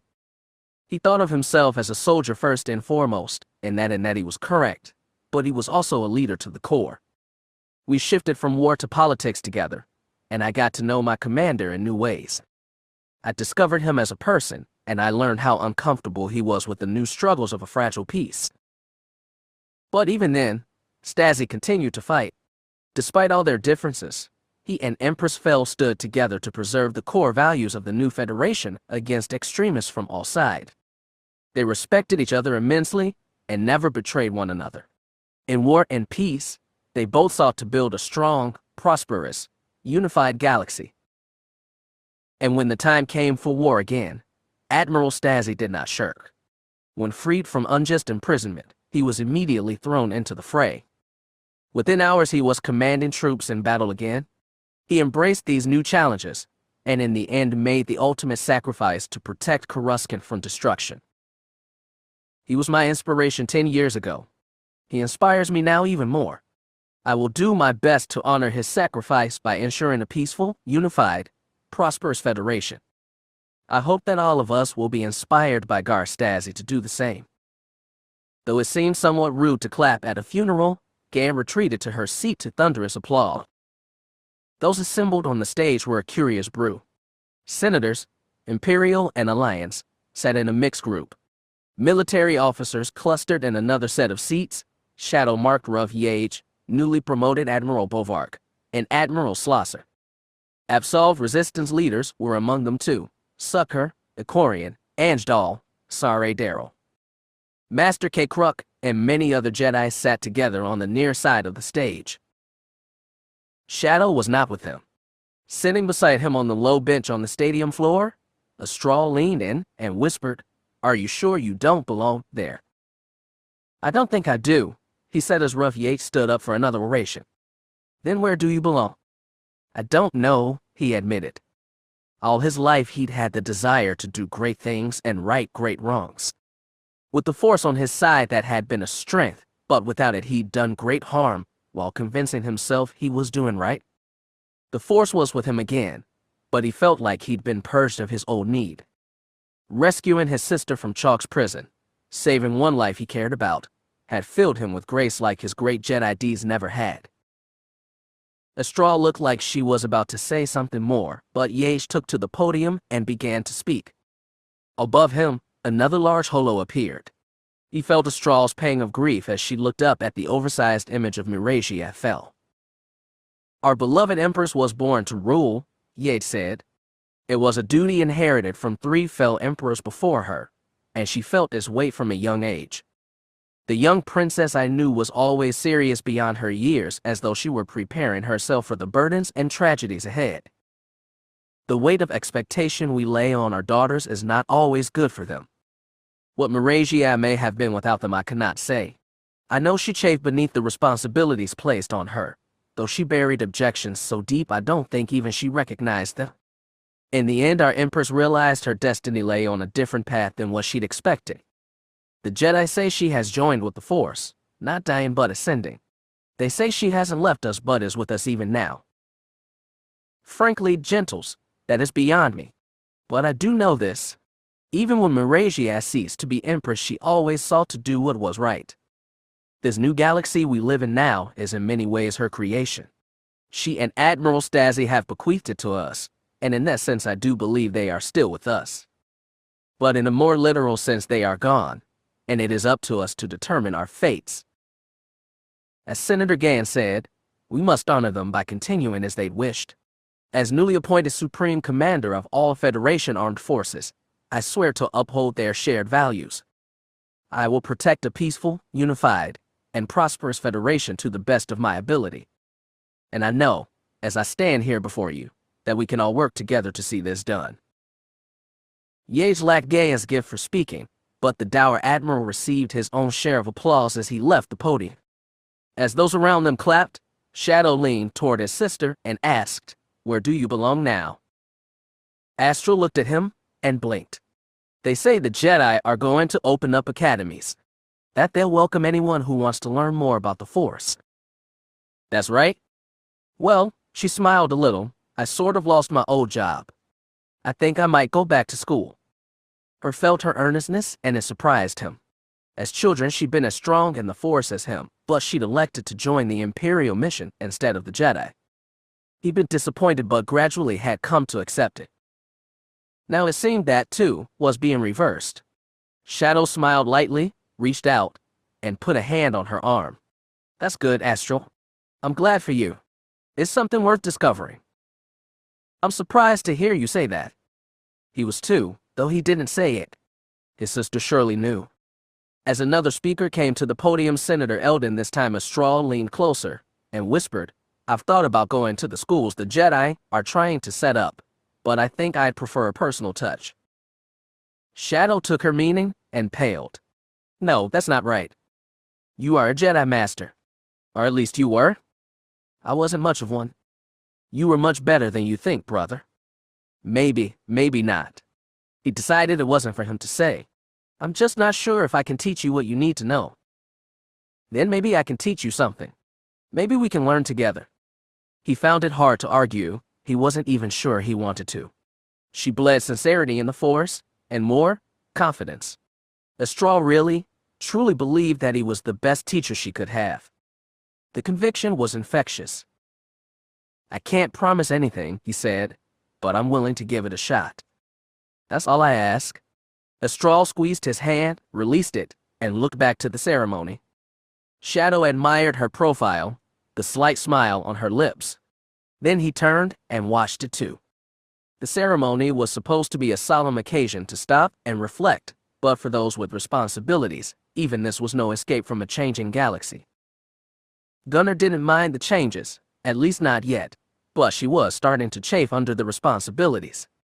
As soon as the ceremony ended and the very important persons filtered off the arena floor and into his backstage area, she found herself arraigned, with a friendly smile, by Anjdal. Though a rebel guerrilla just last week, she'd been appointed co-chair of a committee designated by Starfighter Command to oversee the integration of former Imperial and Alliance units. Gunnar was, naturally, the other co-chair. From a tactical standpoint, there's advantages to using ties and crossfires for joint operations, Gunnar admitted, but we have to look at practical implications. Our Star Destroyers can carry your fighters, though they weren't built for. Your Alliance ships don't have the infrastructure to host TIE squadrons. We can install that, Ange insisted, as long as we can allocate funds and resources. Her look was brief but imploring. Gunnar had never expected to enjoy being the daughter of the Federation's new Supreme Commander, but she was just starting to understand how annoying it would be. "We can go through the proper channels and make requests," she relented. "Excellent." Ange flashed another bright grin. "In the meantime, I don't think it will be a problem to increase cooperative training sessions. TIE pilots can learn how handy it is to work with crossfires, and vice versa." "I don't have a problem with that." "Good. Then we can start drawing up a proposal for the higher-ups." "We can." Gunnar tugged the tight collar of her dress uniform. "But not now." "Fair enough. I just wanted to make sure you were okay with the basics." And sketched a coy salute. "We can talk more later." The rebel pilot slinked away through the slowly dispersing crowd. Once she was gone, Gunnar sighed, then began seeking out her father. She didn't have to look with her eyes. Despite the many people still gathered backstage, she knew instantly where to find him. Lately, he seemed to exist for her within a sixth sense. Maybe the Force was spreading wide to touch everyone, as the Jedi were saying. She didn't like that idea. It seemed the ingredient for chaos, and they'd had more than enough of that lately. But at times, in small doses, the new sense could be useful. She approached her father from behind as he finished a conversation with Senator Ania. Ruff turned as though he'd expected her. Apparently his sixth sense was working too. Despite that, they stared at each other for a moment before Gunnar found words. "That was a good speech, Father. You should be proud." "Thank you." It didn't have the same rhetoric as those senator speeches, but I think it was sufficient. "You're going to have to be more boastful now. You are head of the whole armed forces. You've got authority to exert." She smirked. "And to think Mother left you for V because you didn't have enough ambition." Mention of Morrigan Cord put another silence between them. Ruff said, "Your mother was wrong about many things, but she was right about some too." "Was she?" "A few. She thought you had promise, even if she didn't think much of me." Gunnar snorted. "She had a strange way of showing her affections. She wasn't a woman who trusted affection, or anything, or anyone. If she had been able to." Ruff shook his head. "But that's all in the past." "I know." Silence again. That sixth sense made the awkwardness even thicker. He asked, "Did you learn what happened to your brother?" She talked to Jariah and Delia Blue after the battle. The story they told still didn't make sense to her, and she doubted it ever would. Jariah said there was a recording of Cade's last moments, but it was currently stored on an astromech droid light years away.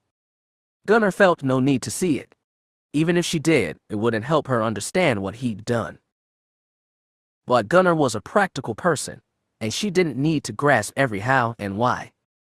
She knew what Cade had done, that it had been brave and changed the galaxy beyond measure.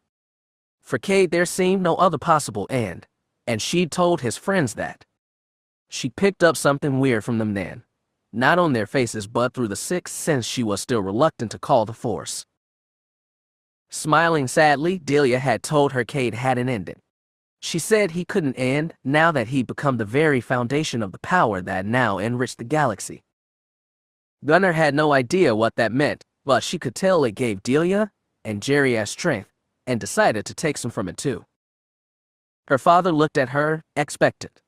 She simply said, "I learned enough." That was all she had to say. Ruff nodded. "I'm glad." "So am I?" She released a sigh. "One thing about your speech, Father, before I forget. It was a little too obvious sometimes." "Obvious?" "The part about the unreasonable expectations we place on our daughters." Gunnar put hands on her hips. "That was supposed to be some kind of personal apology, right?" His left eyebrow twitched. "Possibly. We'll save it. I really, truly don't need them. So I had one overbearing parent, and one who was basically absent while secretly living a double life and triple-crossing the Sith. Or maybe quadruple-crossing. Compared to Kay's upbringing, mine was still normal. So don't apologize." He actually looked chastened by her firmness. "I understand." "Good." Gunnar relaxed to a smile. "That said, all these new responsibilities you're throwing at me are going to take some getting used to." Ruff couldn't let that one go. "Compared to my responsibilities, you're getting off light." "I know. And that's why I won't complain. By the way, my co-chair from the Integration Committee had some suggestions she wanted me to run by you. You should take them through the proper channels." "I know, but I wanted your opinion." She smirked. "What's the point of having a big-shot father if he's not useful now and then?" Coruscant's weather control had cleared rainy skies for the memorial service, and the following day was bright. Humidity lingered all day, and when the afternoon sun slanted westward it burned that still thick air with golden light. Watching from a ledge halfway up the Jedi Temple, Aslan Ray felt damp breeze on her face, almost playful as it touched her scars. She looked away from the sun itself, which still crested the western skyscrapers, and toward on the government palace that loomed a kilometer south. The government had had a busy day. A committee of senior senators had just finished the first draft of a new constitution. Much was unchanged from the version written 6 years ago, after Crate's death. The major revisions affected the executive branch, which successively lost its triumvirate, its duumvirate, and its regent. According to reports, the new president of the Galactic Federation would be elected from a council of senior officials, who themselves by selected from the larger Senate. Those council officials would be chosen based on geography, apparently a move made to circumvent Imperial Alliance rivalries while ensuring participation of all galactic regions, not just the inner sectors that usually dominated. Aslan had no idea if that would work. Politics had never been her specialty, government even less so, but it seemed that adjustments to the plan could be made as needed. Based on the rumors she'd heard, Moni again was an early frontrunner for the president's position, which sounded to her like things were moving in the right direction. Time would tell. Aslan looked forward to finding out, one way or another. "Does it feel like a homecoming?" said a voice behind her. Aslan had been expecting him. She turned to see Ganner walk onto the platform. Wind bristled his short red hair and beard. She still wasn't used to those.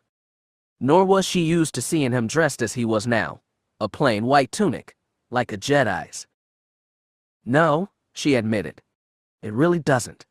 When I was a Jedi and when I was an apprentice, I spent most of my time at the academy on Ossus. I was hardly ever here." He stepped up behind her, closer to the edge. "You were with Cade and Shadow there." "That's right." She hugged herself, arms crossed beneath her respirator. Cade would come here sometimes with his father, but he'd always act relieved when he came back to Ossus. He'd say there were too many people here, too many stuffed shirts, too many rules. She smirked at the memory. Even back then, for better or worse, Cade had been Cade. "They say he's a rule himself now," Ganner muttered. "A law within the Force. Ironic. In a way, Cade's more than a rule.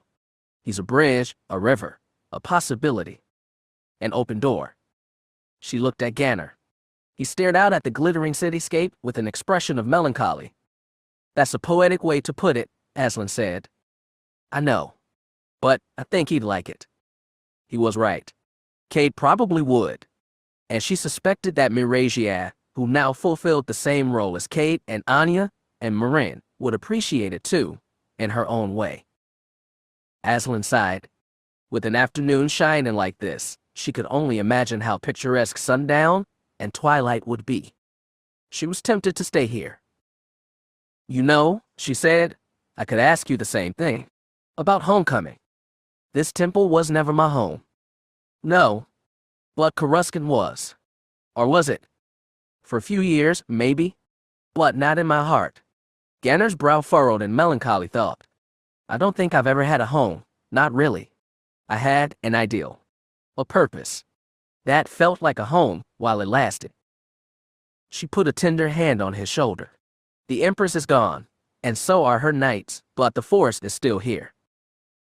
And the Jedi. I respect them, but they're your people, not mine. These aren't the Jedi I knew. They can't be. The Force is different now, and so are they.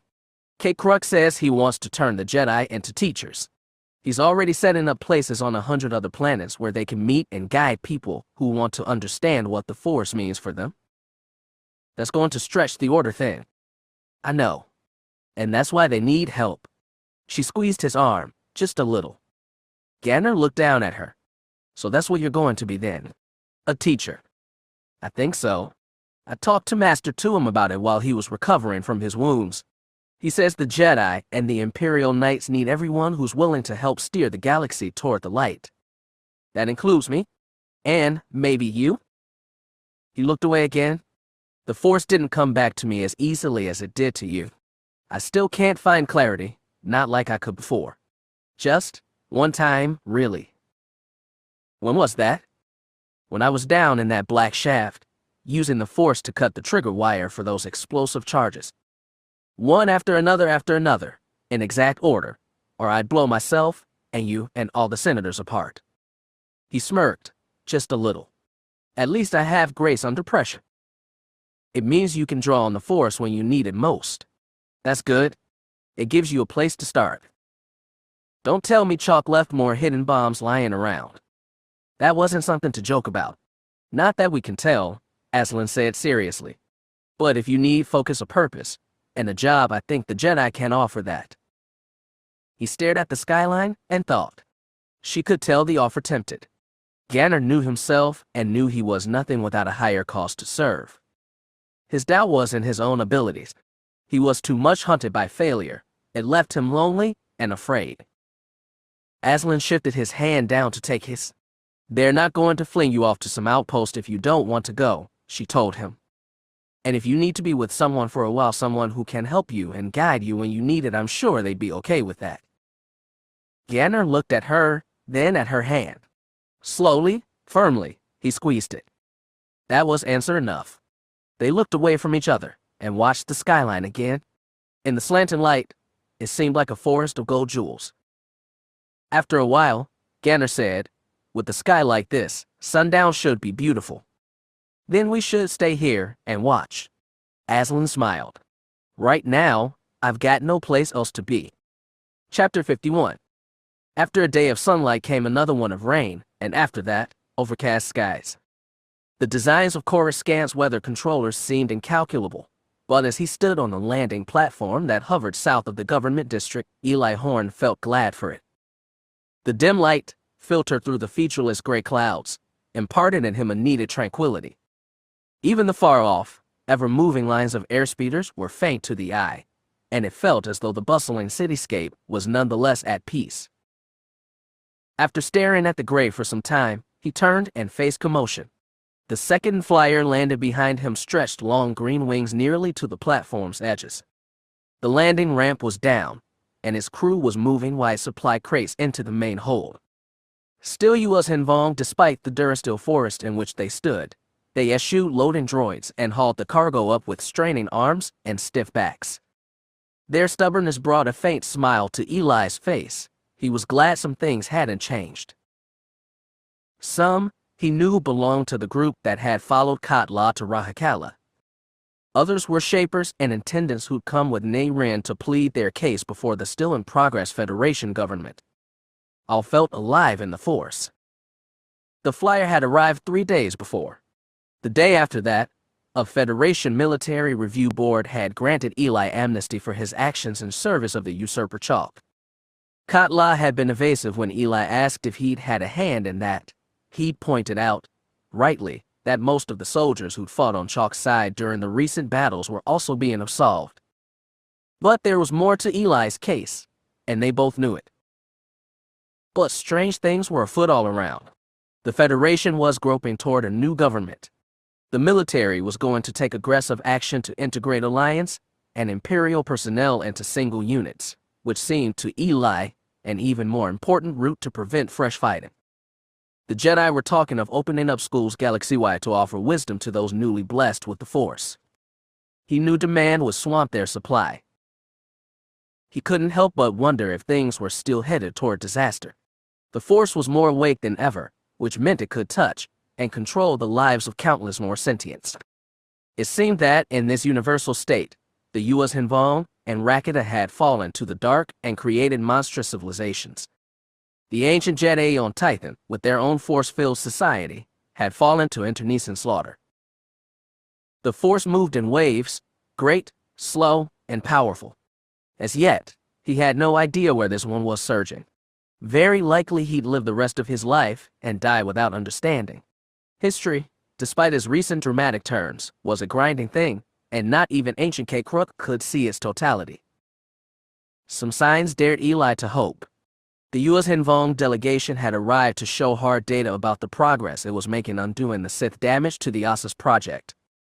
Nayren's presentation, as Eli understood it, had been met with skepticism, though less than expected.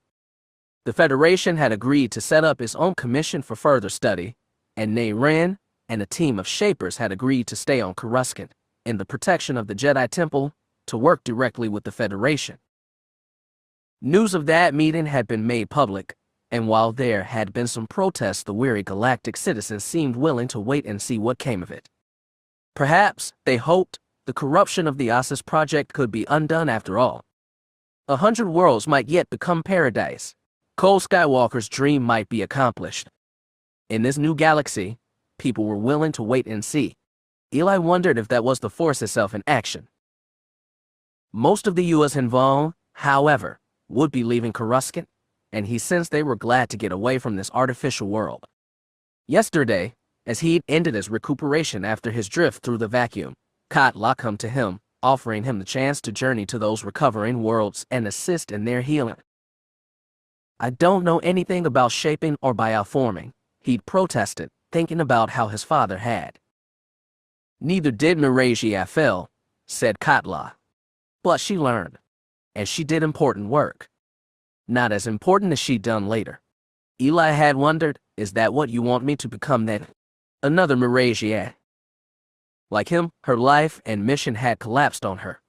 Like him, she'd fled from the wreckage and found herself among nothing.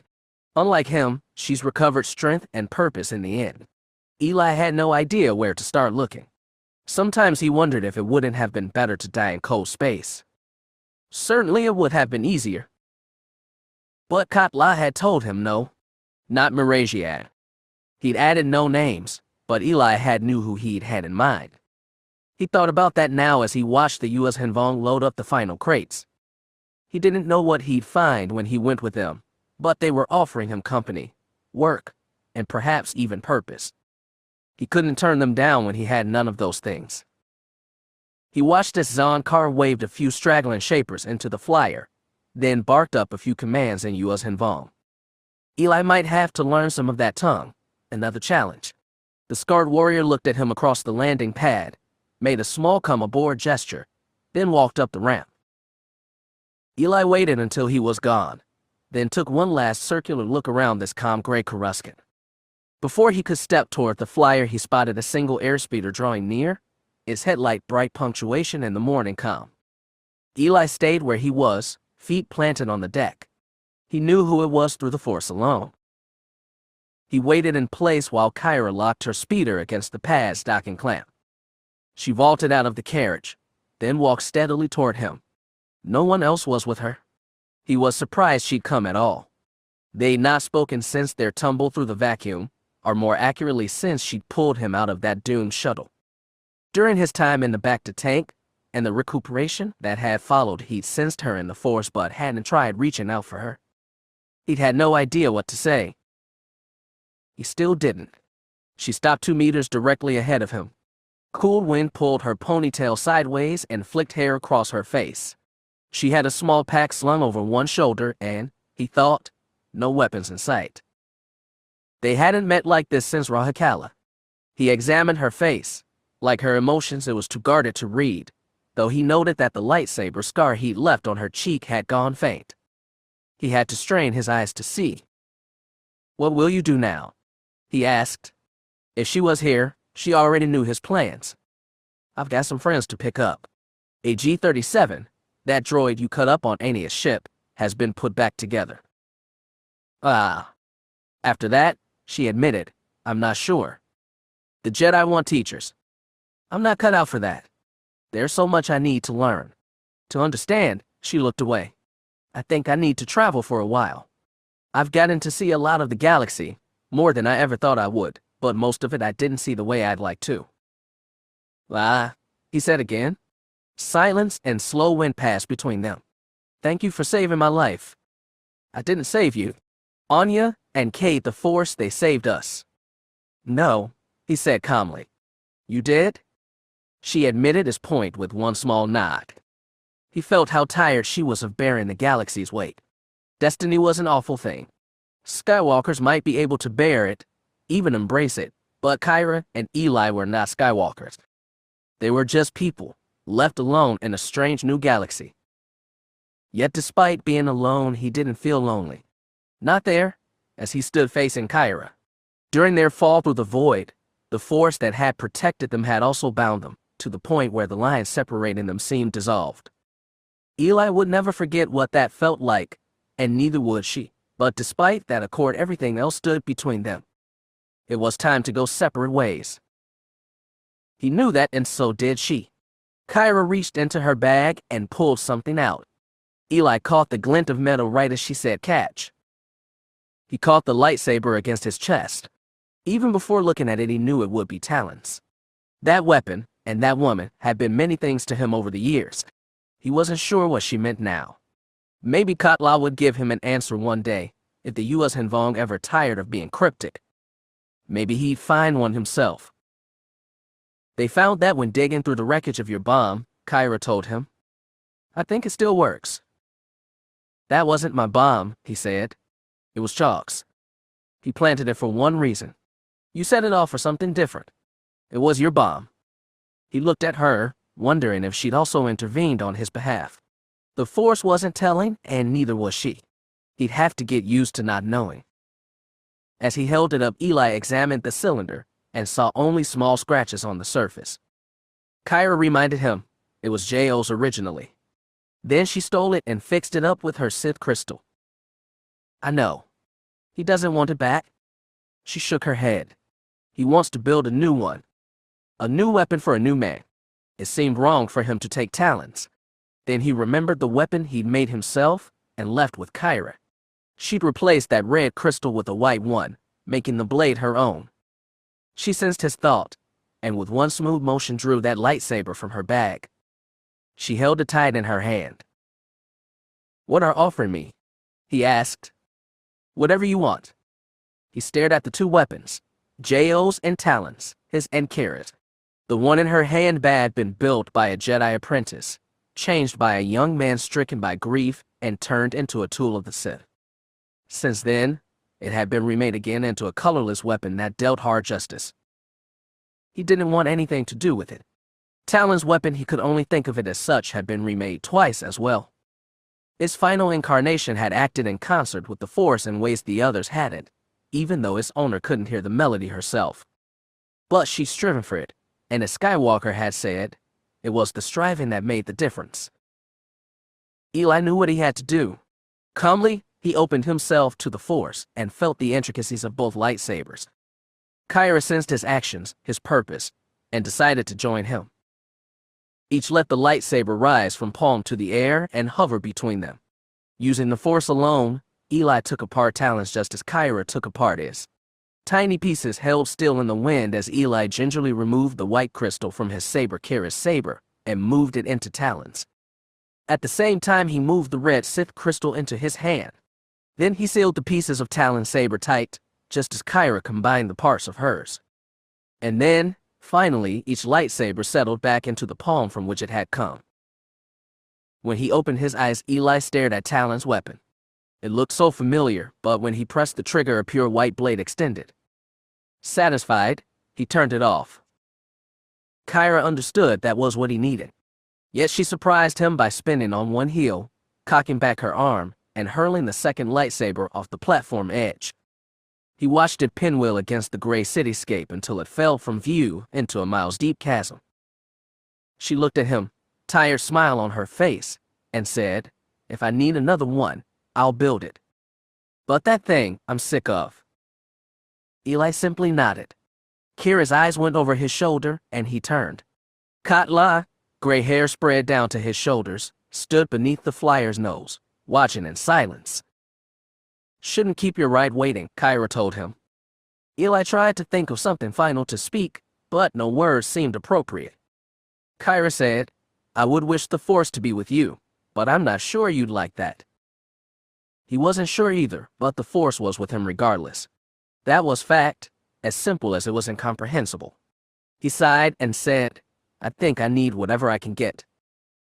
Kyra smiled softly, turned, and walked away. Eli walked too.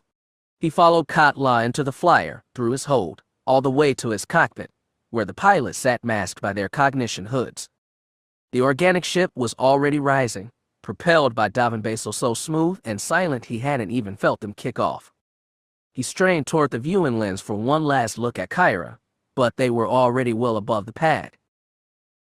As low-level cloud wisps brushed their ship, he asked Katla, "What happens now? Where do we go?" "You already know. There are 100 worlds that need healing. We have our work cut out for us." "I know that. But which one comes first?"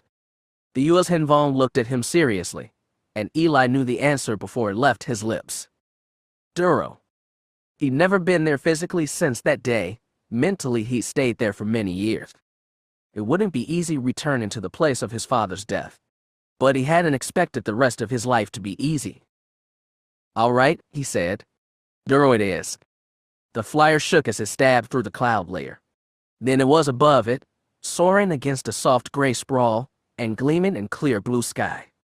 Eli held the back of the pilot's chair, watching as they soared past sky into night-black space toward stars twinkling wonders he had never known.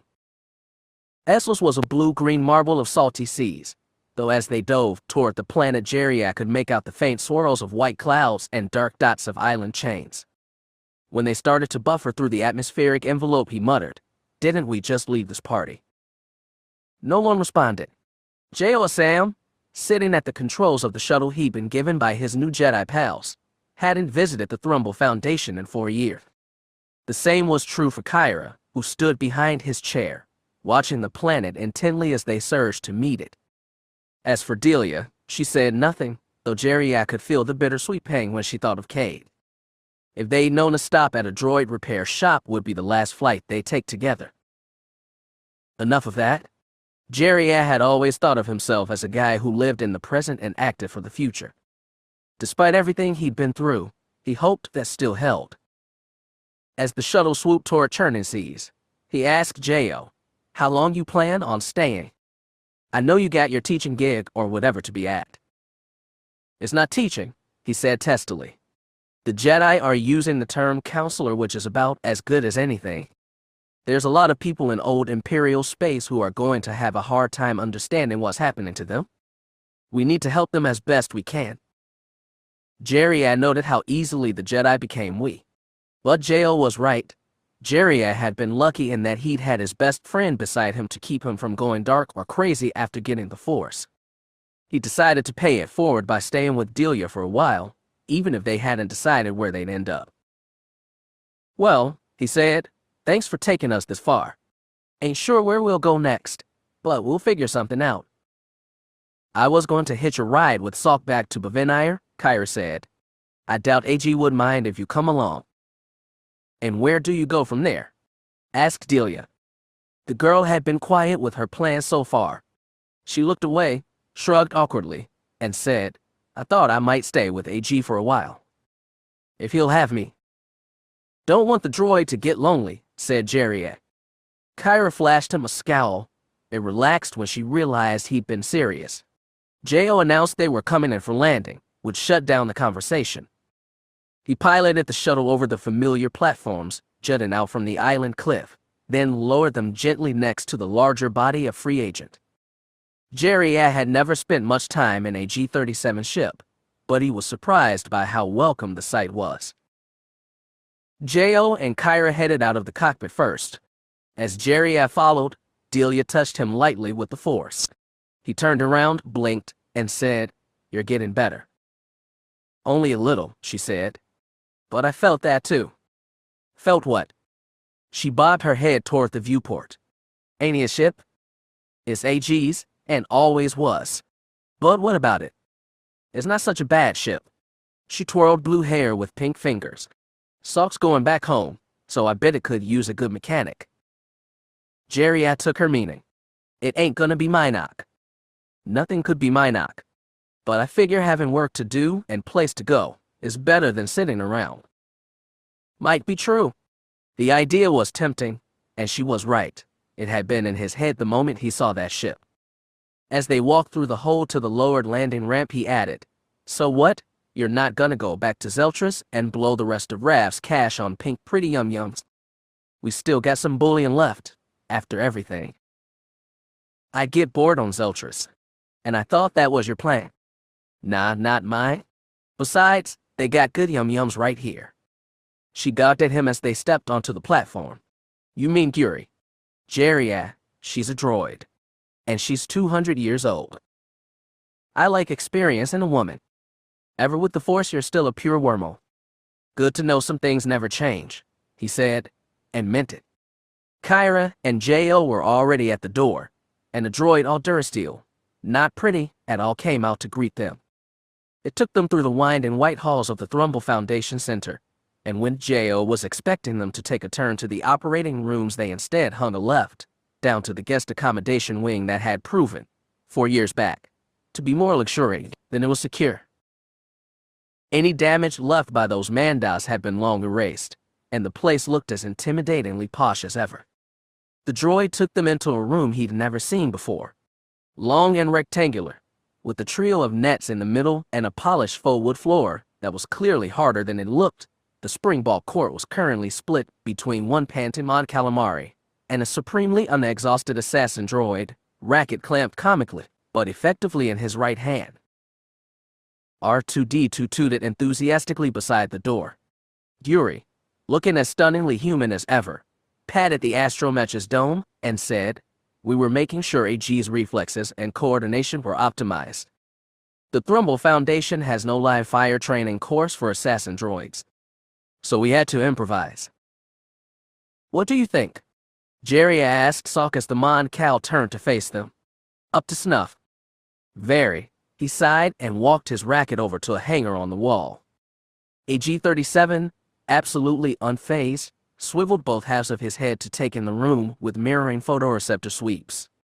"It is good to see you are all fully functional." "You look fully functional yourself," Jerry admired. He stepped closer and scoured the droid's metal frame for evidence of welding that sealed his cut-up body, but Yuri's magicians had left no marks. Given their track record, that was unsurprising. "AG's been fully operational for a few days," Salk put in. "At this point, basically we've been waiting for you." "We appreciate that," J.O. said. "I'm outbound to Bastion. There's a lot of work to be done there. I don't know if you've heard, but I received the latest upload of current news events 3 hours ago," the droid said, "though I confess some of it is beyond my easy comprehension."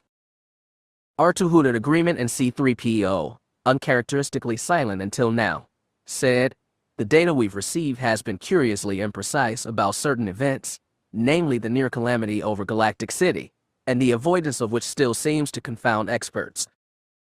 "Experts don't know everything, Professor," Jerry jibed. "That is a frightening prospect." "It was the Force," Kyra said simply. "It worked through everyone, and everyone worked through it." C-3PO tilted his head. "I'm afraid such matters have always been beyond me."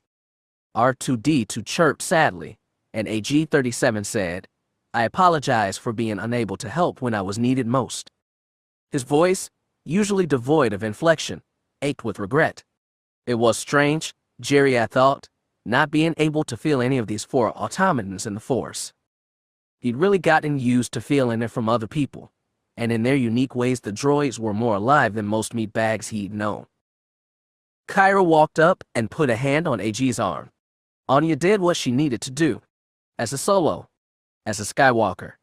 You helped her get that far." The droid's photoreceptors dimmed, as though closing sad eyes. "I will always regret not being able to do more." "So will I, but just because the Skywalkers are gone doesn't mean there's nothing for us to do. I hope that is the case. I understand what J.O. and Salk have planned." "What do you mean to do, Kyra?" She withdrew her hand and flushed, embarrassed. "I actually hadn't figured that out yet. I was hoping I could ride with you for a while." "That is quite acceptable." His top photoreceptor swung to Jerry and Delia. "And what of you? My condolences, of course, on the loss of your ship. And your friend?" "Thanks," said Jerry. "Though we gotta say, we were hoping to maybe hitch a ride too. For a little while. I mean, you're gonna be down a mechanic, and Blue can fix things like nobody else, no offense, Salk. And as for me, I've got a ton of connections if you're looking for jobs. Even legal ones." He realized he was starting to ramble and shut up. AG-37 regarded him, then rotated his top photoreceptor to sweep through the entire room. "I believe that is an acceptable arrangement. I've discovered I am used to the company of organics. I think I would miss them. Being by myself? Sometimes the honesty of droids still surprise." "Glad to be of help," Jiraiya said. AG's lower, they swung right on him. "We will help each other, I hope. That's what partnership is all about." Jerry thought of Cade, as surely as the droid's metal mind was on Ania, and he said, "Yeah, I know what you mean." The balcony looked out on churning ocean, now invisible in the night. Even when Kyra cantilevered over the railing and looked straight down, she couldn't catch a hint of waves crashing on cliffs below. Darkness swallowed everything except this secure platform jutting out from the guest wing and the twinkling overhead stars. She put both feet on the deck, straightened, closed her eyes, and breathed deep. She sucked in salty air and listened to the eternal churn and crash of the ocean, and she could almost believe she'd been whisked back 4 years to the last time she'd stood here. That had been just days after her madcap escape from Socorro, and the trap that was her life. She'd been struck dazed by the richness and variety of the galaxy and the goodness of its people, and her stay on Essos had been the place where she could stop, collect herself, and indulge in calm marvel at the universe. It hadn't lasted long. After a day or two, Marin's Mandalorians had kidnapped Ania, and Maladi's plague had caught up with them. The wonder of the Force had become an absence, and then a burden, and Kyra's universe, once so small, had exploded beyond anything she'd ever imagined. Standing her with her eyes closed, smelling salt and hearing waves, it felt like a minute and forever ago. When she heard the door behind her slide open, Kyra thought, for the tiniest fraction of a second, it was Ania coming to talk with her on balcony. But that was 4 years ago, not today. Even before she completed her spin, she knew it wasn't Ania or anyone else in the Force. C-3PO shuffled through the open doors, R2-D2 trailing right behind him. The panel slid shut behind them, sealing off the inner light. Kyra asked, "Is something wrong, 3PO?" She still had an urge to call him Sleepy, as she'd known him first. "Nothing terribly urgent, mistress, but it is quite late and R2 noted you were not in your cabin. Given our plan for early departure tomorrow, he was concerned about your status." After a pause he added, "I was concerned too, mistress." "I was just thinking," she said, pressing her back against the railing. "An excellent endeavor, mistress, though R2 insists I do it too much." The astromech blurted. C-3PO chose not to translate. Kyra looked at the protocol droid's metal face. It gleamed faintly with reflected starlight. She could recall it so battered and dirty that she'd never imagined his current gold splendor.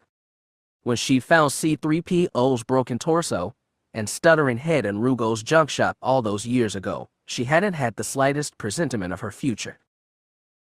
"You know," she whispered, "I really have you to blame for everything. Or thank." "Oh dear," he warbled. "I assure you if I caused you any unwanted stress, it was wholly unintentional. I am, after all, a protocol droid, designed to service humans, rather than inconvenience them." R2-D2 blurted again, quite rudely. "Oh, you're one to talk, R2. You've dragged them into more trouble than I could even conceive." "You don't have to apologize for anything," Kyra said. "I was just thinking. I'd have never come here if we hadn't had to fix you up. And everything that came after." She shook her head, sighed. "You couldn't put it all into words." "Ah, I understand now," C-3PO nodded. "You are lost in memory. R2 was dealing with an analogous state recently, and it gifted him with uncharacteristic introspection." R2 refrained from comment.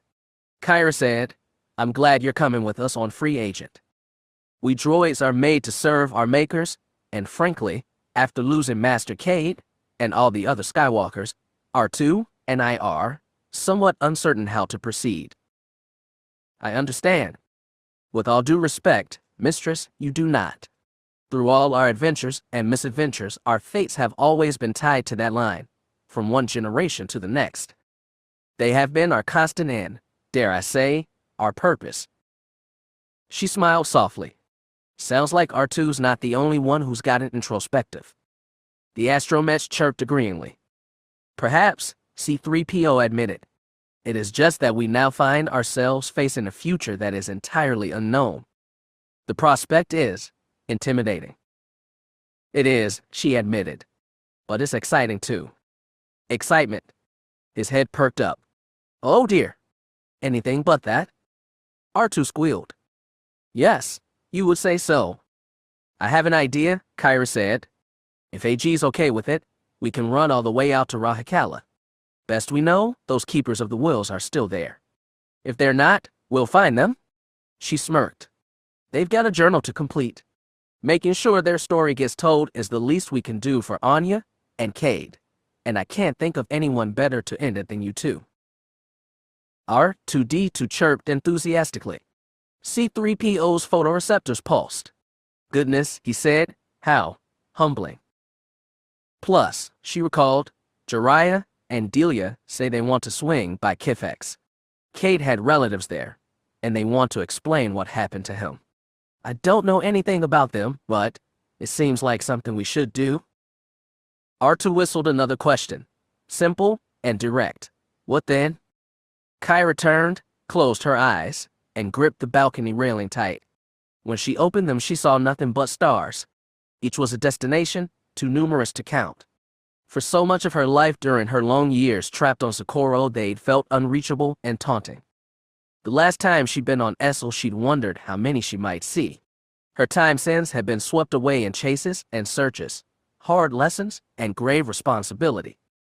She'd lost things and people she could never get back, but the galaxy left behind was bigger and deeper than ever before. An answer came to her, and Kyra felt lifted on light breeze. Let's go exploring, she said.